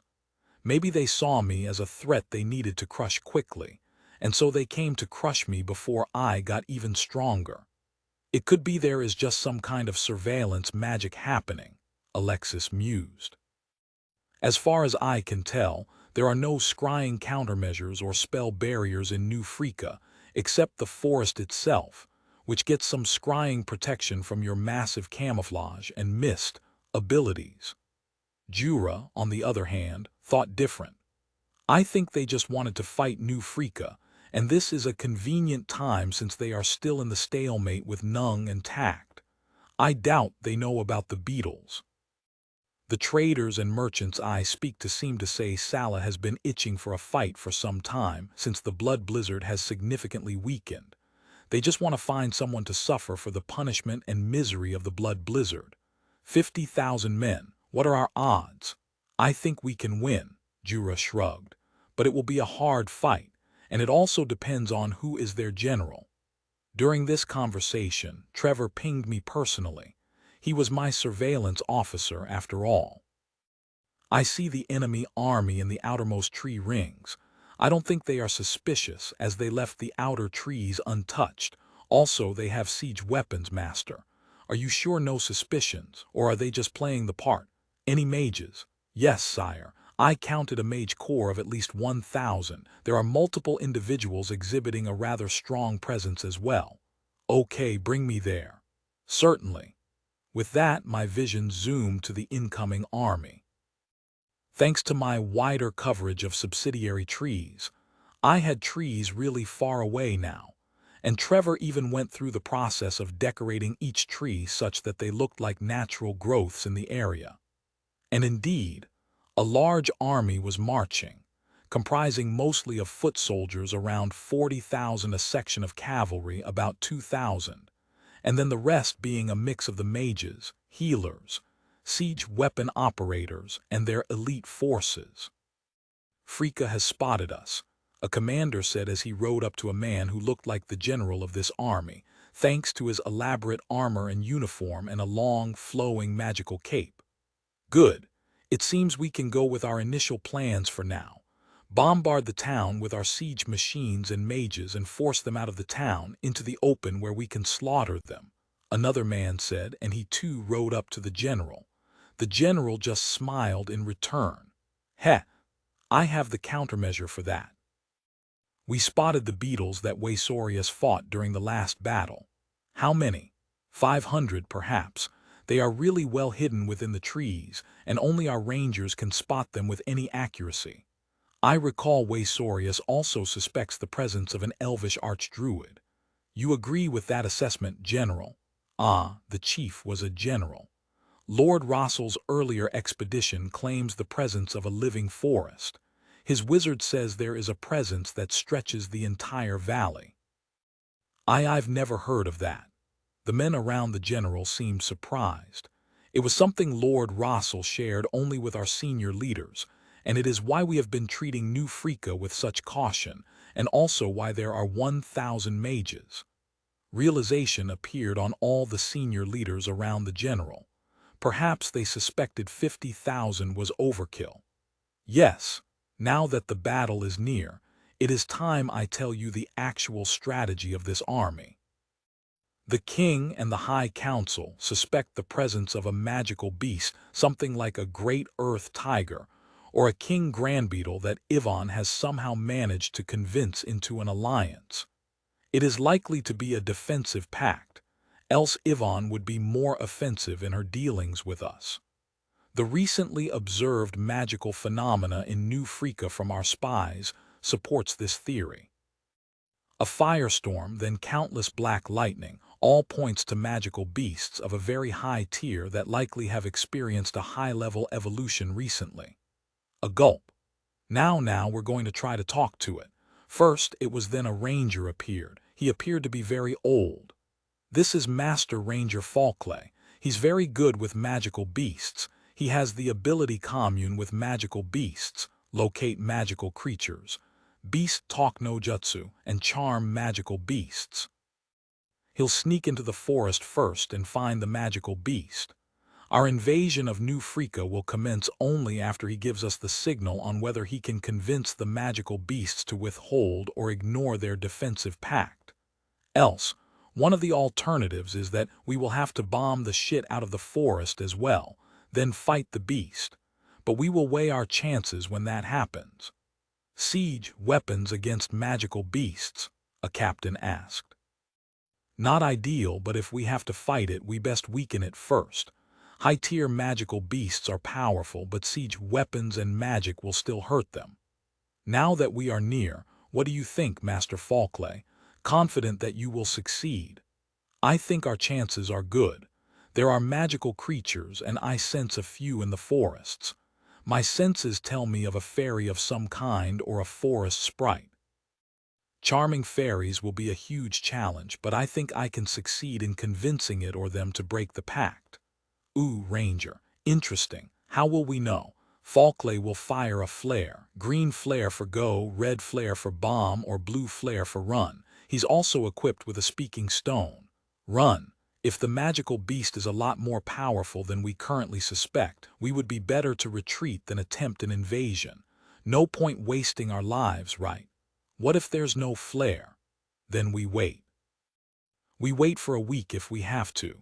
Communion with magical beasts is going to take time, and we will give Master Falkley the time to talk. But after 10 days, if Master Falkley is alive, we will expect a flare. If Master Falkley is dead, we will run. But that's unlikely, right? Master Falkley grinned. His face was really wrinkly. Run, one of the younger captains asked. Of course, we must know exactly what we are facing. I will take calculated risks, but magical beasts are a category of monsters that is best dealt with by powerful adventurers. The rest of the men nodded. The general was a highly conservative man. Falkley made his way toward the valley, under the cover of various stealthing abilities, such as hidden amongst trees and other such effects, which made him close to invisible to other men trying to spot him, except the tree itself. So, yeah, I saw him sprinting alone into the valley. Despite his age, he was still clearly a high-level ranger and had the stats and abilities to back it up. And as he got closer, I noticed he would stop every now and then to use some of those abilities. Strange. The reading is confused, he muttered, touching the trees, some of which were subsidiary trees. As he made his way into the valley, he came across a few beetles. The beetles spotted him and attempted to attack him, but he had a skill where when he just lightly touched them and they fell into a kind of sleep. I seemed to be a kind of disabling ability he had. He has an ability to make us docile, Horns was shouting in my mind. We must kill him, he is a threat, a threat. On the other hand, I was very curious about this Falkley and I wanted to see exactly what he had. Horns, go hibernate, beetles, retreat as well. With that, the beetles quickly hid and stayed out of his way, which the ranger noticed. Huh, the beetles have gone, it's watching me, eh? A king beetle with some kind of domain abilities or a fairy with glade watch, he considered loudly. He walked closer, his senses sharp, and as he followed them, it led him right up to the main tree. Huh, he looked around, wondering what he was seeing. The beast is asleep. He then turned his eyes on Alexis's biolab. He glanced up and down, and then he used an ability. Identify a forest spirit of the academic kind. His face paled somewhat. Something's not right, eye of the ranger. He looked around, confusion evident on his face. Then he looked at my main tree. It's not a magical beast, he withdrew his arrows. No, this is a lot more complicated. At that moment, I too used Inspect on him, but it got repelled.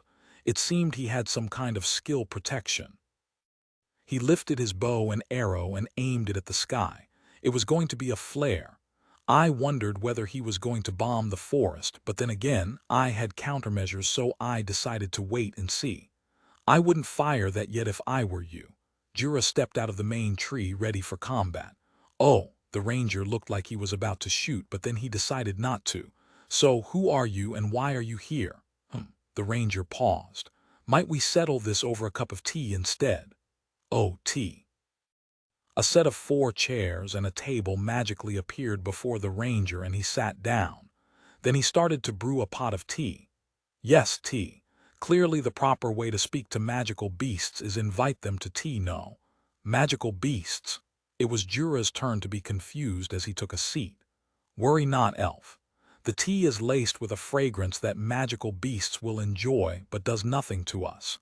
I mean you no harm, so here I'll drink it.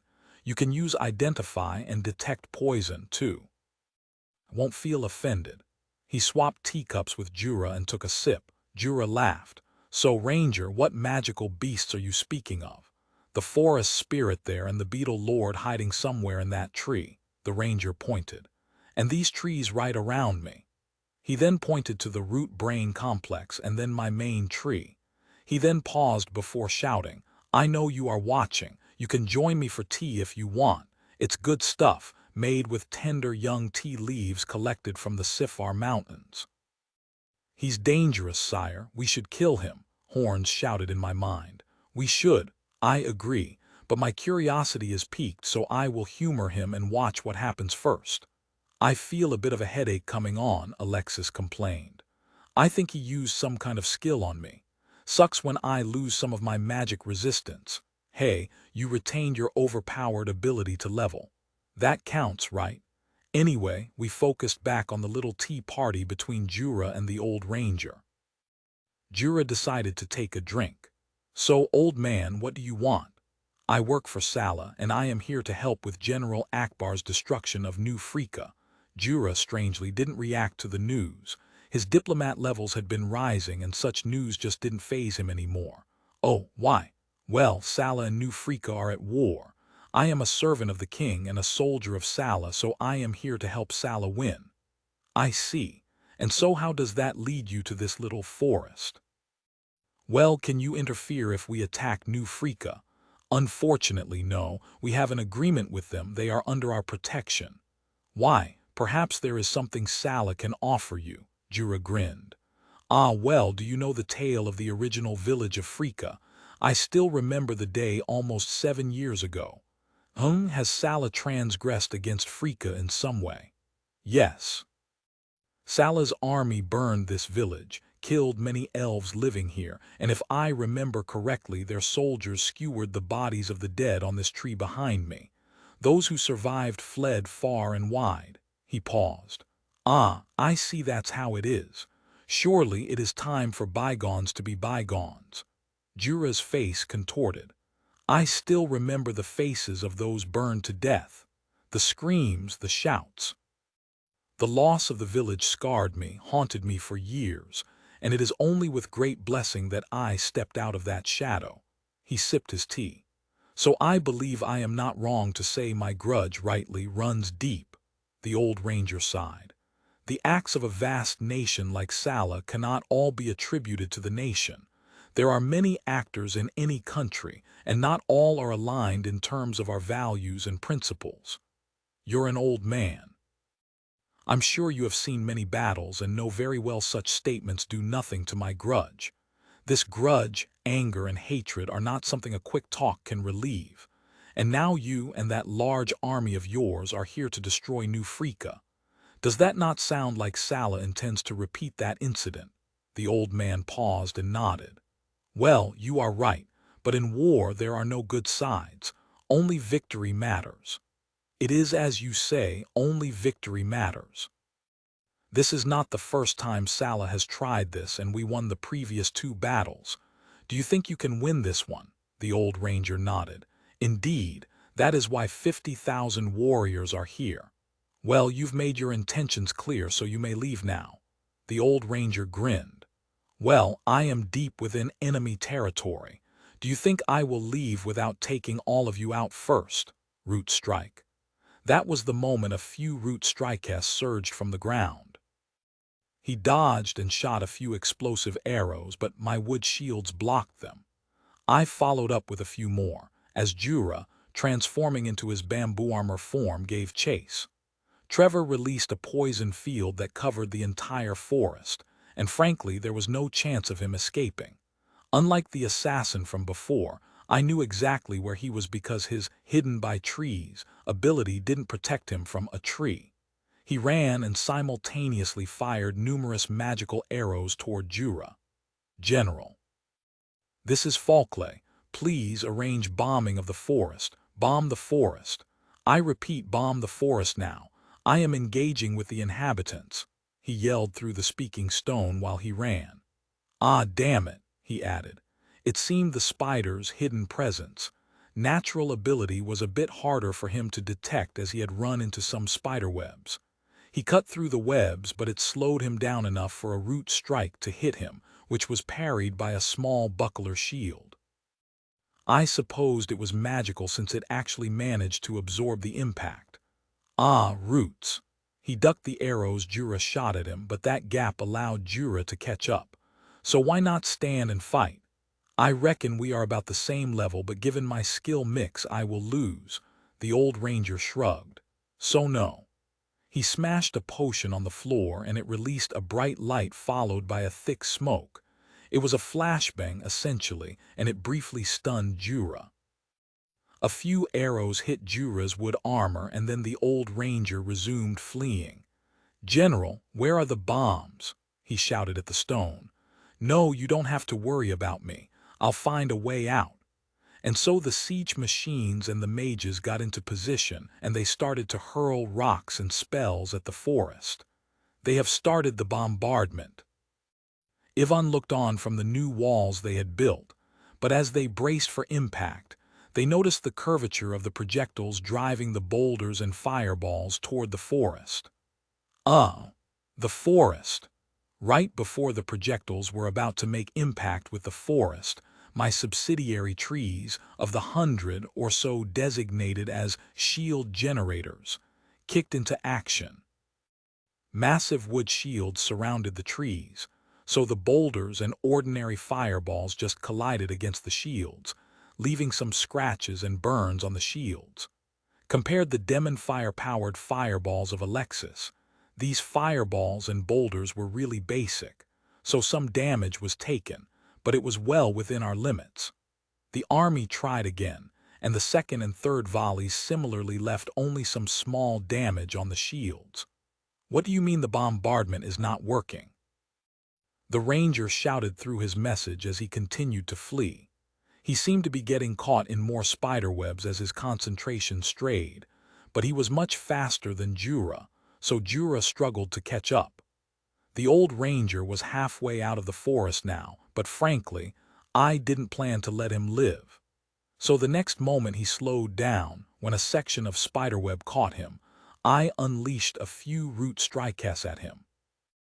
Again, they were blocked by that small buckler, the leg guards he wore, or the magical chainmail he wore under his shirt. It was nothing fatal, but I was wearing him down. Each of my root strikes were filled with paralysis and poison, and the entire forest was releasing its own poison, a mix of Trevor's abilities and my poison field. It was nothing lethal, especially over such short periods, but every little bit of the poison and paralysis was slowing the ranger down. Unfortunately, he managed to swallow a few antidotes which rejuvenated him momentarily. Another volley came from the siege and mages again to no effect, thanks to my shield generators. "General, it's not working. Strong wooden barriers are blocking our attacks around the forests, and those shields can take one hell of a beating." There was slight panic in the camp as a group of beetles, about 300, emerged behind them, attacking the siege machines and mages. They managed to destroy a few siege machines, but it was a trained army, so some soldiers were already on site to protect them, and they quickly reorganized. The mages redirected their attacks on the beetles instead. Each beetle, with its thick armor and the recent volcanic adaptation, which granted tiny amounts of fire resistance, could endure one fireball, so the mages needed 2 shots to kill them. Additional fighters rushed to protect the mages and siege machines, and the numbers were sufficient to overwhelm the 300 beetles. However, it was enough to delay and distract those ranged attacks, giving Trevor and myself some breathing room to regenerate some of the weaker shield generators.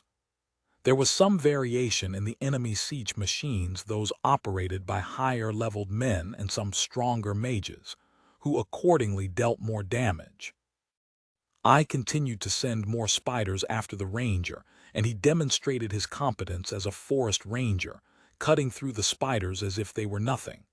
But he was increasingly exhausted, and he realized it, knowing what my plan was. Every time he slowed down, a root strike would appear somewhere, and I knew I was gradually wearing him down. "Going somewhere so soon, old man," Jura said as he finally caught up again. "Tell me, those root strikes, are they from you?" No." Jura attempted to slash at the ranger's head, but he ducked. "That's a shame." He somehow dodged and put some distance between himself and Jura, throwing some small knives. They hit the wooden barriers around Jura and then exploded. "They're not going to stop, are they?" It knocked Jura back a little. "I really hate explosive attacks. Keep getting them." He jumped and tried to close the gap with the old ranger, but the old man was still too fast. "And no, You'd be a fool to assume those root strikes will run out. He shot a few arrows, but Jura gave me the opening I needed, and 2 root strikes flew toward the ranger as he tried to aim in midair. He managed to react in time, but the root strikes broke his shield buckler and armlets. Oh dear! The old man flinched from the impact of the root strikes, and he smashed into a tree. Before he managed to recover from the impact, I quickly activated Constrict. Vines emerged from the tree he was against and entangled his legs, and then they injected a poison through his skin. Oh no! He realized he was done for as the vines quickly wrapped around his entire body. Jura landed right in front of him. Well, it looks like the bombardment stopped. I think they might be busy now. Kill me, the old man said. As a soldier, I knew this day would come eventually. Oh, that's not for me to decide. He stared at Jura. You deny me this right. Oh, come on. Your country burned my village and you want to play at being honorable. Please, did you somehow think I was in charge? Then who is? Jura paused. I almost answered you there, but that is a secret. A root appeared, grown with the strongest paralysis and sleep poisons I had, and it stabbed him right above his heart, through the damaged chainmail. With that, the poison spread quickly, and he lost consciousness within a few seconds. The mages and soldiers, after a long 2-hour battle, defeated the group of 300 beetles, but there were quite a few casualties. General Akbar Falkley has lost consciousness. An adjutant reviewed the magical artifact linked to Falkley's arm. What? The general was deep in thought. Should we resume the bombing? Another of the general's assistants asked. My gut tells me there is no point. You saw those shields. They take just a little damage from regular attacks and ordinary fireballs. We'll just wear ourselves down doing the same thing. Get the mages to group together for a grand fireball and fling some oil barrels into the forest. Well, that's no good. So before that happened, I launched my attack. Multiple tunnels appeared throughout their camp. It was a function of my root tunnel ability, and from them, thousands of beetles streamed out, horns blazing, charging into the soldiers.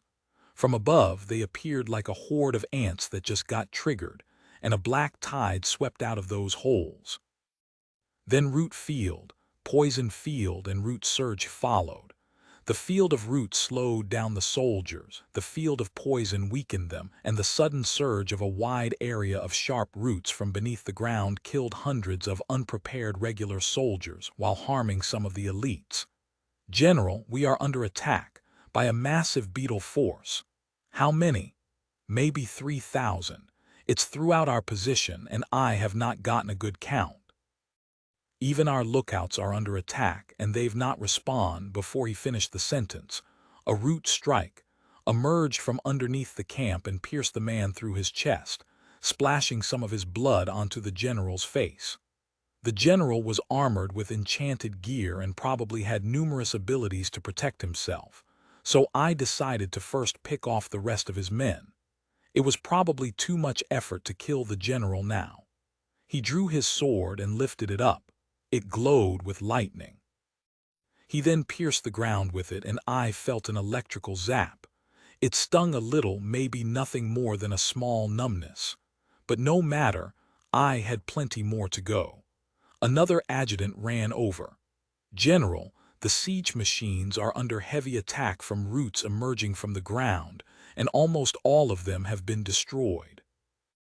Together with Trevor and Dimitri, we unleashed multiple root strikes on various positions in the enemy army, picking on the mid-tier elite forces, those who were stronger than regular soldiers, but had limited defensive abilities against multiple root strikes.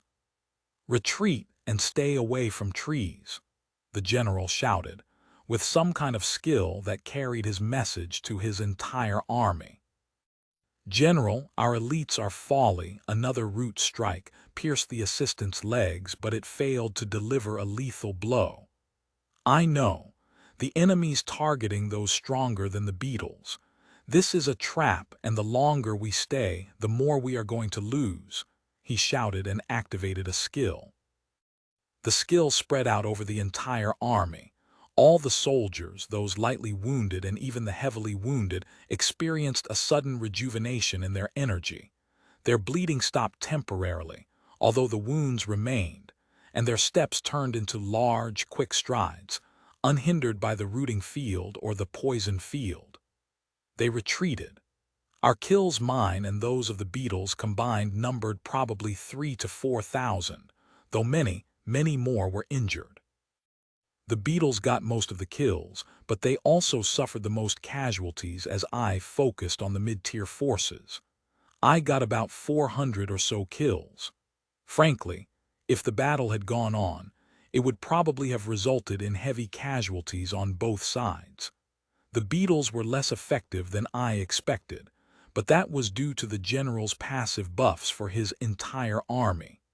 They fled for as long as the general's ability lasted, and that brought them quite a distance from New Freaka. For now, the battle was over. I had no doubt the general would return with more firepower, but that was a worry for another day. 2 levels gained. You are now level 132. You gained a new skill, Serpentine Root Strike.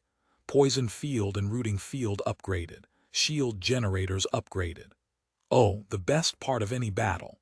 Year 77, month 8. A few days had passed since the battle, and it was time to check out the loot. Since the beetles did most of the fighting, New Freaka had no right to any of the loot or remains, so the beetles collected all the remaining armor, weapons, and more to put into my Triasuri. I'd trade them for something someday, though there seemed to be some magical items in there. Next was my prisoner. Frankly, I didn't think he was going to talk, and I personally didn't really feel like interrogating him. I felt it was going to be a waste of time. After all, Sala was an enemy, and we were playing defense. The things he could tell me, I predicted, would be quite worthless. So I didn't waste time interrogating Falkley in the end, as my interest in him was more academic in nature. After stripping him of his remaining magical items and storing them in my Triasuri, I turned to my main objective. Drugged with all kinds of paralysis and still fast sleep, I put him inside a biolab where I could investigate him. Eventually, I would suck him dry with my vines and feelers. I wanted to see how a high-level person looked under the hood, just to compare. I had seen the heroes Jura and Ivan, and now I had this ranger. I wasted no more time before taking a look. There were some notable differences, mainly in where the mana and life force was strongest. The eyes, nose, and ears were more pronounced than others, probably due to his need to be sensitive to his surroundings, and his soul spring, with all the stones around it, combined to create a nice fountain. Taking a good look at the fountain, there was a kind of wooden frame around it, in between the stones, and as I reached out to touch the stones, little tooltips came up, telling me what skills he had. I tried to yank at the wood and stones. It was just something I always wanted to try, but I never attempted it with people whom I considered my allies. I had always wondered what would happen if I took one of those rocks out, so I yanked it, and it didn't move. Ah, well, I kept trying, but instead it just hurt the ranger. It seemed it was magically tied and intertwined with his soul via some kind of force. So I stopped and rested for a while. Maybe I just needed more power. After drawing a bit more mana and energy from the trees around me, I tried to yank a rock from the fountain again. It shook, and I sensed a huge amount of pain, but he remained unconscious and strapped in. Thank goodness for the paralysis. The rock shook, but then something pulled it back again. It was as if I was trying to pull a piece of metal away from a very powerful magnet. I could, a little, but then the magnet pulled it back once my strength let up. It wasn't working. Borrowing the root brains for some processing power, I calculated that the amount of energy I needed to break that magnetic pull of the soul spring seemed really, really high. So I decided it was probably not going to work, no matter how many times I tried. Maybe this was like the atomic bond of souls, and that was why I needed a huge amount of energy to break it. It's only if you're trying to break things. Fixing things is a lot easier since those same forces work with you. Wisp whispered his wisdom. Thanks, dude. I let the ranger sleep a day inside the biolab, and then I resumed my testing the next day. There had been quite a few other things I wanted to test, and it just so happened I had a high-level person whose body was suitable for it. Once again, I entered the ranger's inner realm, and this time I flooded his body with my mana. It had been something I was curious about since I did it with the hellhounds, and then with Alexis's body when she was contained within me. What if I did it with a living, normal person? What happened then? His body vibrated intensely, struggling in the biolab, as my mana, like a green tide, washed into his inner realm. Specimen's compatibility with injected mana is low. Specimen body is resisting. Prolonged exposure may result in mana poisoning. Ah, did this happen before? I kept it up anyway. I still wanted to see what happened. The body flailed inside the pod, kinda like a fish struggling to escape from an octopus. Specimen body is experiencing mana poisoning. Okay, I decided to see what happened when I healed him. Mana poisoning reduces magic and ability effectiveness. Really? I tried injecting his body with the healing liquids from my healing fruit, and also the paralysis poison. It was a conundrum, I supposed, but the healing just repaired the damage. It didn't cure the status ailment. Mana poison is still in effect. Specimen body's organs are starting to suffer damage. Heal. But I noticed the healing was slower. 2 full days passed as I constantly drowned the ranger's body with my mana. He wasn't dead yet because one of the vines continued to supply his body with nutrients and air to stay alive, so I could continue to observe what was happening. I was actually curious. Did the body actually gain compatibility over time? Or did the body continue to naturally reject my mana? Specimen body's organs are failing. Heal. Healing effectiveness is significantly reduced due to high levels of mana poisoning in the physical body. Specimen's body is dying. Oh, I couldn't stop it. The decay in the body was surprisingly quick as the mana poisoning somehow made the body turn on itself. It was as if the body was rejecting itself, and strangely, I kept watching. A part of me realized this was a rare opportunity to witness death under a microscope, and then some. And where I paid attention to the most was the soul spring. I saw the land surrounding the river and lake that formed the person's mana start to break apart as if a great earthquake was shattering them into small pieces. Then the water in that river and lake started to leak out into the nothingness, and it revealed a crumbling riverbed of some kind, filled with unusual marks. I couldn't see much as the crumbling went on rather quickly. I wondered if it was because he was dying quickly. But I didn't wonder long because I had to focus. I wanted to see what happened to the soul spring then.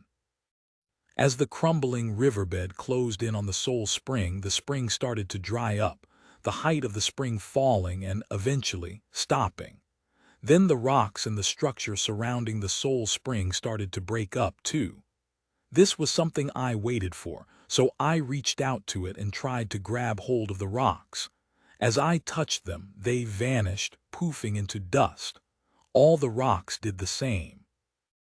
All that was left was a bare, empty hole floating in the nothingness as all the land and riverbed had crumbled away, the background changing into emptiness.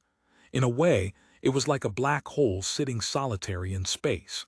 Perhaps in that empty hole there was once a star, once a soul there. The soul has gone, Wisp whispered to my imaginary ears again. I see. You've managed to salvage some of the decaying skills. Due to the decay of death, the salvaged skills are of a lower quality than the original skills possessed. You've received the following, which can be used to create seed-infused skill fruits. Class Seed Ranger, X3. Class Seed Beast Tamer, X2. Skill Seed Archery, X2. Passive Seed Spark of Brilliance, X1. Oh man, all these skill fruits were useless to me. but I guessed I would find a use for them somewhere. Maybe Lausanne. You've witnessed death as it happens in the inner realm. Familiar contracts upgraded skill salvaging chance increased. Biolab upgraded post-mortem equipment, death sensors, death-delaying equipment, and body preservation added. Hey, that's something good.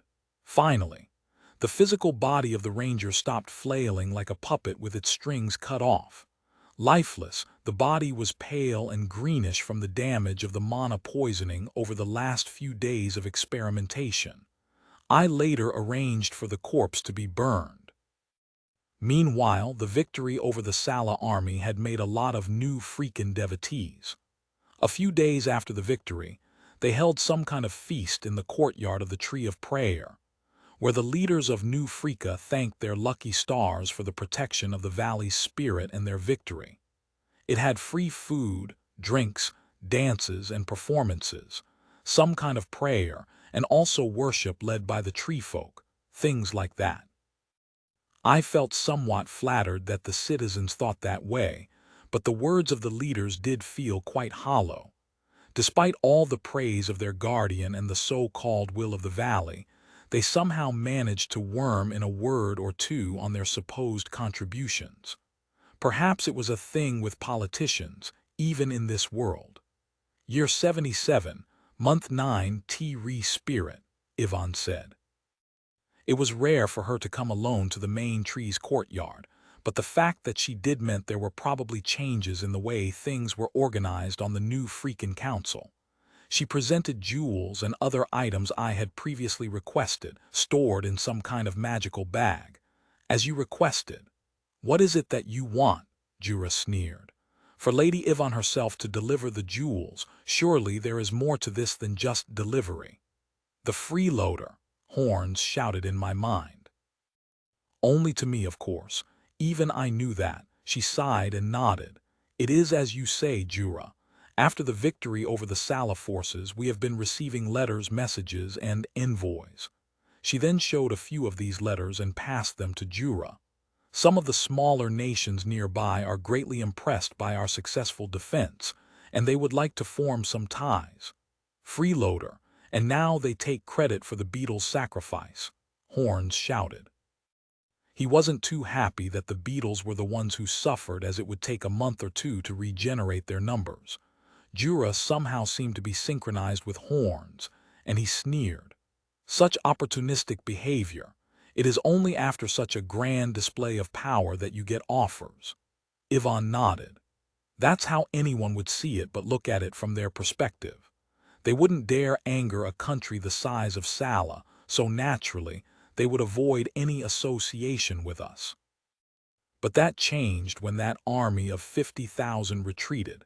Now, we are like a new power in the region, a force able to stand up to Sala, and so these smaller nations now view us more positively. Us. They had no casualties in combat. Put your men in combat, then you can say us.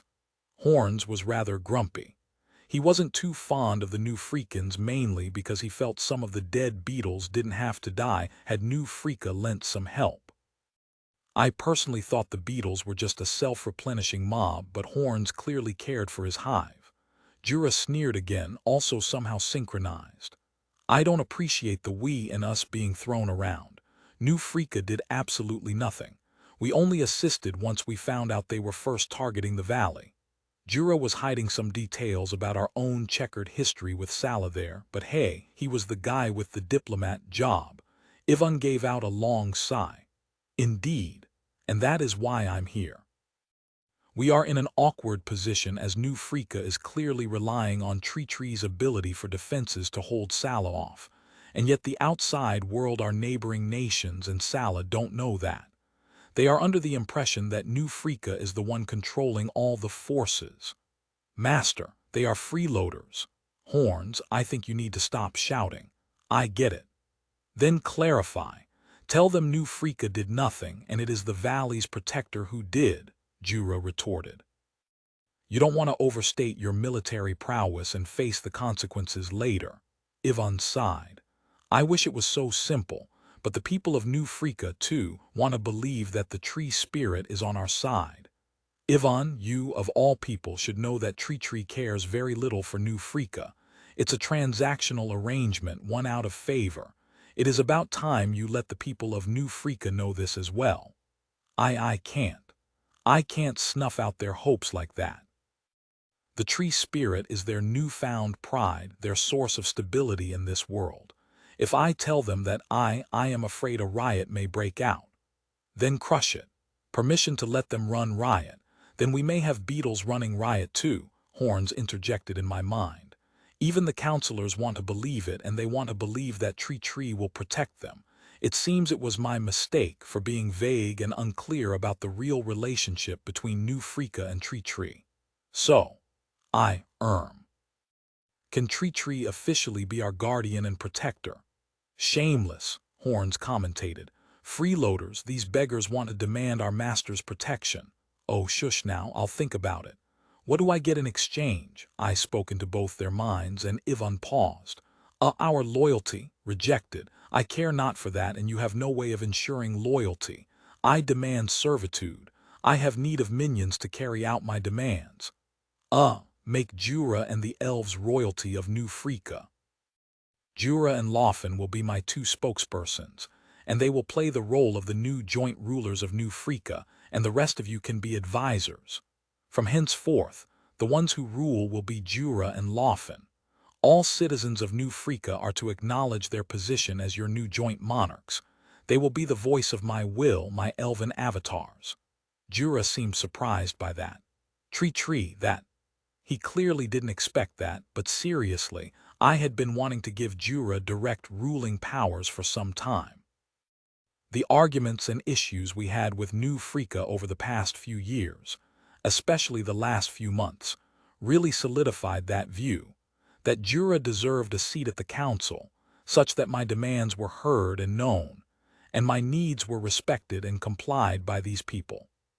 Unlike the tree folk, who seem perfectly content living in their small villages, or the centaurs who are similarly happy to have their hillside slopes, these New Freakans had been creating problems. Yvonne herself also seemed shocked, and her mouth just gasped, a little too dumbfounded to respond, and she took a few deep breaths just staring at Jura and my main tree before she finally managed to respond. WWE are founded to be a council, a collective rulership, such that everyone has a say. To return to a monarchy would be against our founding principles. The council and the people will not accept it. Then be gone. New Freaka stands alone, I responded. It wasn't like I really needed them. It was really more of a mutual coexistence, since they had the ability to partake in trade to acquire materials that were not available locally. Please wait, tree spirit. Let me have some time to discuss this with the wider council. It is such a crucial decision. I alone cannot make this decision. I will summon a meeting immediately. Jura, too, seemed to be taken aback. Tree, we may need to discuss this later. And then I turned to Ivan. Go gather your council. And so Ivan ran back, leaving the jewels behind. Horns, we got the jewels already. Let's break your first level cap. Tree, wait. About that proposal earlier to make us the monarchy, are you serious? Yes.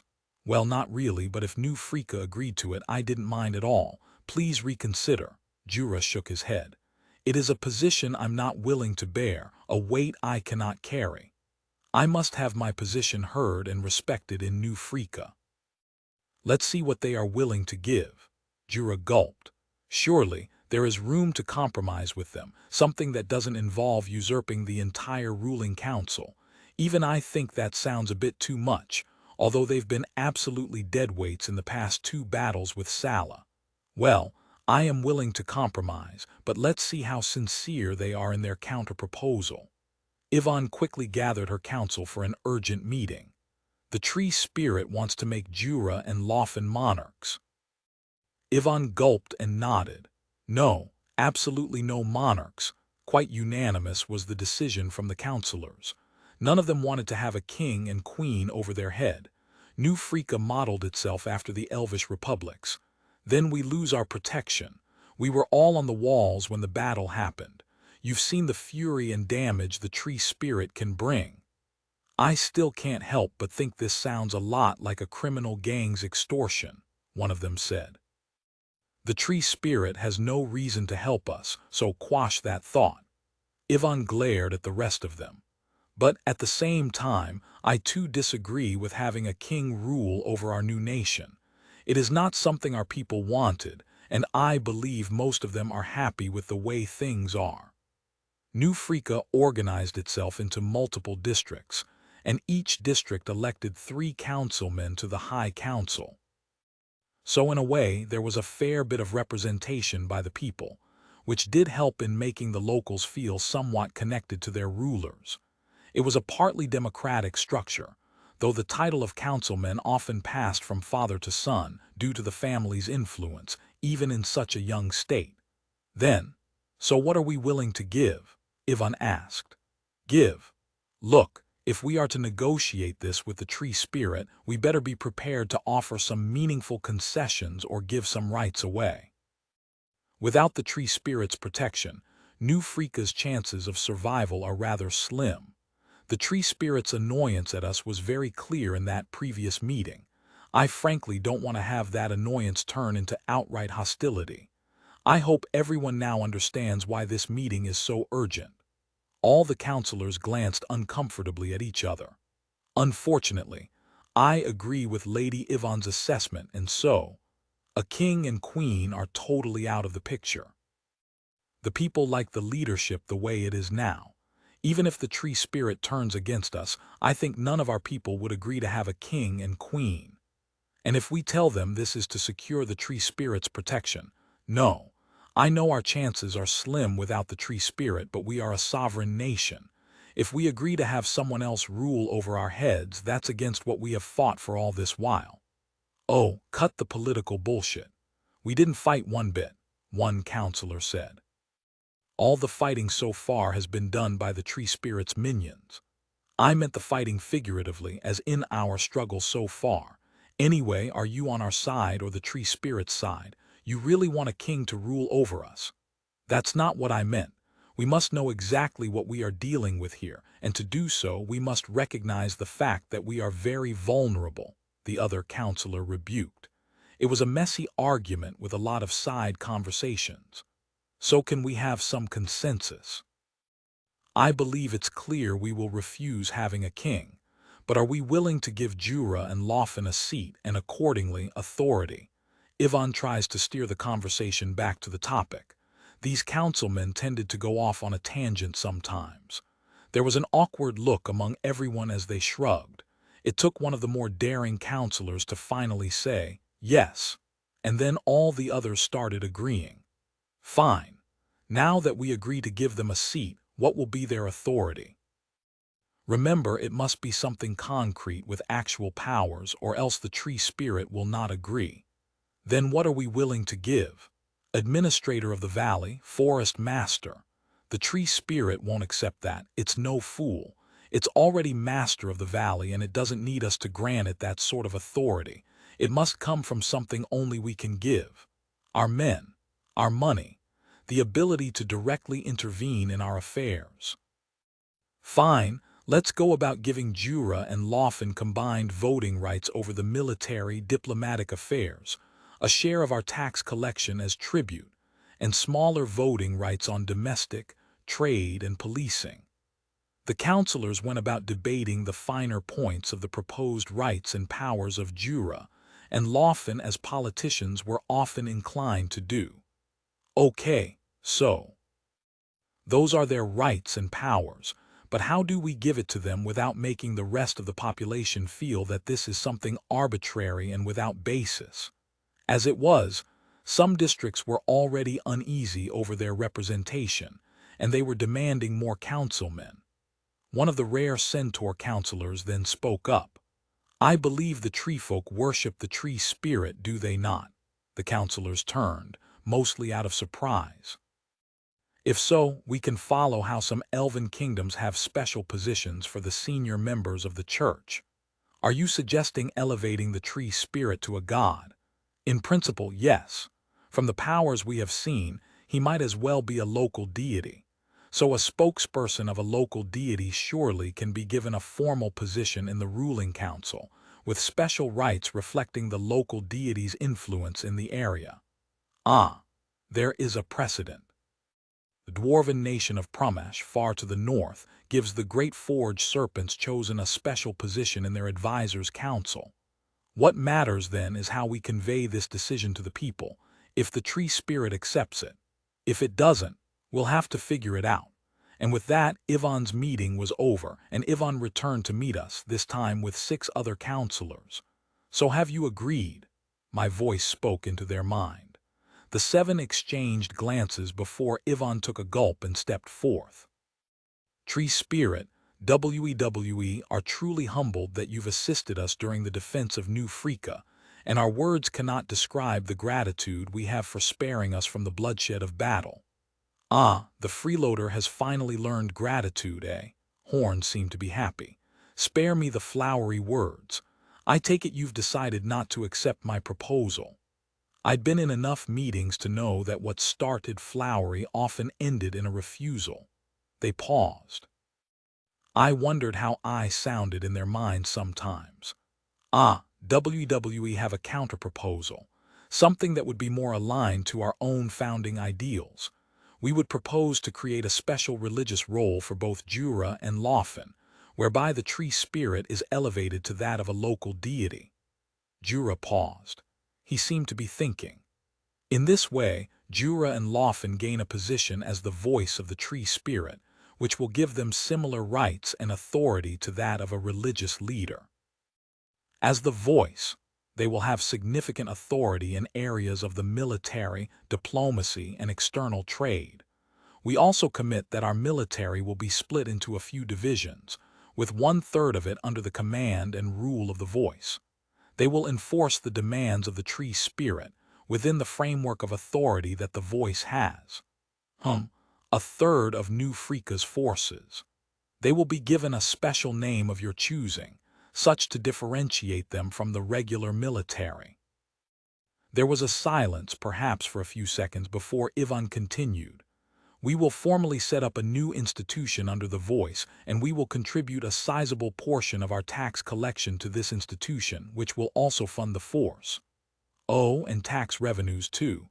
1/3 of all tax revenues and collections. I spoke into their minds, and they froze. The 7 counselors exchanged glances, and then they nodded. Yes, 1/3. Anything else?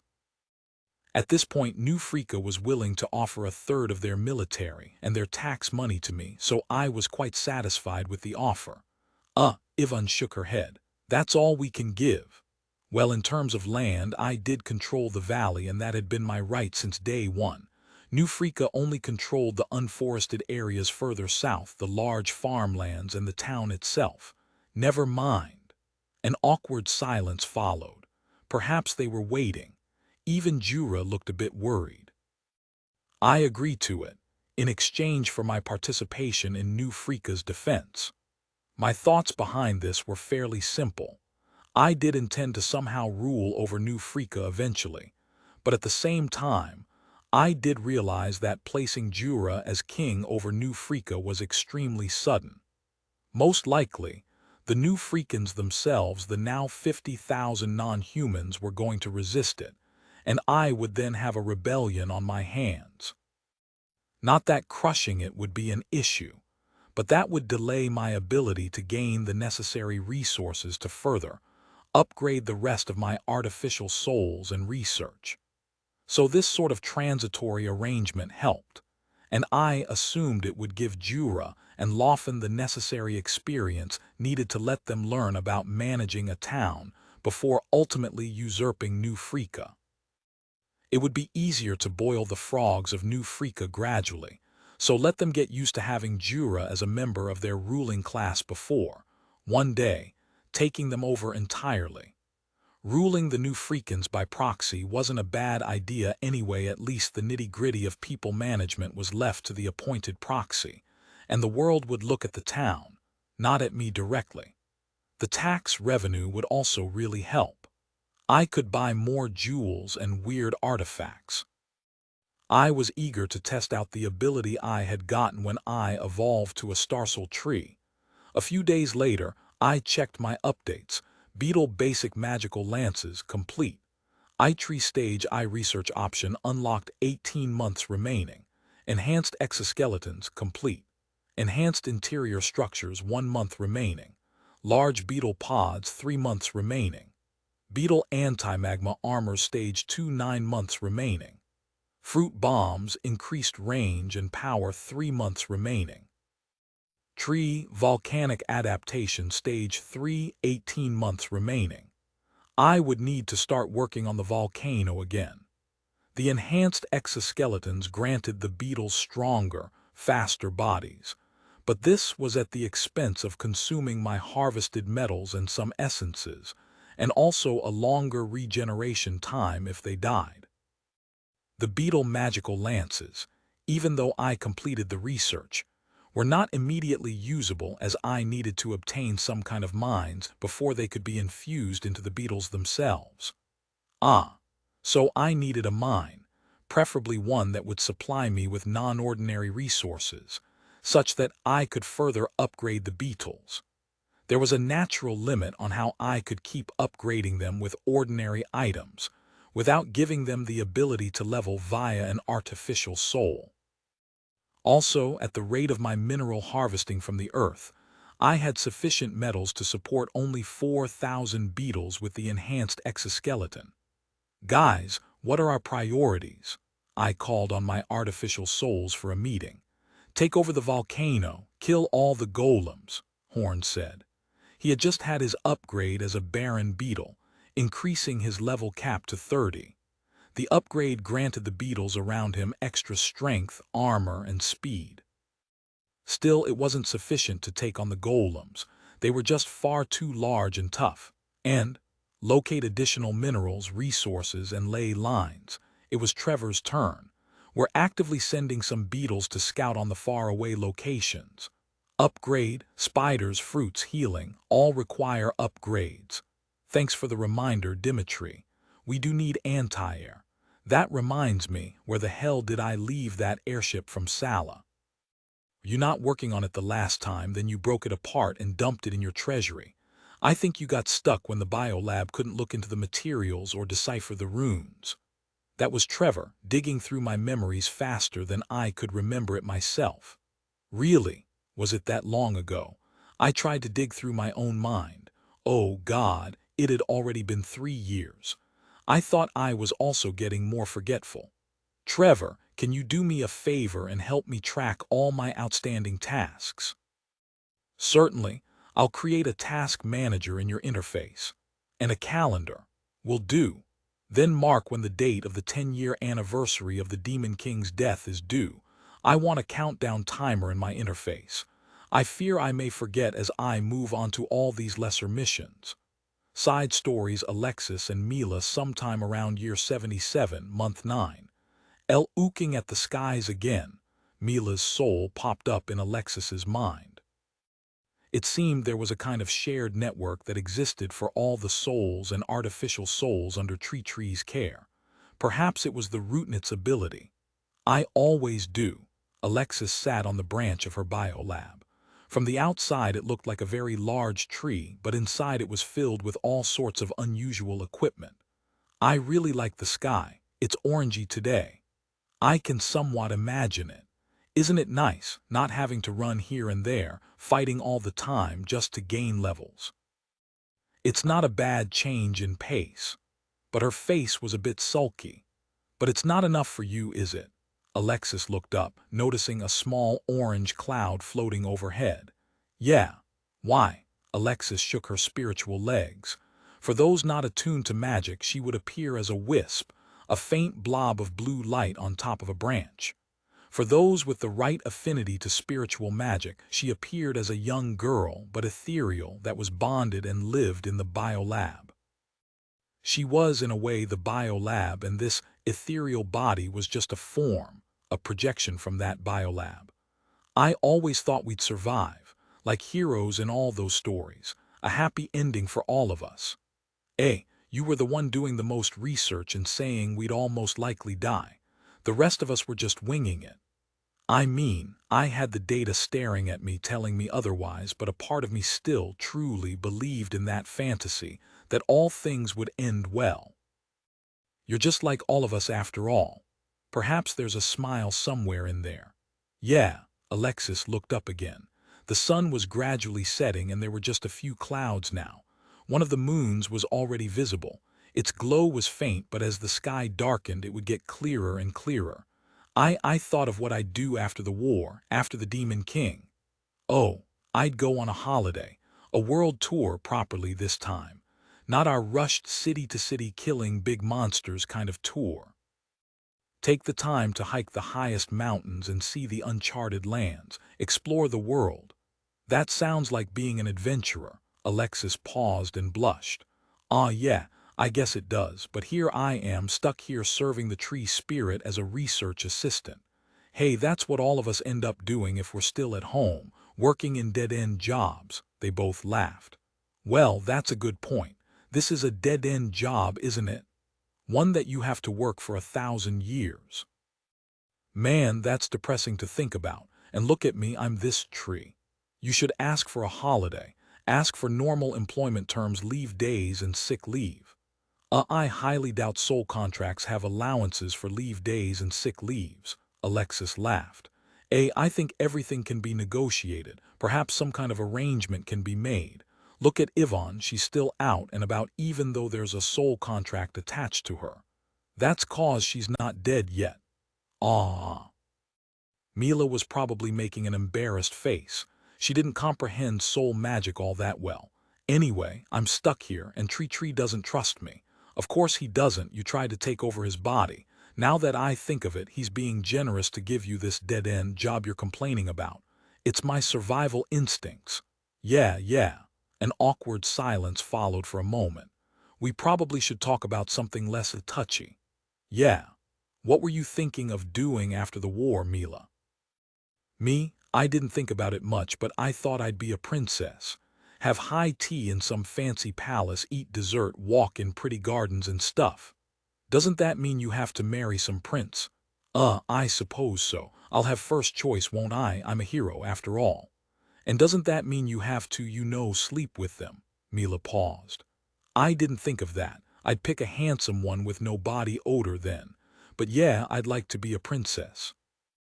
This is another world, and being a princess like those fairy tales would be something I'd like to do. But it'll be you that's rescuing the prince because you're the hero and he's not. He'll be the dude in distress. What's wrong with that? Nothing, but it's strange, I guess. You're kooky, Alexis. You too, Mila. I still really like one of the princess's gowns. It's so pretty. Remember Princess Elena's of the Faroe Isles? I really liked her seashell dress during the reception they threw for us. It really captured the essence of a mermaid. All I remember is her trying to hit on Max so hard. She was really trying to give herself to him. Oh, I remember that. What were you jealous? Wait, you liked Max? No, I didn't, but I just remembered how ridiculous the princess was. Alexis shook her head. All the touching and flirting, it was just so horrifying to watch. It was like a train crash happening in slow motion. But she's really pretty. And if Max doesn't have immunity to charms, he'd fall for her. I don't think it's the charms, though. Alexis shrugged. Notice how none of us ever eyed any of the good-looking men or women we met throughout our journey. I think it's the effect of the hero title. Until our quest is done, we won't be sidetracked by such stuff. Oh man, Mila sighed. Did that mean I missed all the good men that could have been in my life too? Maybe. You could have been a princess if you weren't a hero. Oh well. It's not fair, Alexis sulked. We spent years fighting demons, hunting them throughout the world, and we killed the Demon King. And what did we get? No special reincarnation from the gods. No post-battle reward to thank us for our sacrifice, those years of constant gruesome fighting. Aren't the gods just using child soldiers in a way? I never thought about it like that. I thought it was a privilege, a responsibility for those with our gifts, and we are no longer the teens we once were. Just a few years, Mila. Mila didn't say anything and just stared. But we have a second chance here. We're still in this world. We can still reap the rewards of our sacrifice. Mila's spirit bobbed. I don't like the sound of that. No, no, no, no, I mean, I don't have to be trapped in this dead-end job forever. The soul contract's on you. Maybe Tree can release me from it. Then we can travel the world. We can travel the world if we wait 1,000 years. We could just go and sleep in the soul realm and wake up 1,000 years later. You can do that. I can't. So these 1,000 years will be a lot longer for me. If I have to keep doing research for the next 1,000 years, I might go mad. Well, talk to Tree. A bit of honesty, and maybe you can achieve something big for him. Then he can free you from your contract. Huh. I certainly don't plan to serve. Alexis winced in pain. It was an intense one, and it sent Alexis into a kind of fidgeting shock. Oh dear, you triggered it. The pain lasted for a good 10 minutes. Mila, a floating soul, could only watch as her friend suffered in intense pain. Man, that was a bad headache. What was I saying? Where was I? What were we talking about? Alexis finally recovered from the pain and seemed to suffer from some kind of amnesia. Mila paused before deciding not to remind Alexis of the discussion. Oh, nothing. We were just talking about dresses. Remember Lady Alice's silver bling dress? Side stories, Lausanne, relax and be focused, Tree whispered into my mind. A small wolf. That was my real opponent today, and I felt a bit intimidated by the idea of fighting it as my first non-sparring opponent. But it was a monster that appeared all the time in the forest, so Tree said it was probably the easiest one around. Still, not easy. It was still bigger than me. It growled, baring its fangs. At the back of my mind, I knew Tree was watching. So was Horns, the giant fighting beetle, and maybe even Jura somewhere. So I tried to relax, but it was different. There was real anger in the wolf, true hostility. Perhaps it was hungry. It growled again, and it changed its posture, looking at me with those angry eyes. I looked at the spear in my right hand and the dagger in my left. I practiced for this a long time, and so I believed I could do it. I had it engraved in my mind thanks to so many dreams of me just swinging the spear and the dagger. No, I must do it. A hero must do what a hero must. The wolf charged, and our eyes met. My grip on the spear tightened, and I waited for the moment. It felt instinctive. I was one with the spear. It was a small one, and while I couldn't use a full-size spear yet, it was enough. The wolf entered my range, and it pounced. I ducked and instantly activated my ability Power Strike behind me, but it managed to get up and run away, leaving a trail of blood dripping onto the dirt. And yet I didn't give chase. I froze. My mind somehow replayed that pain in the wolf's eyes, the whimpering voice that sounded dog-like. "You okay?" Tree whispered. I couldn't do it. A part of me cursed myself then. Was this how my dreams of being a hero ended? Was I not meant to be a hero? Heroes killed monsters. The first time you draw blood says a lot. Jura walked over, still holding his bow and arrow, ready if the battle went bad. "How do you feel?" I'm disappointed. I'm angry. Why couldn't I do it?" I looked at Jura, and he smiled. His big hands held my shoulders, and he gave me a shake. "Why are you disappointed?" "Because heroes are supposed to slay monsters, but I failed. Didn't you tell me that some heroes started fighting monsters when they were 6 or 7? Does that mean I can't be a hero?" Jura shook me again. "Heroes mindless fighting golems. No, I mean heroes were supposed to be like gods in the battlefield, the power of the heavens made flesh, the fury of a hurricane made into human form. So why are you disappointed? Is it really the right thing to feel? The question is this: why did you have to kill the wolf? Because it's a monster. Why do you have to kill monsters? Because monsters hurt people. Did it hurt you? Well, not yet. So why do you have to kill it? It can't hurt me. Then you'll be killing everyone.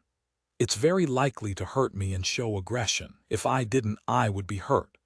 Good point, but in this case you've wounded it and chased it away. Is that sufficient? Uncle Jura, you're giving me the moral answer again. I can sense it when you're lying and don't believe what you say. I was young, but I knew it when I heard it.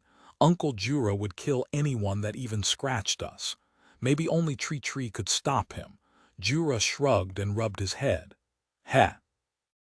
Well, it actually comes with experience, young Lausanne. When you meet more people and meet more monsters, you will be able to better judge who do you spare and who do you kill. So that was the morally correct answer. I thought the standard education that all elves, all parents, tried to give was to be morally just. But I lived in a world of wars. Even 8-year-old children like me knew that morally correct was just words. I lived in a world where might made right, where heroes could order nations because their powers gave them that right, where demons could crush nations overnight because their might was stronger. Jura paused, kneeled next to me and rubbed me on the head. Yes, I have to tell you what is morally correct to do. When you deviate from it, you must be able to answer to yourself about why you deviated from what was morally correct. I may not truly believe in it, but that is because I know what is important to me.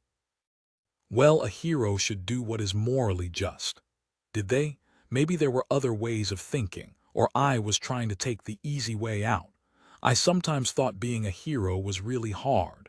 All these types of justice, fairness, how did they think about these kinds of things in the heat of battle? A week later, I asked Tree to let me fight the forest monsters again. I thought long about it. I mean, it was hard to really think about it. I was only 8 and I got headaches when I thought for too long, and when I did, I felt like going to the playroom and just playing with my wooden toys again. So why do you want to fight again? Jura asked. Maybe a part of him wished I would stop this hero dream of mine. I sometimes still heard Uncle Jura say that when he talked with Mom. I don't know, I just want to, maybe I will get better. That's not a good reason. I just want to, I insisted. Just because you want to, it doesn't mean you can. Uncle Jura frowned and gave me that look when I was being a bit difficult.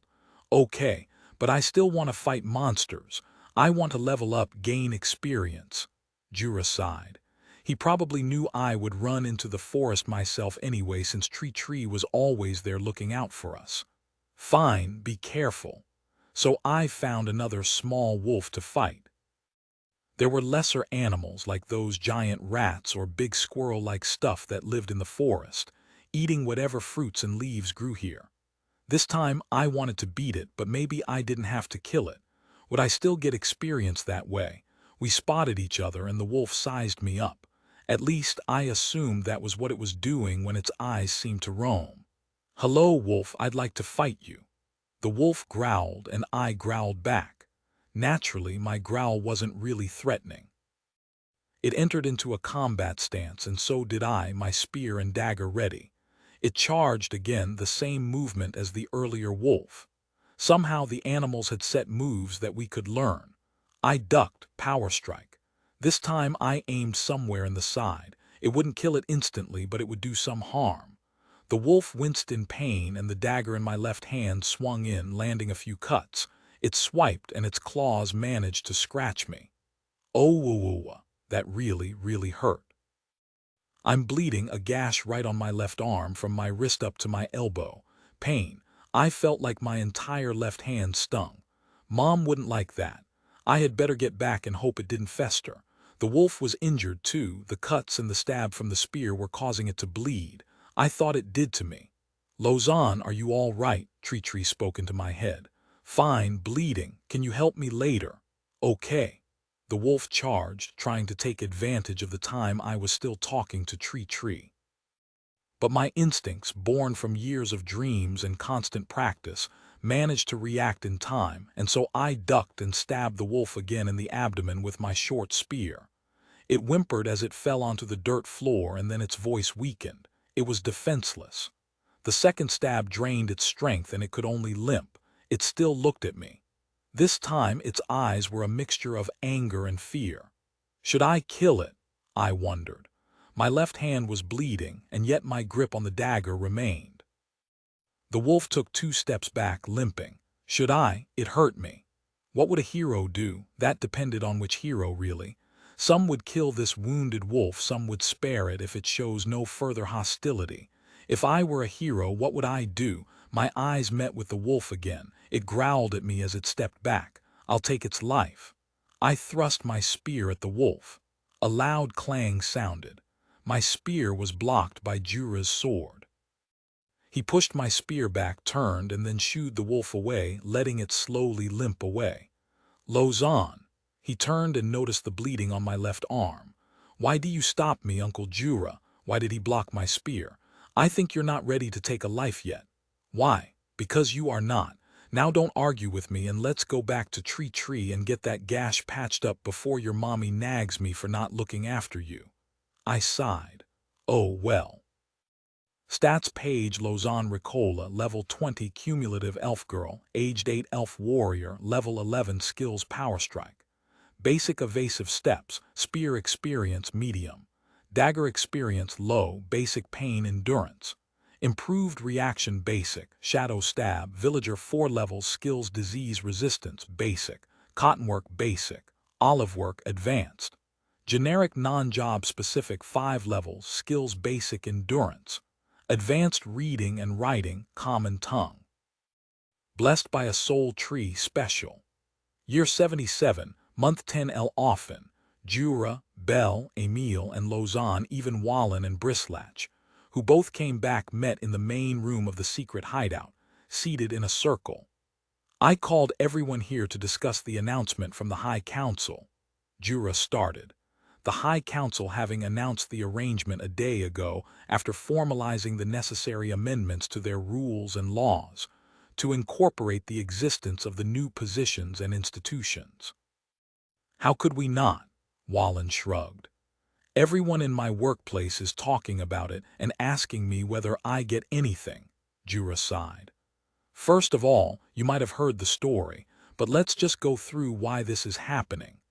Tree has decided that he wants a larger role in the affairs of New Frika since Tree has been tangled up in multiple battles due to New Frika's hostile relationship with Sala. Providing free protection without compensation or representation isn't what Tree considers to be an ideal arrangement. This will give Tree greater ability to choose the battles it fights and avoid those it doesn't want to participate in. But isn't that what tree spirits do? Brislach asked. Tree spirits raised by elves protect their cities and capitals. Are they not benevolent spirits of the earth that protect the inhabitants and their surroundings?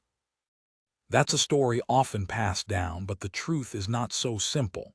We don't know what price the elven nations pay to their tree spirits in order to obtain their assistance. If there are, I would think they are secrets of the kings and the royal court. Perhaps the tree spirits of those nations owe the elves some kind of favor too. We cannot use the charity of other tree spirits as an expectation of Tree's demands and conduct. The other elves nodded, prompting Jura to continue. A healthy ecosystem must have everyone playing their part. A New Frika that doesn't contribute back to the system is not productive to the entire valley. Ecosystem. Yeah, a word from Tree. It means the system of how each individual and creature in the valley interacts with each other. An awkward pause followed. Right. Back to the announcement. Tree has decided to appoint me Supreme Council and Lawfen as Vice Council of the newly set up Valtrian Order. Now what this means is that both of us are now part of the High Council of New Frika. Some of them say it's a power grab. Wallen voiced out the rumors from the ground. There were plenty of other such thoughts and rumors passing around. In some ways it is. Jura nodded. The fact is, a third of all tax collected is now under our control, and so is a third of the militia. A skeleton group of administrative staff and treasury have been assigned to assist the Valtrian Order as well. And that is a heavy burden we now have to bear to fulfill Tree's will. Another moment of silence passed as everyone digested the meaning of this change. It was big, since the 7 of them were named as the selected special individuals that Tree had commanded to be specially protected. In time, this might mean having guards assigned to each of them. Any thoughts? Wallen grumbled. Uncle Jura, to be honest, I don't really care what Tree wants to do. I am trying to move on, actually. We lived for years under Tree's care and protection like refugees, like war victims. And now there is a town that springs up next to Freaka, one of non-humans like us, where we can return and live life as regular people again. A life similar to the past, before all this destruction. I even have a job now and friends. Jura paused and looked at Wallen. Tree, but before Jura could continue his response, Wallen continued, I understand all this is actually possible because of Tree's presence and protection of New Freaka, but this pronouncement does make our life a little bit more complicated. I understand. After living so long in the shadows of war, all of us would really cherish these moments of normalcy and calm. I would like to continue having a normal life like everyone else. Live a life in a town, working. Being a part of the ruling elite is something that never crossed my mind. Wallen and Brislach moved to New Freaka to work and live some time ago, and frankly, I could see why. It is disruptive for the life you've tried to rebuild in New Freaka, but please bear with us. There are bigger things at play here, Jura nodded. We'll try not to disrupt your life as much as we can so you can still live some of that normal life. But things will change and not everything will remain normal. Wallen sighed. I suppose that will be all I can ask. It was Brislach's turn to speak. We're going to be special, aren't we? Lawfen nodded. Yes, it is a strange twist of fate, but we are now a special group in this valley. With some reluctance, the 7 elves accepted their fate. The announcement was rather confusing to the populace of New Freaka, but to most of them, it was something they soon forgot since reorganization at the top happened frequently. And for refugees who lived through changes of power, such things were common. Every time a king changed, there was bound to be some restructuring. So the new organization of the season was the Valtrian Order. That was the name I came up with. Just a combination of the words valley and tree. Few days later, the exiled wizard of Baruch visited the inner courtyard of my main tree, surprising Jura, who was taking a rest, a little overwhelmed from the sudden influx of matters requiring his attention. Greetings. Ah, Wizard Mattias. I hear that you are hiring Supreme Council. The wizard smiled and bowed. Jura coughed at the title and the bow. Perhaps the wizard was mocking him. Ah, yes. Well, good. Allow me to get to the point. I would like to offer my services to the tree spirit. Jura coughed quite hard. Was he choking? After a few coughs, he recovered and looked into the wizard's eyes. Surely you jest. No, I mean it. I would like to offer my services to the tree spirit and the Valtrian Order. It's something I've been thinking about it for days since I found about the whole Valtrian Order's setup. Jura couldn't answer, so he just paused. Accepted. I didn't let Jura say more. I had a need for a mage's services, so the fact that he came and offered it was very much welcome. Whether he had the right motives, well, that could be sorted out later. As it was, I needed someone as a counterpoint to Alexis, to share knowledge of the magics from a different source.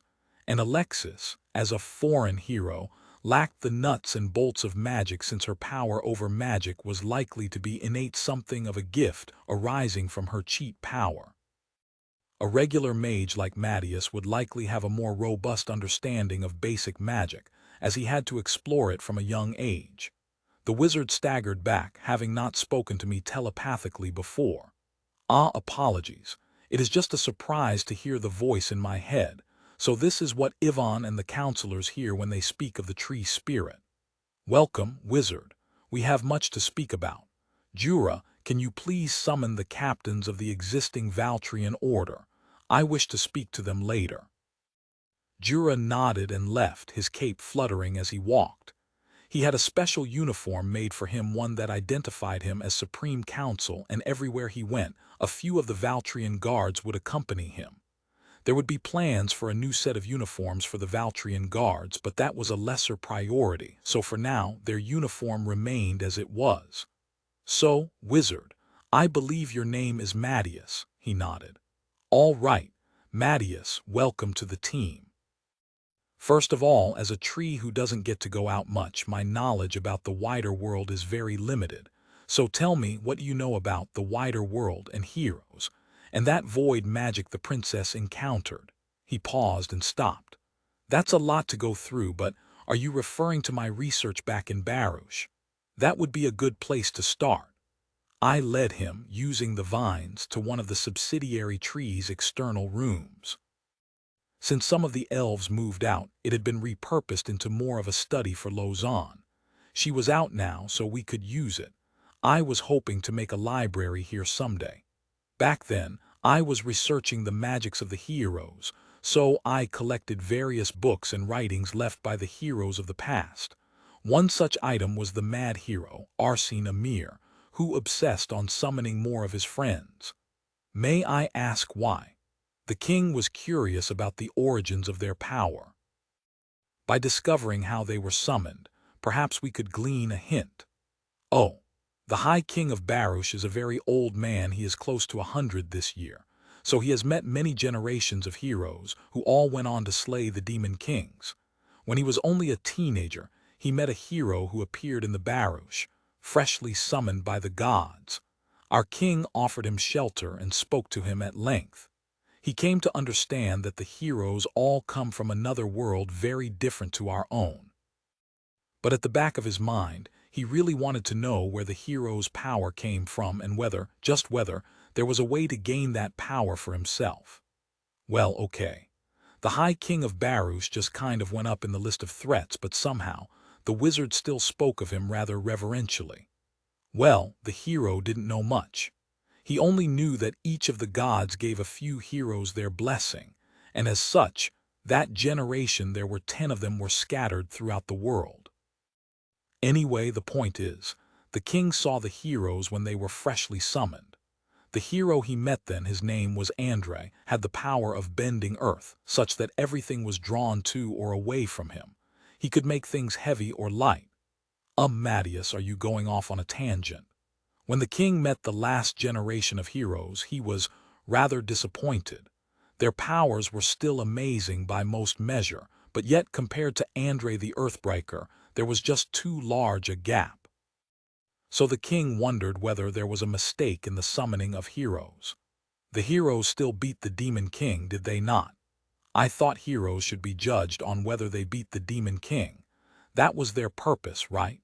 The point I tried to make to my king is that there are just too many different types of heroes. Consider the story from 220 years ago. There was only a single hero summoned, and that single hero became Emperor Taxa Mornungsari. That hero later founded the Darmun dynasty, which later splintered into the Takt, Nung, Sala, and the now destroyed Moras and Fikris kingdoms. Sounds like there's nothing much other than history. I mean, so what? If my own experience served as a guide, it could be their attempted extraction of souls didn't work that well. Maybe the truck that was supposed to hit the bus missed and the rest of the passengers survived. Well, yes. Mattias slouched, his head downcast. My research got me nowhere. It seems a lot of it is on the individuals and some strange stroke of luck. And it's not as if the lesser number of heroes is always stronger than when more heroes are summoned. For every theory I came up with, there was always some other incident that proved otherwise. Okay, so heroes are random. Actually, does he know about star mana? Yes. If there's anything that I actually did find, it is that the heroes are getting younger, and I have no idea why. Huh. Okay, that was absolutely a letdown. I was hoping to gain some insight into heroes and the Demon King, but it looked like I would have to try elsewhere. At least he seemed rather knowledgeable about history, so I decided to try a different question. Anyway, since we are also talking a bit about history, is there a time before heroes? The wizard sipped his tea and thought for a moment. There is supposed to be a time before heroes and demon kings, but it is millennia ago, and we don't have any records. When was the first documented demon king? We also don't know. There was a demon king, Demon King Amadeus, who destroyed close to 80% of the world, and with it, most of the world's written records. So the information predating Demon King Amadeus is scarce, and the word-of-mouth stories are not reliable. Fine, tell me about Demon King Amadeus. How did the world defeat it from such a position? The legends from that era are not very consistent. It did happen many thousands of years ago. There are a few theories, though the most believed one is that a group of heroes were summoned in the scattered islands, and they later defeated the Demon King. Has any other Demon King come close to that level of destruction? Not many, but a few notable Demon Kings did destroy at least a few continents each. Of those we know of, only Amadeus was successful enough to destroy all the continents. Why didn't the heroes stop them? Again, we have very little knowledge. My own understanding is that it was a case of the heroes being summoned too late and needing time to get stronger. In quite a few cases with other demon kings, overconfident heroes tried when they were not ready and got killed. How'd the world recover from something like Demon King Amadeus? There were survivors, a lot of them in hiding, and the heroes who defeated Amadeus went on to defeat two more demon kings, so the legend goes. That gave the world some time to recover from the extensive damage, but all this is really word of mouth since written records from that era are rare. We don't really even know whether the destruction was really that extensive since the records are so rare. Have there ever been instances where heroes were summoned twice? Not that I know of, but it is possible. Amadeus seemed totally clueless on this. Fine. Tell me about this, the 10-year Demon King cycle. I mean, that's something that I wondered about. Why 10 years? We have no idea why. Perhaps it's some quirk in the stars. It's not a rule, though. There have been exceptions a lot of times, and we have no idea why. Okay, not helping. I needed to try other kinds of questions. Why did the world leave all the fighting to the heroes? Why not the locals? Is there nobody at the level of the heroes? It's just the way it always has been, really. But I would think it would be really, really hard. Even slaying a demon champion needs very high-level fighters and mages. Once again, not helping. Was there some level wall or ceiling that existed for the locals so that the world needed to rely on external powers? Never mind then. Thank you for sharing your knowledge. I will borrow your knowledge of history later. You are welcome. Consider it proof of my sincerity. Amadeus nodded and took a sip from the wooden cup. Anyway, why do you want to serve me? I asked. When you managed to undo the damage suffered by the princess, I realized that you must be a great and powerful being. To serve a great being would be a privilege and honor, and I hope to be part of that greatness. Maybe the greatness will rub off on me. A glory chaser. I'll need to watch him a bit more carefully. Greatness may not be something I can offer. I can offer you fruits. Amadeus laughed as a bowl of fruits appeared before him. He smiled, grabbed one, and bit. Year 77, month 11, an envoy from Sala came, bearing strange news. One of unconditional ceasefire, a truce. The offer soon riled up the entire High Council, who managed to be outraged, happy, and greedy, pretty much everything. It was the first time Jura sat on the High Council, with his 33% voting rights on such matters, with an additional right to veto certain decisions. We have the advantage. We should demand reparations from Sala, one of the councillors said. They are afraid, and now they want a truce. I grow tired of war, another councillor said. Perhaps we should just take it. No, Sala has caused us a great deal of harm. We should not take it without compensation. They argued, and they eventually settled into two camps, a group that demanded extra compensation and another that wanted to accept. So Ivan, as the chair of the High Council, turned to Jura. Supreme Council, as representative of the tree spirit, do you have any words to add? Tree spirit is of the view we should accept it. Ongoing combat is not productive for the valley. There are bigger concerns. My first concern was the demonic rifts. Those should start appearing very soon, as those happened well in advance of the Demon King's arrival. But Sala's not exactly a trustworthy country to deal with. We could accept the truce only for them to break it. So, we don't have any offensive capability at the moment. A truce is good for us since it allows to trade with Sala. With that, the truce was accepted. Of course, this was rather shocking to Sala's envoy as well, who expected a rejection and were prepared to die. Year 77, month 12 airs the man you asked me to find, tree spirit. I'll leave the room now. Jura bowed and left the old man standing alone in the small room right next to the tree of prayers. It was a special room, more of a courtyard, with one tree in the middle and sunlight coming in from above. It was winter, so there was snow, too. The old man, a half-elf, looked around and shrugged. "What's this?" I spoke directly to his mind. "Hello, Wesley." He paused and tried to see whether there was anyone else in the room. "Is this some trick or magic?" I gave him some time, and after a while he stopped. "Fine, who are you?" he asked. "I'm Tree, the tree spirit of the valley." He rubbed his chin. "Huh, so there really is a tree spirit. So what can I do for you?" "I'd like you to help conduct some ceremonies for me. Something a person like yourself, a former priest, can do." "What kind of ceremonies?" "Simple ones. I have a few in mind for the dying, for death, and for births. Lawfen will assist you, but she is not fit for the role of a master of ceremonies. Are you keen?" The man paused. "What do I get?" "A fair pay, accommodation, and some tea to help with the aches you have. Additional things can be discussed." The man paced around the courtyard a few times. Clearly this was something he was thinking about a lot until he paused and asked, "Which god am I praying to?" "None." His face was one of shock. "So, what rituals are we actually doing?" "I'll let you know, but first, are you willing?" The first of the ceremonies happened a few days later. One of the older folk in New Frika passed away. There the population comprised of a mix of elves, dwarves, centaurs, treefolk, half-elves, some lizardmen, and quite a few more others, though elves formed the bulk of them. So there were actually many ways to process a corpse.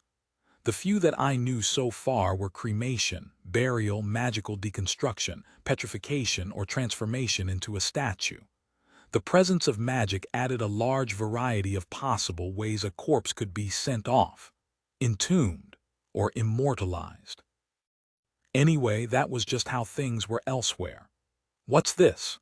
An elderly woman, the deceased's wife, asked as the corpse of the old man was brought in by some of the guards on stretchers. Wesley smiled, a calm, reassuring smile from years of training as a priest, and he warmly greeted the elderly woman. New Freekas welcomed the tree spirit into its fold, and this is one of the many ways the great tree has given us his gifts. It was a large open space, and there was a curved, bent tree as if the tree grew straight up before heading sideways.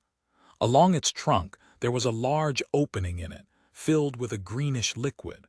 Multiple flowers dotted the side of the trunk. Wesley nodded to the guards, and a few of the men assisted in placing the corpse of the old man slowly into the opening. With this, the dead will be one with the tree spirit, his soul on their journey to the world beyond. The corpse slowly sank into the thick, greenish liquid, and for effect, the flowers around the trunk started to bloom a little bigger as a pleasant, calming, soothing scent was released into the room. There was even some wind and rustling sounds to add to the moment. And when the corpse fully sank and disappeared into the green liquid, the flowers glowed slightly. The family cried for a good hour as Wesley spoke to each member of the family, giving them a blessing. He then picked the flowers from the side of the trunk and passed one to each of the family members. "What happens to the body?"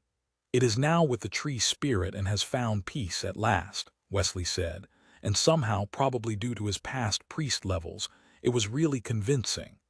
"These flowers contain the essences of your deceased father, and they will last longer than normal flowers, but they, too, will fade after a year. Think of it as a reminder of he who has now left us." The elderly woman nodded. "Is there something more permanent, perhaps a marker we can get, to remind us of our beloved?" Wesley smiled, and he touched the trunk. From the greenish liquid, a small bone floated up. He carefully picked it up with a special spoon and placed it in a ceremonial wooden bowl. "Ah, yes. This is the condensed bones of your husband. Keep it as you wish or make it into something." The elderly woman accepted it with tears in her eyes, and after a bit more small talk, the entire family left. Wesley breathed a huge sigh of relief. It was the first time this ceremony had been shown to the citizens of New Freaka, and even the guards themselves had not seen it. "How'd it go?" Wesley asked when there was only Lawfin remaining inside the courtyard of death. There were some proposed names for the courtyard, perhaps to call it the Garden of Return, to signify one's return to the tree spirit. I quite liked it, but I was still pondering other names before finalizing it with Wesley and Lawfin, since Lawfin was going to play a larger role in the rituals and religious aspects of the Valtrian order. "Good. Is that really the bone of the deceased?" "Yes." "Ah, good. I've not lied then. What both of you think of the ceremony?" Wesley sat and smoked some kind of rolled-up leaves, nodding. "It's easy. I believe the tale will spread soon and more families will ask for this ceremony." "Any views on how to improve it?" Lawfin shook her head. "I like it, but let me sleep on it a little. Maybe I'll get some ideas later." "Me too. I was so nervous doing it for the first time. All I want to do now is just get the hang of it first." "Very well, it was a good first time. Go get some rest." They both nodded and left the courtyard, and I returned into my soul realm to have a look at the results of the ceremony. The dead man's soul was in good condition and a state of calm. Reincarnation to the next world was going to be quite a breeze.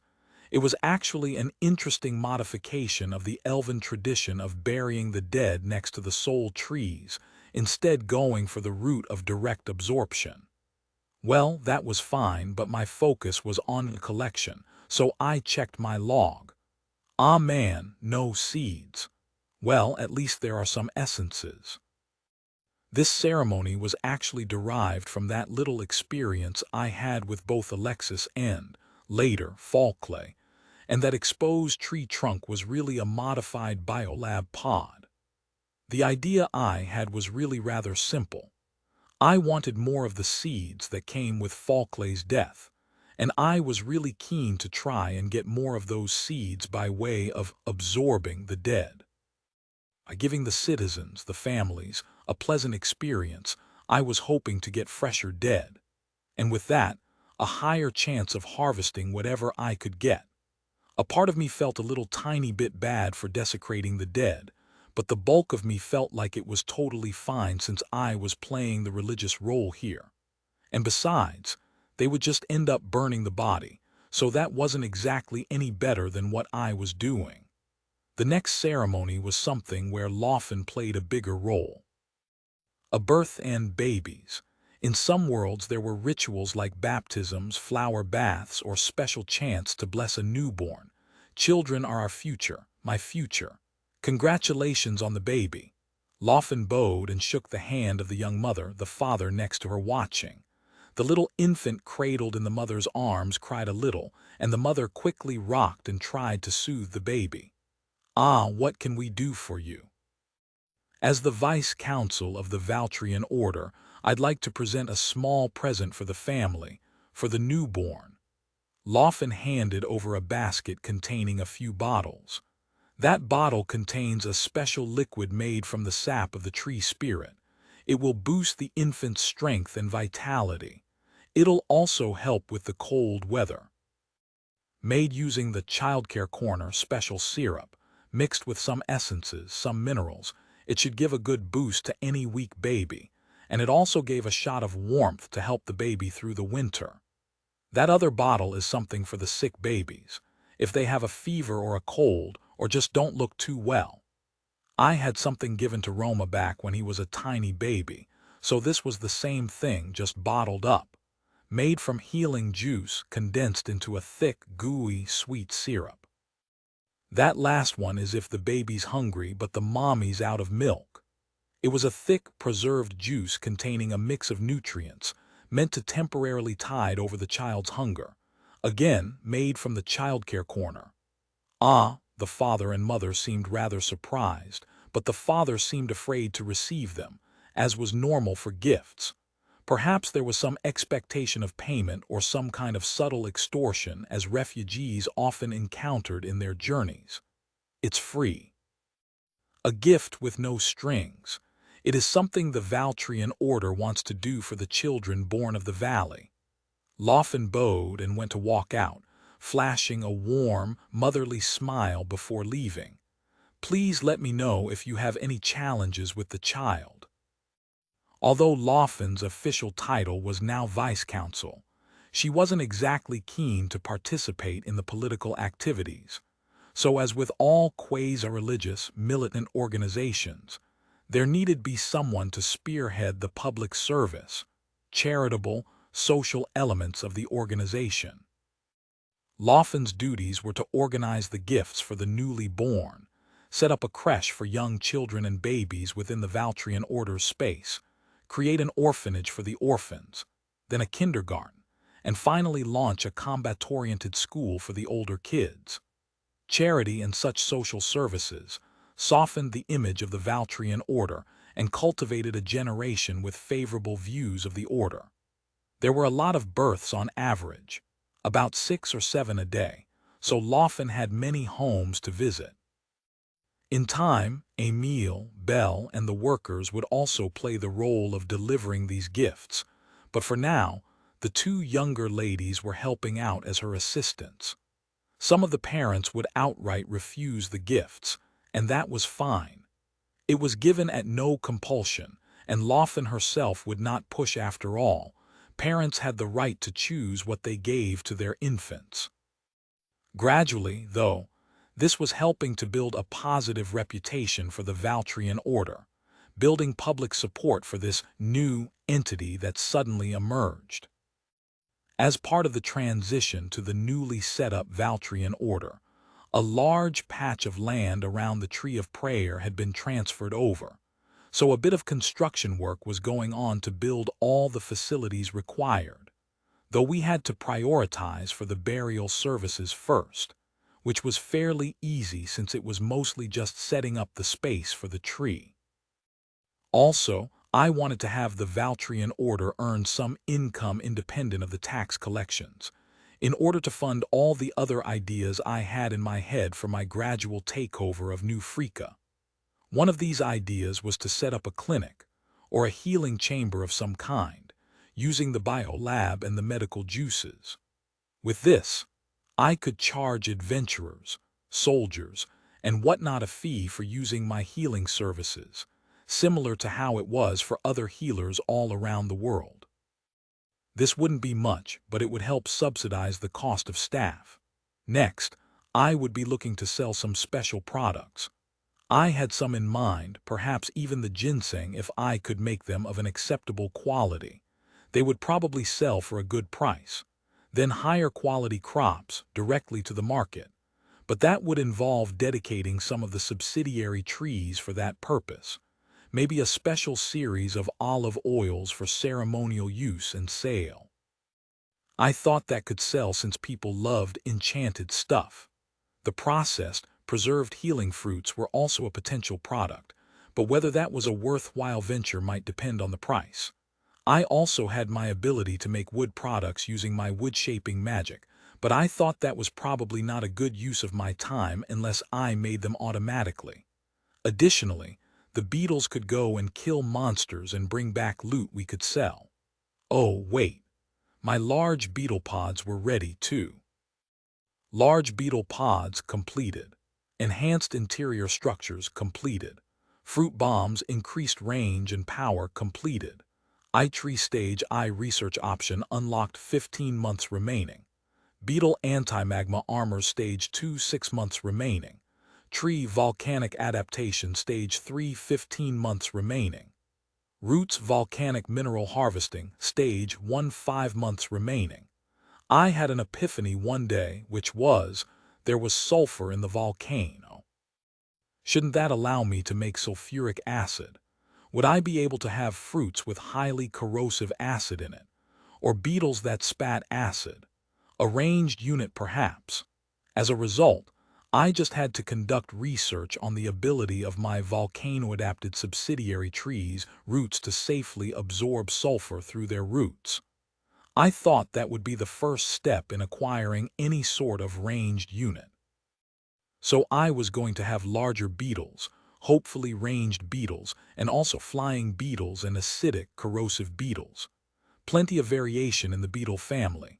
Of course, this made Horns rather happy. I still hadn't figured out how to get that step from sulfur to acid, but I would figure it out once we got there. Perhaps it would be some kind of large, segregated tank where the sulfur was processed. Oh well. I was starting to have a few more things going on than I could handle. I needed help. Time to create another artificial soul.